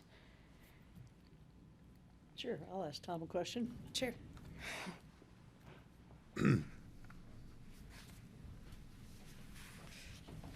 So when was the last time you were up there testing the sound? Geez, it was the last test report that we got from EDI. I don't remember the exact date. It's not been recent. And it was similar to the last time you reported to us that it was barely discernible? Let me preface, it's important to know that all the sound level readings that we've taken from that operation have not violated the county ordinance. Yeah. So beyond what we provided, not we, but what the applicant provided in the past is still applicable. We didn't see the need to have EDI come back again based on lack of complaints from the neighborhood, I guess. That would seem to be the trigger for us. Yeah. Does that answer your question? Yes, it does. Thank you. And so the mitigation that they did probably reduced what the neighbor was hearing, but we don't have new readings about that. Well, yes, the last report that Stuart McGregor provided in his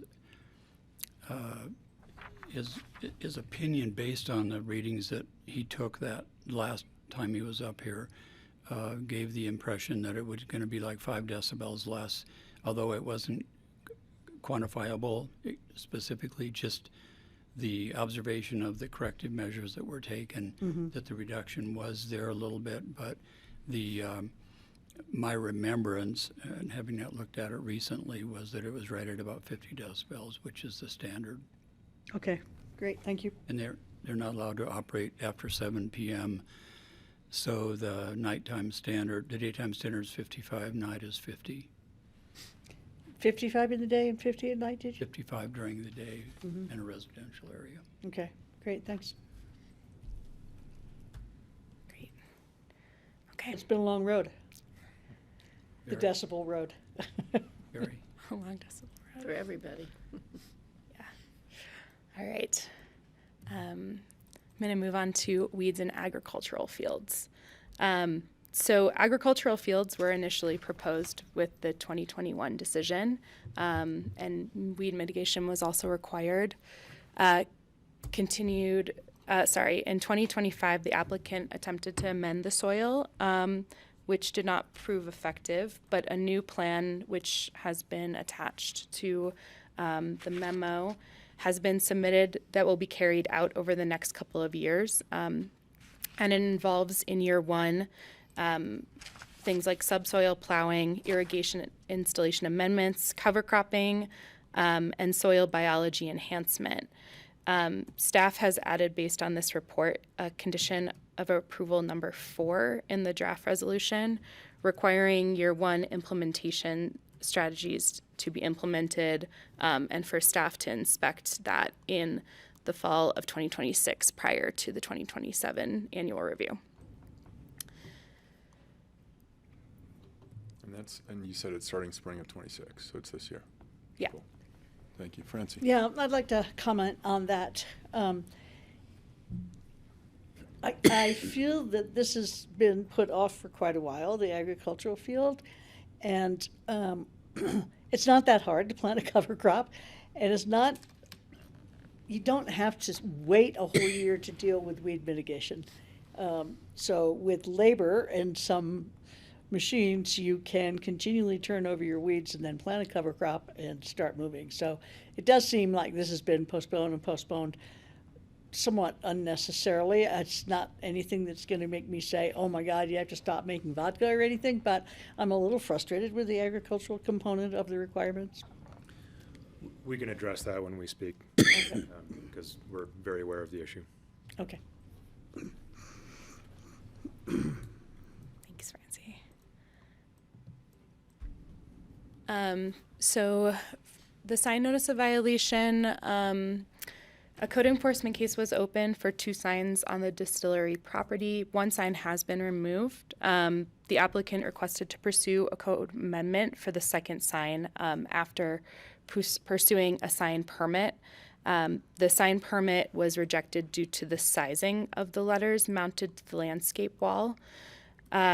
Staff has proposed condition of approval number 1 to allow 60 days for the applicant to submit an application for a sign code amendment to cure the violation, or the letters will have to be removed. So this is just height and width? It's a height. The gabion wall's fine, but it's just... Correct. It's the lettering on the sign, and I'll speak to that. Thank you. Patty? And there's no opportunity for a variance because there's no hardship technically. It'd have to be a code amendment's a pretty big step, because then it opens the code amendment up to everybody else who wants to come in for a bigger sign. There isn't a variance procedure in the code for that specifically. Thank you. I just didn't want to open the door for anybody else who now wants to put in a big sign because it's in the code. It's certainly not offensive. Well, that isn't, but I'm talking about a future sign that may come in. I get that. I like the river rock in there. But you're doing what you've been asked to do, so. And so lastly here, up to now, each annual review has gone to the BoCC. Most issues in the prior reviews have been resolved at this time. Staff believes that it could be an appropriate time for the Emma Fields annual review to move to staff administrative review.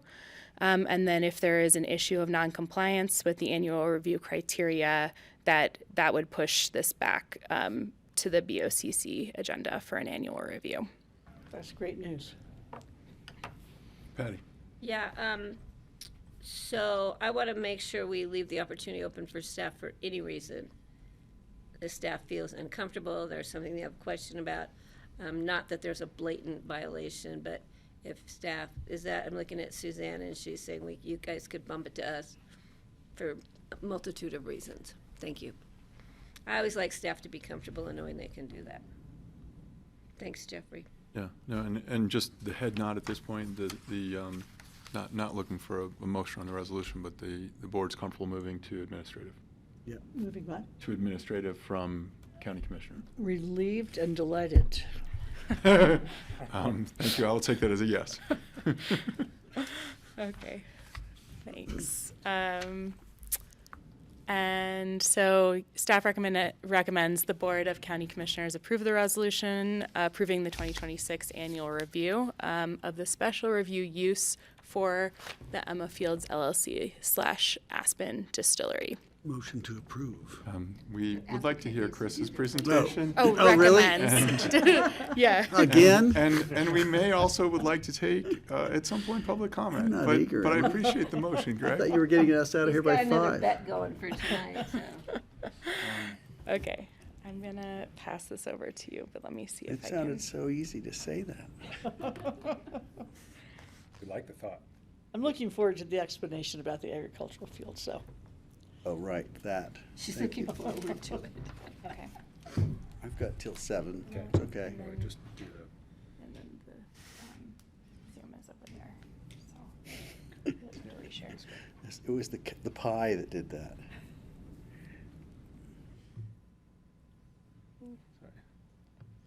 I apologize to the community for calling it cake. Yeah, really. Accepted. Big difference. Yeah. Do we have a winner? Why is this so hard? The chocolate was my favorite. Which was your favorite? I went to the chocolate because I they were all didn't taste good. that one. They were all good, but It it's can't the be key lime pie though. key lime pie was awesome. So Dr. And the Patel, blueberry we pie. were celebrating Pie Day today. I had a small on the bite third of the floor. blueberry. It sounds delicious. And it's, It was it's, good. That was it's really good, anonymous, so you're trying staff's pies Oh. without knowing which one you're voting Yeah, on. that's interesting. Yeah, but who won? We don't know We yet. don't know the winner. We can get. Oh, come on, you There can't were eat. only like 9 pies No, this year. How many? 9. I thought you said Remember 90, last year I'm we like, were in the back room, they were on every surface and Yeah. everywhere. I don't know what Well, happened. it's not Pie Day. That's why. That was it. So interesting. Pretty picture with all the colors. Yeah. No snow. It's still fall. That'll be like June. Oh, the trees are Trees yellow. will, yeah, but the trees will all die at this rate. Hopefully. Do you notice the This is catkins really are out on fast. the aspens? Every time, every day. The aspens are blooming. The aspens are budding out. I don't know, front of the Seems a little early to The me. flavor Yeah. man thing. They wouldn't have had to say a thing. That's good enough. It Before was the break. a good Okay. High school students, yeah. All right, good afternoon. Thanks for having us yet again. My name is Chris Bendon with Bendon Adams. This is Matt Patel. Next to me, the owner of the property, the Emma Fields. Not here today, but an important person that I think you've met before, Jared Day, who is the distillery manager. He is on childcare duty at the moment. Was able to come earlier, but we were later in the day than he could accommodate. So Hallie kind of walked you through, how do we? Hallie's gonna maybe have to drive. Okay, all right. Yep, perfect. Hallie walked you through some of the background. We have roughly 2 years of operation now. We're starting to get to the point where the operation is stabilized and the business is stabilizing. Matt will tell you this is not the easiest place to start a business, but he's now getting to the point where there's really good future in front of him. Originally, this was submitted in 2020. It was resubmitted in 21. It was approved in June of 21. The site was a long-time lumber yard and then a series of sort of quasi-industrial uses and service yards. Dilapidated buildings. The place looked terrible. And dead soils, which we'll talk about in a second here. We were able to repurpose the square footage into the buildings that you see there today, including being at or below the prior traffic and prior employee needs of previous uses there. It is a production facility only. There's no tasting room. There's no tours. There are industrial folks that industry folks, not industrial folks, industry folks that come occasionally, and there's building technology folks that come by and tour the property because it's very interesting from a building technology standpoint. During that review, there was a third employee dwelling unit that was added to the mix, so there's 3 there now. The original approval or original application was for just 2.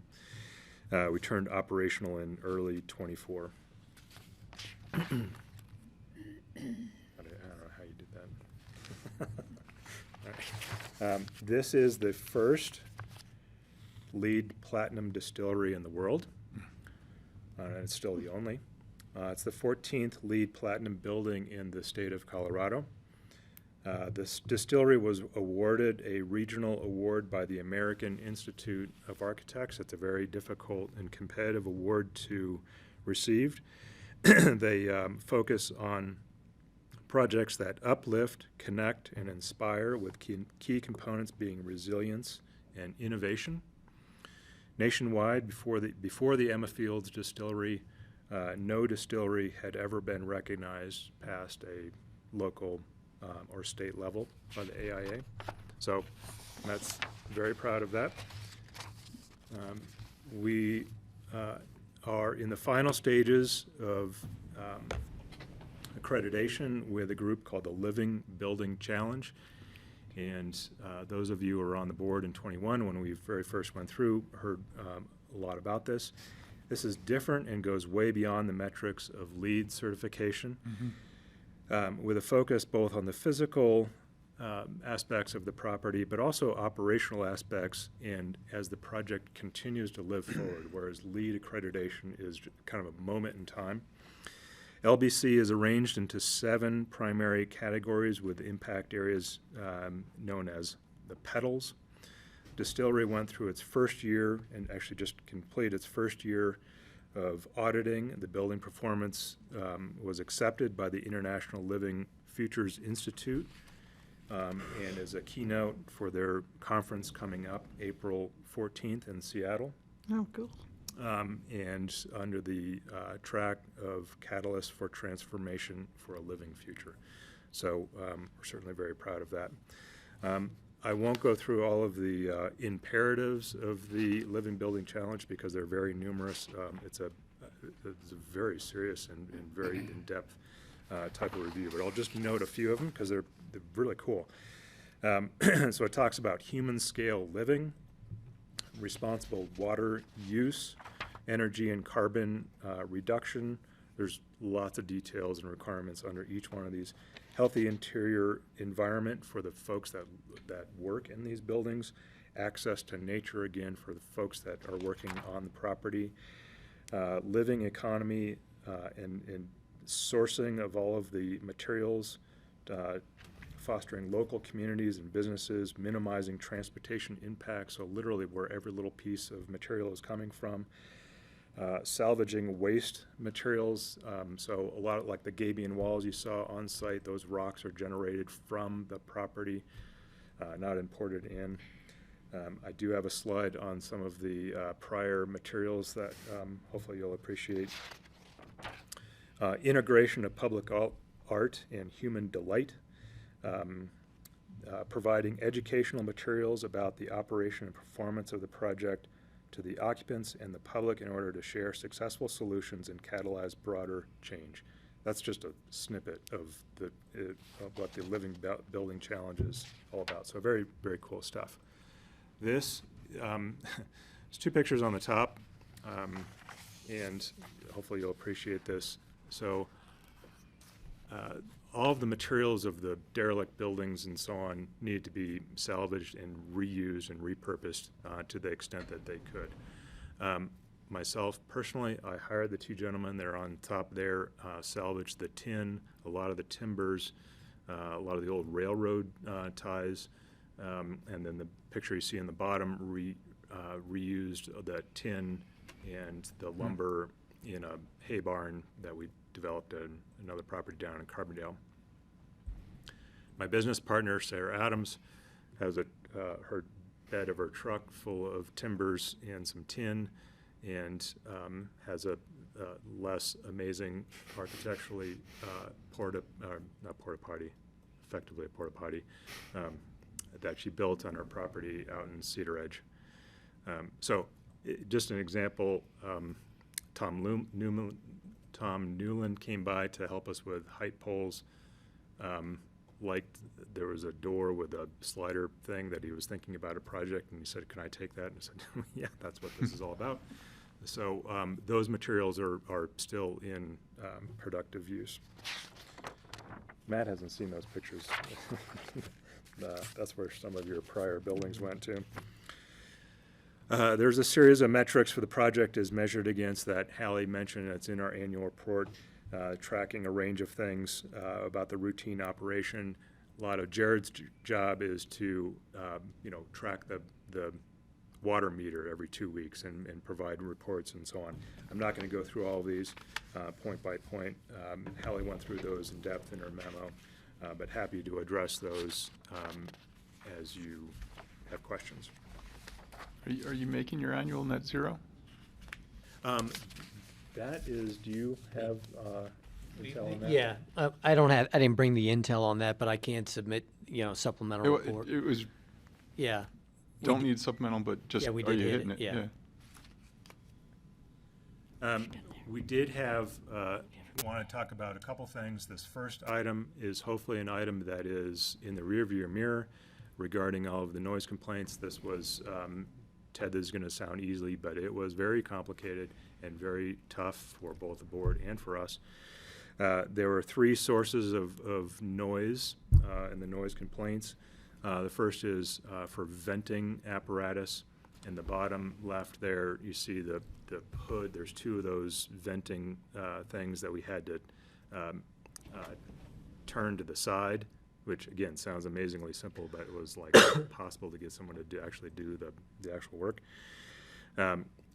Part of that is that the building, because it is it's designed, it's so tight that it has to have mechanical venting to make sure you don't die inside. And so these things kick on through a computer system. We had to dial that in when they were turning on. They were turning on at the full 100%. That would like evacuate all the air in the building, which is, you know, very noisy. And in reality, they need to kick on at like a 5 or 10%, which is what they do. They only turn on during operating hours, so 7 to 7. The only other reason they turn on is if there's an ethanol content inside the building, of vapor content of 10% or stronger, which means they are turning on, but they're also, the fire department is coming because they've been notified, and it's really truly emergency situation. So really the only time they turn on at 100% now is when there's an emergency. Having been there on property for various different things, I can tell you it's completely night and day in terms of the sound that's coming out of these things. In fact, I think we were at a site visit when they turned on, and everyone was like, "What the heck is that?" So they're pretty discreet now, and it helps that they're turned to the side. The compressors that turn on when the chillers are requesting cooling which is part of the distilling process. The compressors, when they first turn on, are pretty noisy, and we were able to wrap those with a blanket, and that was very effective. Hallie had mentioned they turn on for such a short period of time. So even when we did the study in whatever it was, August or September of we were able to get them on for, you know, it's maybe 5 minutes or something like that before they're just going to freeze the whole system. So. But it's, again, night and day and having those blankets on. The third was really confounding for us, which was the transformer. And it wasn't that, you know, transformers make noise, you can hear that. The issue was an inaudible sound because the hertz level of the sound, the actual pitch of the sound, was so low that it's not perceptible, but is being picked up by a neighbor. And we weren't ever 100% that it was coming from our transformer. It was a brand new transformer. Held Cross came out and looked at it and said it's doing what it should be doing. But there was follow-up analysis and so on, and we eventually installed the sound wall that you see in the upper left there, and follow-up sound readings that Stuart, who you've heard on phone calls, but that's a picture of him there standing next to Tom doing the sound readings, was able to design this sound wall. It looks like a normal wall, but there's sort of stuff in it that helps mitigate those kind of low sound waves.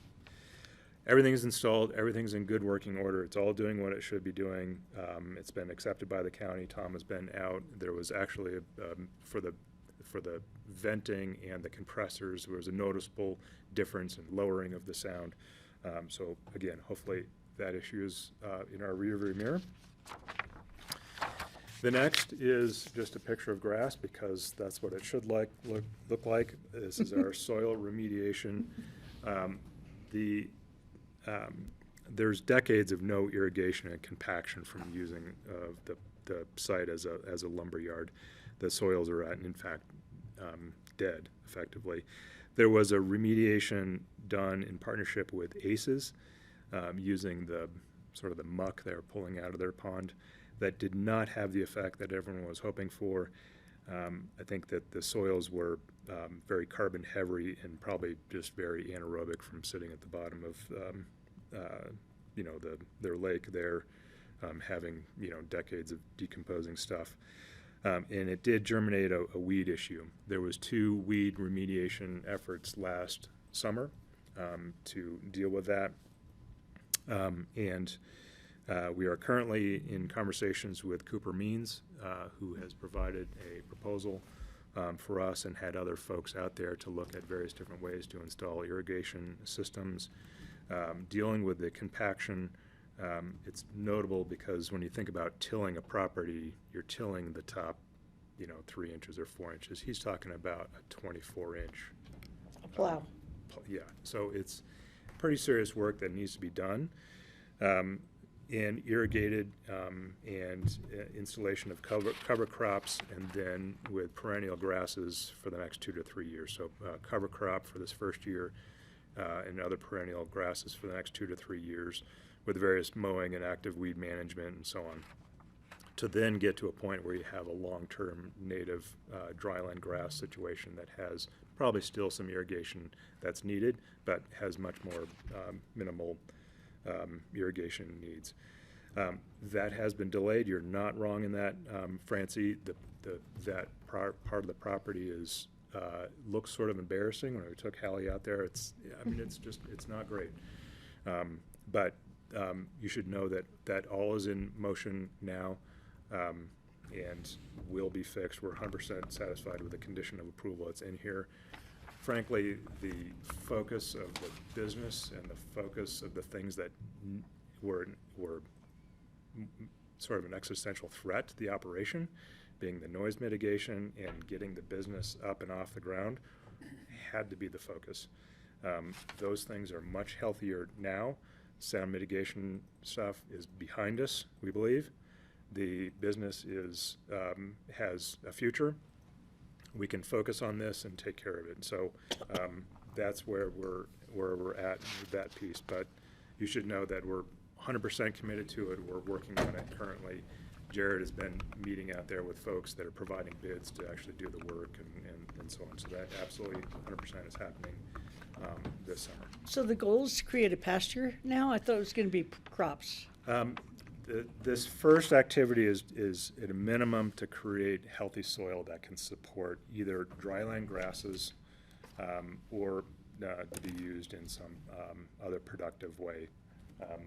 We do have aspiration around partnerships with ACES or another group like that to create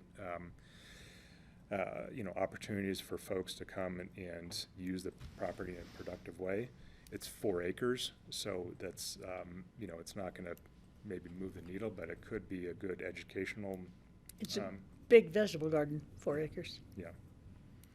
So, but the first point is to get the soils. A lot. The first point is to get the soils into a healthy condition, because right now it's not. The last issue that's in front of us, which is this sign issue, is a little technical, and I'll walk you through it. Typography, as that says, the industry standard for measuring the heights of letters is what's called an X height. So you see that off to the far right. The X height is the height of the X in whatever typography that you're dealing with.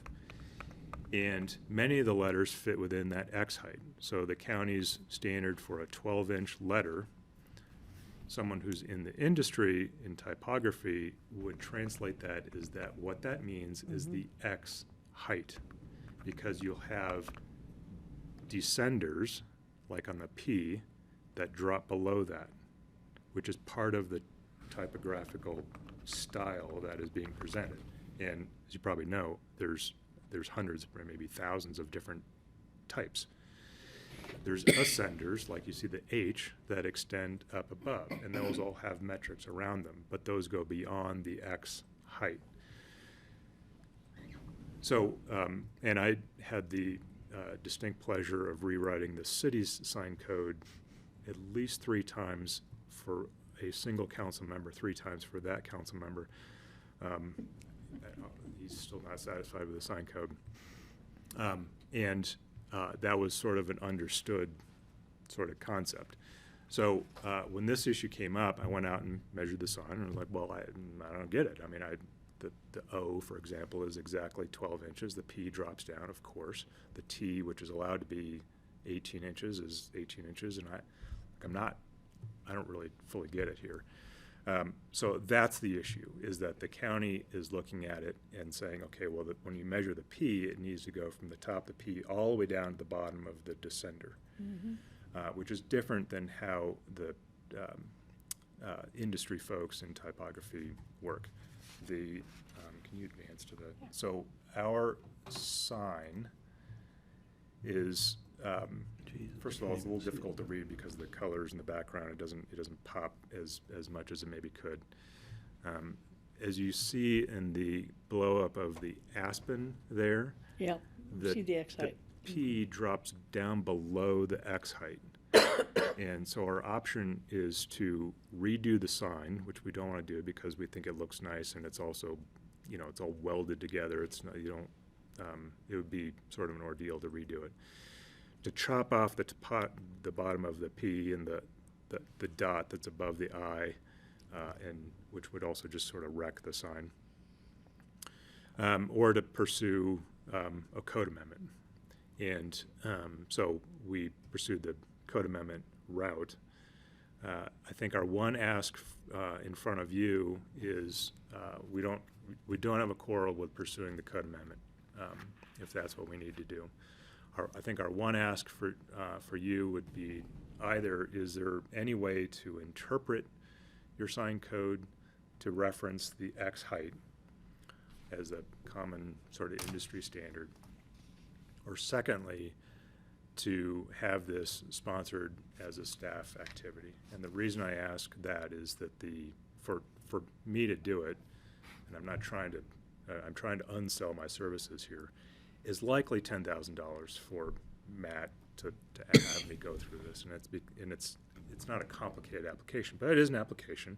Submit it. There's some county fees. It's not the majority of that, obviously, but there's hearings of the Planning and Zoning Commission. I have to come back here for a couple readings. I have to sit, there's time and effort and so on, and the impact of that dollar value to an emerging business, is notable. So I think that is our one ask. We don't want to tie a noose around ourselves and hang ourselves over this issue. So if we're asked to go through the code amendment process and carry that burden, we will. It is sort of a county-wide issue. You probably have thousands of signs around the county that potentially this applies to. But really. That is I think our one ask. That's in front of you. Can we have Suzanne with? Yeah. So what can we do here? Can we just say, let's go with the X height? I mean, that is not an offensive sign.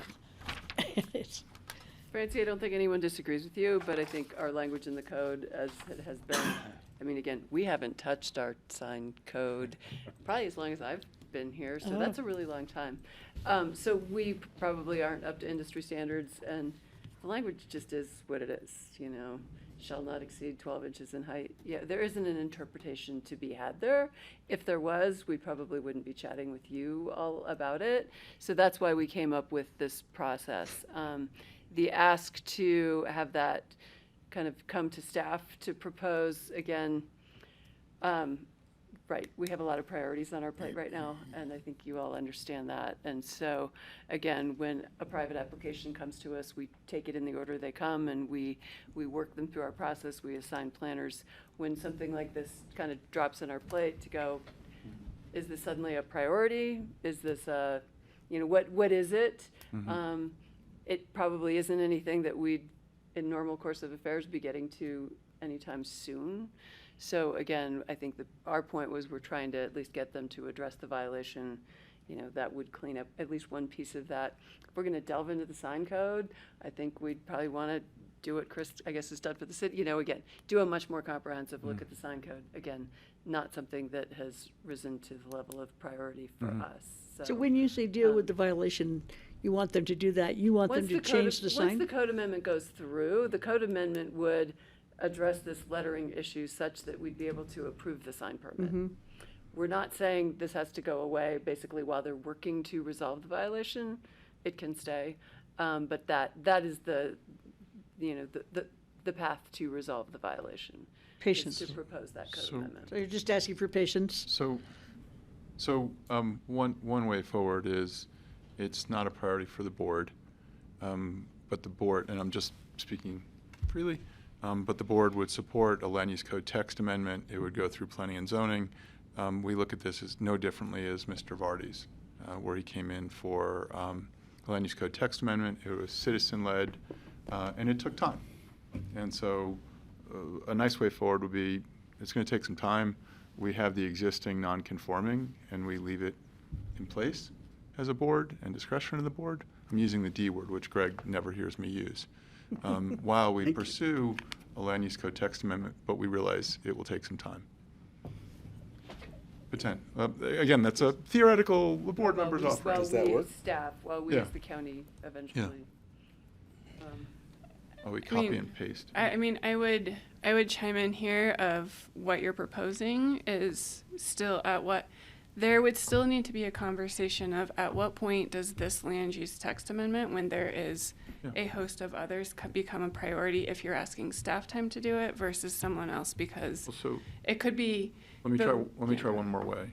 So, for whatever reason, it's not in the 2050 plan today, but we say, oh, we should, where do we want to be in 2050?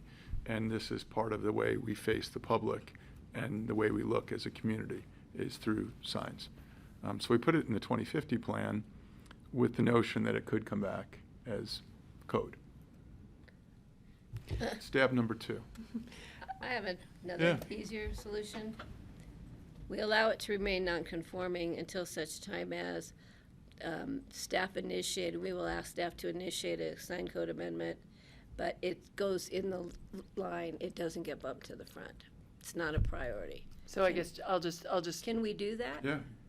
It's not non-conforming, it's illegal today. Okay, well. So our point is. Whatever you wanna the call path it. to do this is a code amendment. If that doesn't go, then it should be removed. It should be, it should be brought into compliance. I mean, So that's it's- kind okay. of, so we're trying to do we want to give you leeway. We don't want you to tear but that's the path. That's what I'm saying, is that let's create the path, have staff initiate it, but don't prioritize it. Can we stay, even though it's initiated by the county, because we need to, but it's not the priority. I just want to make sure that we don't get bumped to the top of the line and screw everything else up that's in line. I mean, it feels to me that the burden is now falling on staff to add this to our work program, to figure it out at some point, which again, has not been a conversation we've had at all related to the sign code through all of Vision 2050, Right, conversation, right. whatever. So again, I think in our end, it was like, it may be unfortunate, right? It seems like such a small thing. And we're probably spending more time talking about it than whatever. But that the path forward for a private citizen to legalize this is to pursue that amendment. I guess my plea would be, I don't see sort of turning a blind eye to this, letting it stay, and going maybe 3, 5, 10 years down the road, staff's going to sort things out and get around to talking about our sign code is the right way to let this just go. Better not take 3 to 5 to 10 years to get through the list of things we have. I mean, the other issue is having paid $10,000 to fix an A, a P, and 2 L's, and a D, and a dot on a P. That seems a little ridiculous to me, even though I know the code says it's exceeding the 12 inches. But, yeah. I mean, I think what I would just say on behalf of ComDev too is, so there's 2 different routes being put forward, right? One is a code amendment to allow this as a one-off essentially to happen. I think the other piece, what I'm hearing from the board is, yeah, we probably need to look at the sign code and redo that. That's a much bigger piece of it. So, you are going to be, we can look at putting this on the list, but it is going to be on the list of a lot of other items, and the $10,000 is either coming to you all and staff time in the $10,000 or to the individual. Greg? So tell me once again, I want to make sure I understand. Are the A and the D all right because they're caps at the beginning, or are they out of Yeah, compliance? correct. So They the A and are D are allowed. So we're looking at the bottom of the P and the tops of the L's and the dot on the I. Is there any way we could slice off those just to create a gap, and then you can put them back some other time, not connected? I'm just like, can we disconnect it? Does that help? It seems like we're down to semantics. So the caps can exceed, is that what The you're caps can exceed it. The So capital really, letters it's just that- the top bottom of the P. Can we lop that off and then put a 1/4-inch gap? Nobody will know. No, it won't be perceivable, but does it technically? You may make it 2 letters. The It's just bottom of something- the A here, it's the an top object, of the A. It's an object hanging below the sign. Make 'em all I'm just trying to caps. figure out an easy, quick way to do this so that everybody's happy, because I don't want to talk about it anymore. And I, you know, the thing is, the sign is quite innocuous. My guess is you can't really even read it. So the size of the letters are less important. If they were fluorescent orange, I'd probably say Don't give start me over. Don't give me You know, ideas. but the color palette and everything makes it fairly innocuous, even though it's slightly oversized.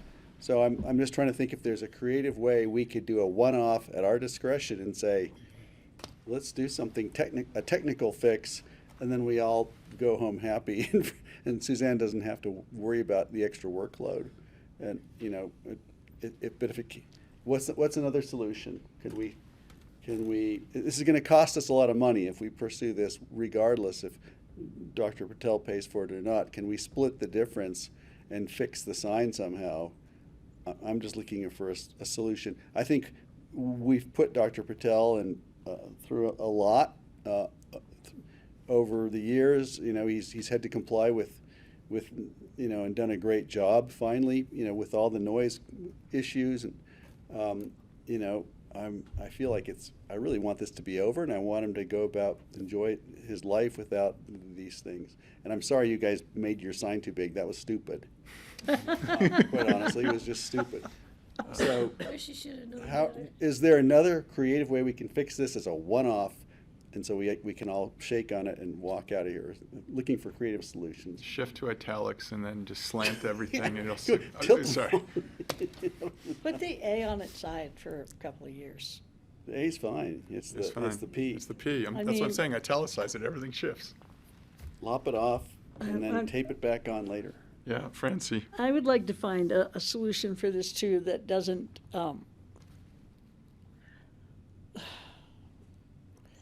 impede the progression of this company. I mean, I do think you guys have been through the ringer through no fault of your own in terms of the sound noise. It drove me crazy for years, as you know, Chris. And I thought when this application first came to us, it was one of the most exciting things we'd seen. I loved it. I still love it. I think it's amazing business. The buildings are amazing. You guys have accomplished a lot, and we've put up a lot of impediments to that. And I just hope this doesn't become another impediment, because honestly, I find it kind of embarrassing. So Hallie and Suzanne and Chris, is there a way we could take this offline but still go forward with the resolution today? And I'll look at Ryan as well. So I mean, rather than belabor it today, Right, yeah. sorry, the board's just. Yeah, at the end of a long day, I get it. Yeah, no. No, it's not that. And it's your annual. No, I'm not rushing it at all. End of I'm just long saying, I don't know if we're going to solve it at this table. I get it. You know, Yeah, italics was yeah, absurd. But I get it, and then, again, have to address we're not looking to make this an issue. Yeah. You know, when I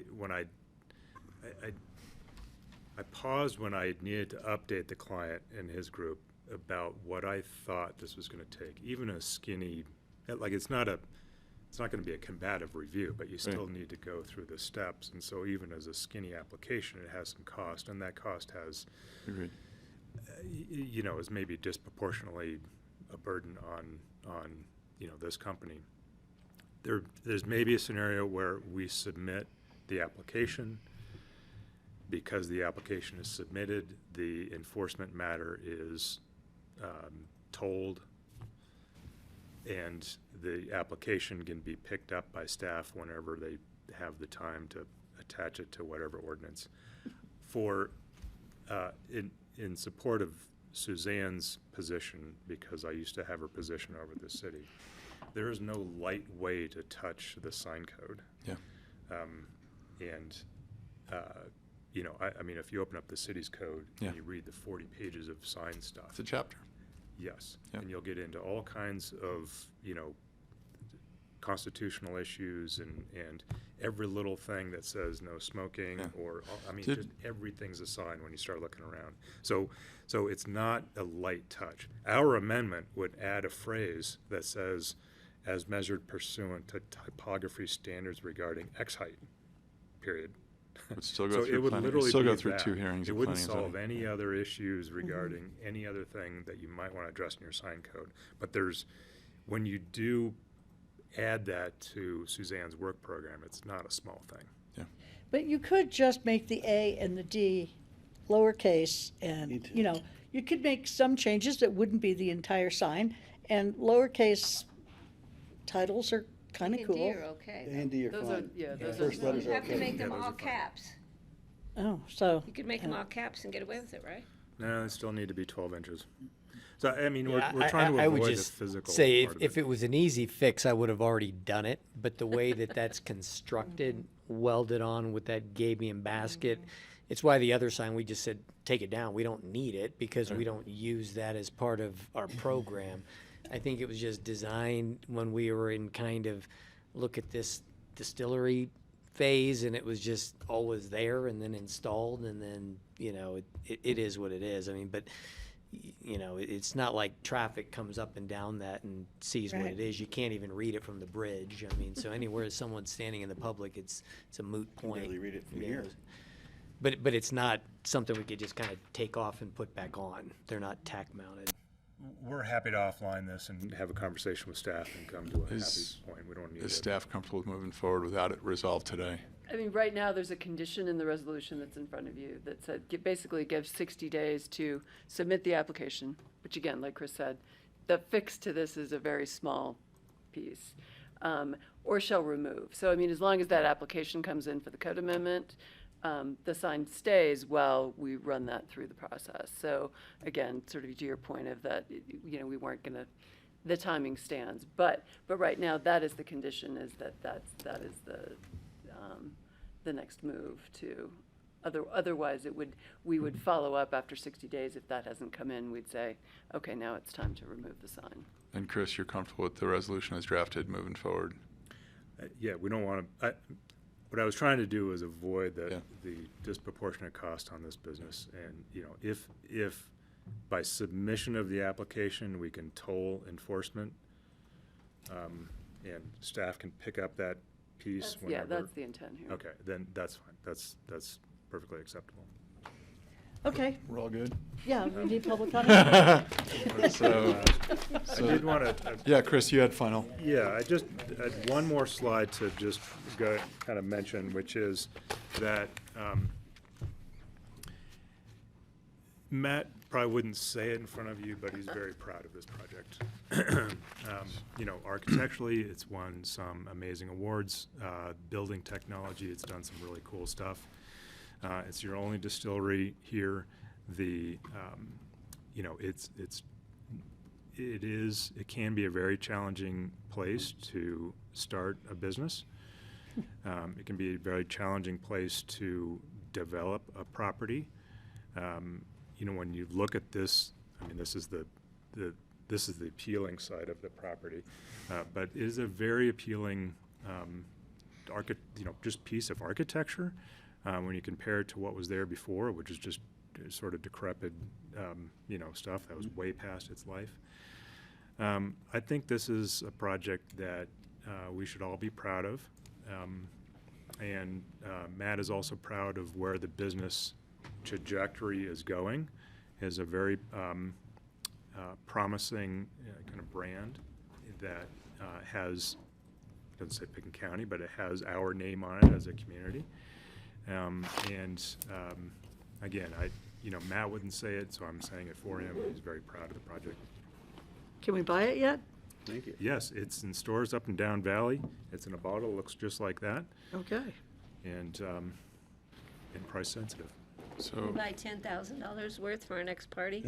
I don't need to drink vodka. so But I have it for guests. Big party, big party. At a personal and professional level, please thank Anderson Mason Dale for their work and their fit in the valley, and just sort of it looks like it belongs there. And again, the massing and keeping the building, separating the program into smaller buildings, I think certainly makes it along the Holland Hills Drive an appealing project to see. I'd also add, there's developers in the valley who have achieved silver and gold. There's very few that achieved platinum, maybe one, and I would think that's probably Rocky Mountain Institute. So that's a pretty good bar, and it's we know it's not easy, and it's not easy to do LEED platinum at elevation. So even with regional credits. So congratulations on all your achievements in terms of the buildings in the project. So please thank AMD. And thank you all for your patience over the years. Yeah. We've always tried to put our best foot forward and, come to the, BoCC with thought and appreciate your time over the years. Likewise. Thanks for joining us. And I should mention, Matt has a full-time job outside of this area. Right. So I have a lot of clients that this is all they do, or they just have a little more free time. Matt worked a full night shift last night, went direct to the airport, and is still up from, so, this is something that's, very much a passion play, but he's also squeezing into, other aspects of his life, so, yeah. So, and I think Steph had a question that we should answer officially, which is yes, as per the resolution, that this would go back to an administrative review for the 2026 into 2027. This is a public hearing. I do need to open up the public comment. Anyone either in the room, Pitkin County Telecommunications has their hand up, would like to make a comment on the Emma Fields project? And Jared, thanks for joining us. We apologize that we cut into childcare this afternoon. Seeing no public comment, I'm bringing it other than public. Yes. Oh. Can you hear? Hi. This is, my name is Michelle. Can you hear me? Michelle's Neighbor. okay. I'm a neighbor right behind the distillery here, and I have direct view. I'm looking out my window right now to the field of weeds, and I want your plan for undoing the weeds and putting in the grass really needs to get done. It's been several years, and I did talk to Jared about irrigating over there, and especially up to my property line, because the irrigation system is right behind my property line. It doesn't seem to be spraying anything anywhere but on the grass around the building. So extension of that irrigation out to the other 4 acres and turning that field and bring in a little topsoil. And my property looked exactly like that when I moved in, but I put in some topsoil and some sod and grass seed, and it's been green ever since. So I just hope that you will definitely put some effort into that plan for getting that turned. Thanks. Thank you, Michelle. You don't have to say anything. I can say thank you, Michelle. I'm just No, you're saying, good. Chris, he doesn't have to respond. Any other public comment on the Zoom workplace? In the room. Tom, could you? This will be quick. Thank you for the time. Thank you. So I'm actually very knowledgeable about this issue. I may have spent almost as much time as you all have on this, because I find it very interesting. I'm a sound engineer. I've spoke to several people at the physics center about the ultra low frequencies that were being measured at that property, and we found that there's a giant compressor station in Glenwood that compresses all the natural gas that comes through the valley, and especially in the wintertime when it's really cold, when people are, so the frequency changes as it is compressing more gas, it moves faster, but they are in that ultra low frequency range, and there's a giant bend in the Roaring Fork River right by the bridge over there, so ultra low frequencies can travel many hundreds of miles very far through water without losing almost any of their energy. And so it's possible the compressor that they have over there in Glenwood, over by the CMC, is probably a lot larger than yours is. It's possible that if the basement of the neighbor's house is the length of the sound wave, or half the length of the sound wave, or double, or any multiple of 2 of the sound wave that's happening at that time, the frequency will resonate. It makes a standing wave, essentially, where the length is the same as the width of the structure. And so it's possible that once in a while, when there's another compressor in the valley that's making those ultra low frequencies, that could be causing the resonance that's happening in the basement over there. And I'm not sure if it was a complaint about the sign or if somebody went out there with a measuring tape and wanted to check it out. But I just wanted to mention that because these poor people have dealt with so much, and so have you all. And hopefully this can make a little bit of a, maybe it's this or maybe it's that, and that way there's an avenue for understanding what maybe is really going on. So I just thought I would comment on it because I spent some time on it because it was very interesting to me. Mr. Nolan, thank you. So any further comments online? Do you mind if I respond to Michelle's comment? Absolutely. Okay. If Michelle is still on, Jared, who sounds like you've met, who is the distillery manager, will be in touch with you. But you should understand that the irrigation system is being designed currently. You're right that there is no irrigation on the area of the field that you're talking about. There is irrigation right around the buildings, the current buildings. But Jared is working diligently on putting together all the contracts for the installation of irrigation and the soil work that I had mentioned before. So you should see an improvement this summer, certainly over last summer. But Jared will be in touch with you. Thank you for that follow-up. Any further public? We're not going to have a conversation if this is. You get one chance and it's 3 minutes as per the agenda. So I appreciate the hand. Maybe it's from earlier. But thank you. Yeah. But thank you for your comments. Any other further public comments who have not commented to date? At this point, if I don't see any other hands, I'm bringing it back to the board. Anything further from the board? Otherwise, I would entertain a motion to approve a resolution of the Board of County Commissioners of Pitkin County, Colorado, approving the Emma Fields LLC 2025 BoCC annual review for the Aspen Distillery Special Review. So moved. I'll second. Thank you.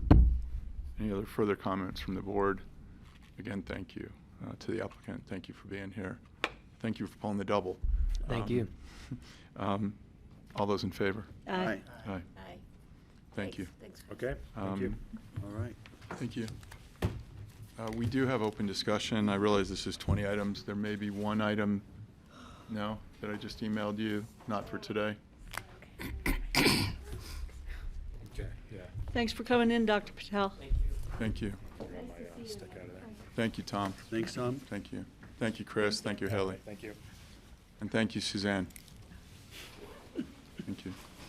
And if it's not appropriate yet, we can come back. Yeah, awesome. Excellent. Thank you. Any open discussion items from the board? So I see 2 people are packed up. Sorry.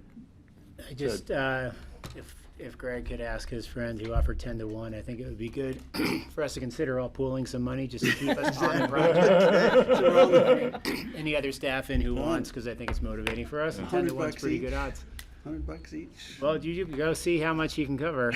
We can talk about the bet. Yeah, and we can all throw it. Ironically, somebody bet me last night a cocktail, and it was Elizabeth Milius from the Red Ant. Oh. I think I got you beat. Oh, I hope you didn't go for that one. I did. We're Anyway, gonna get it done. She's gonna publish that. Any further talk to him. any further open discussion? Seeing the packing going on at the table, it is 5:38 p.m. and I would enjoy a motion to adjourn. Motion to adjourn. So moved. Excellent. All those in Second. favor? Aye. Can I Aye. pack up now?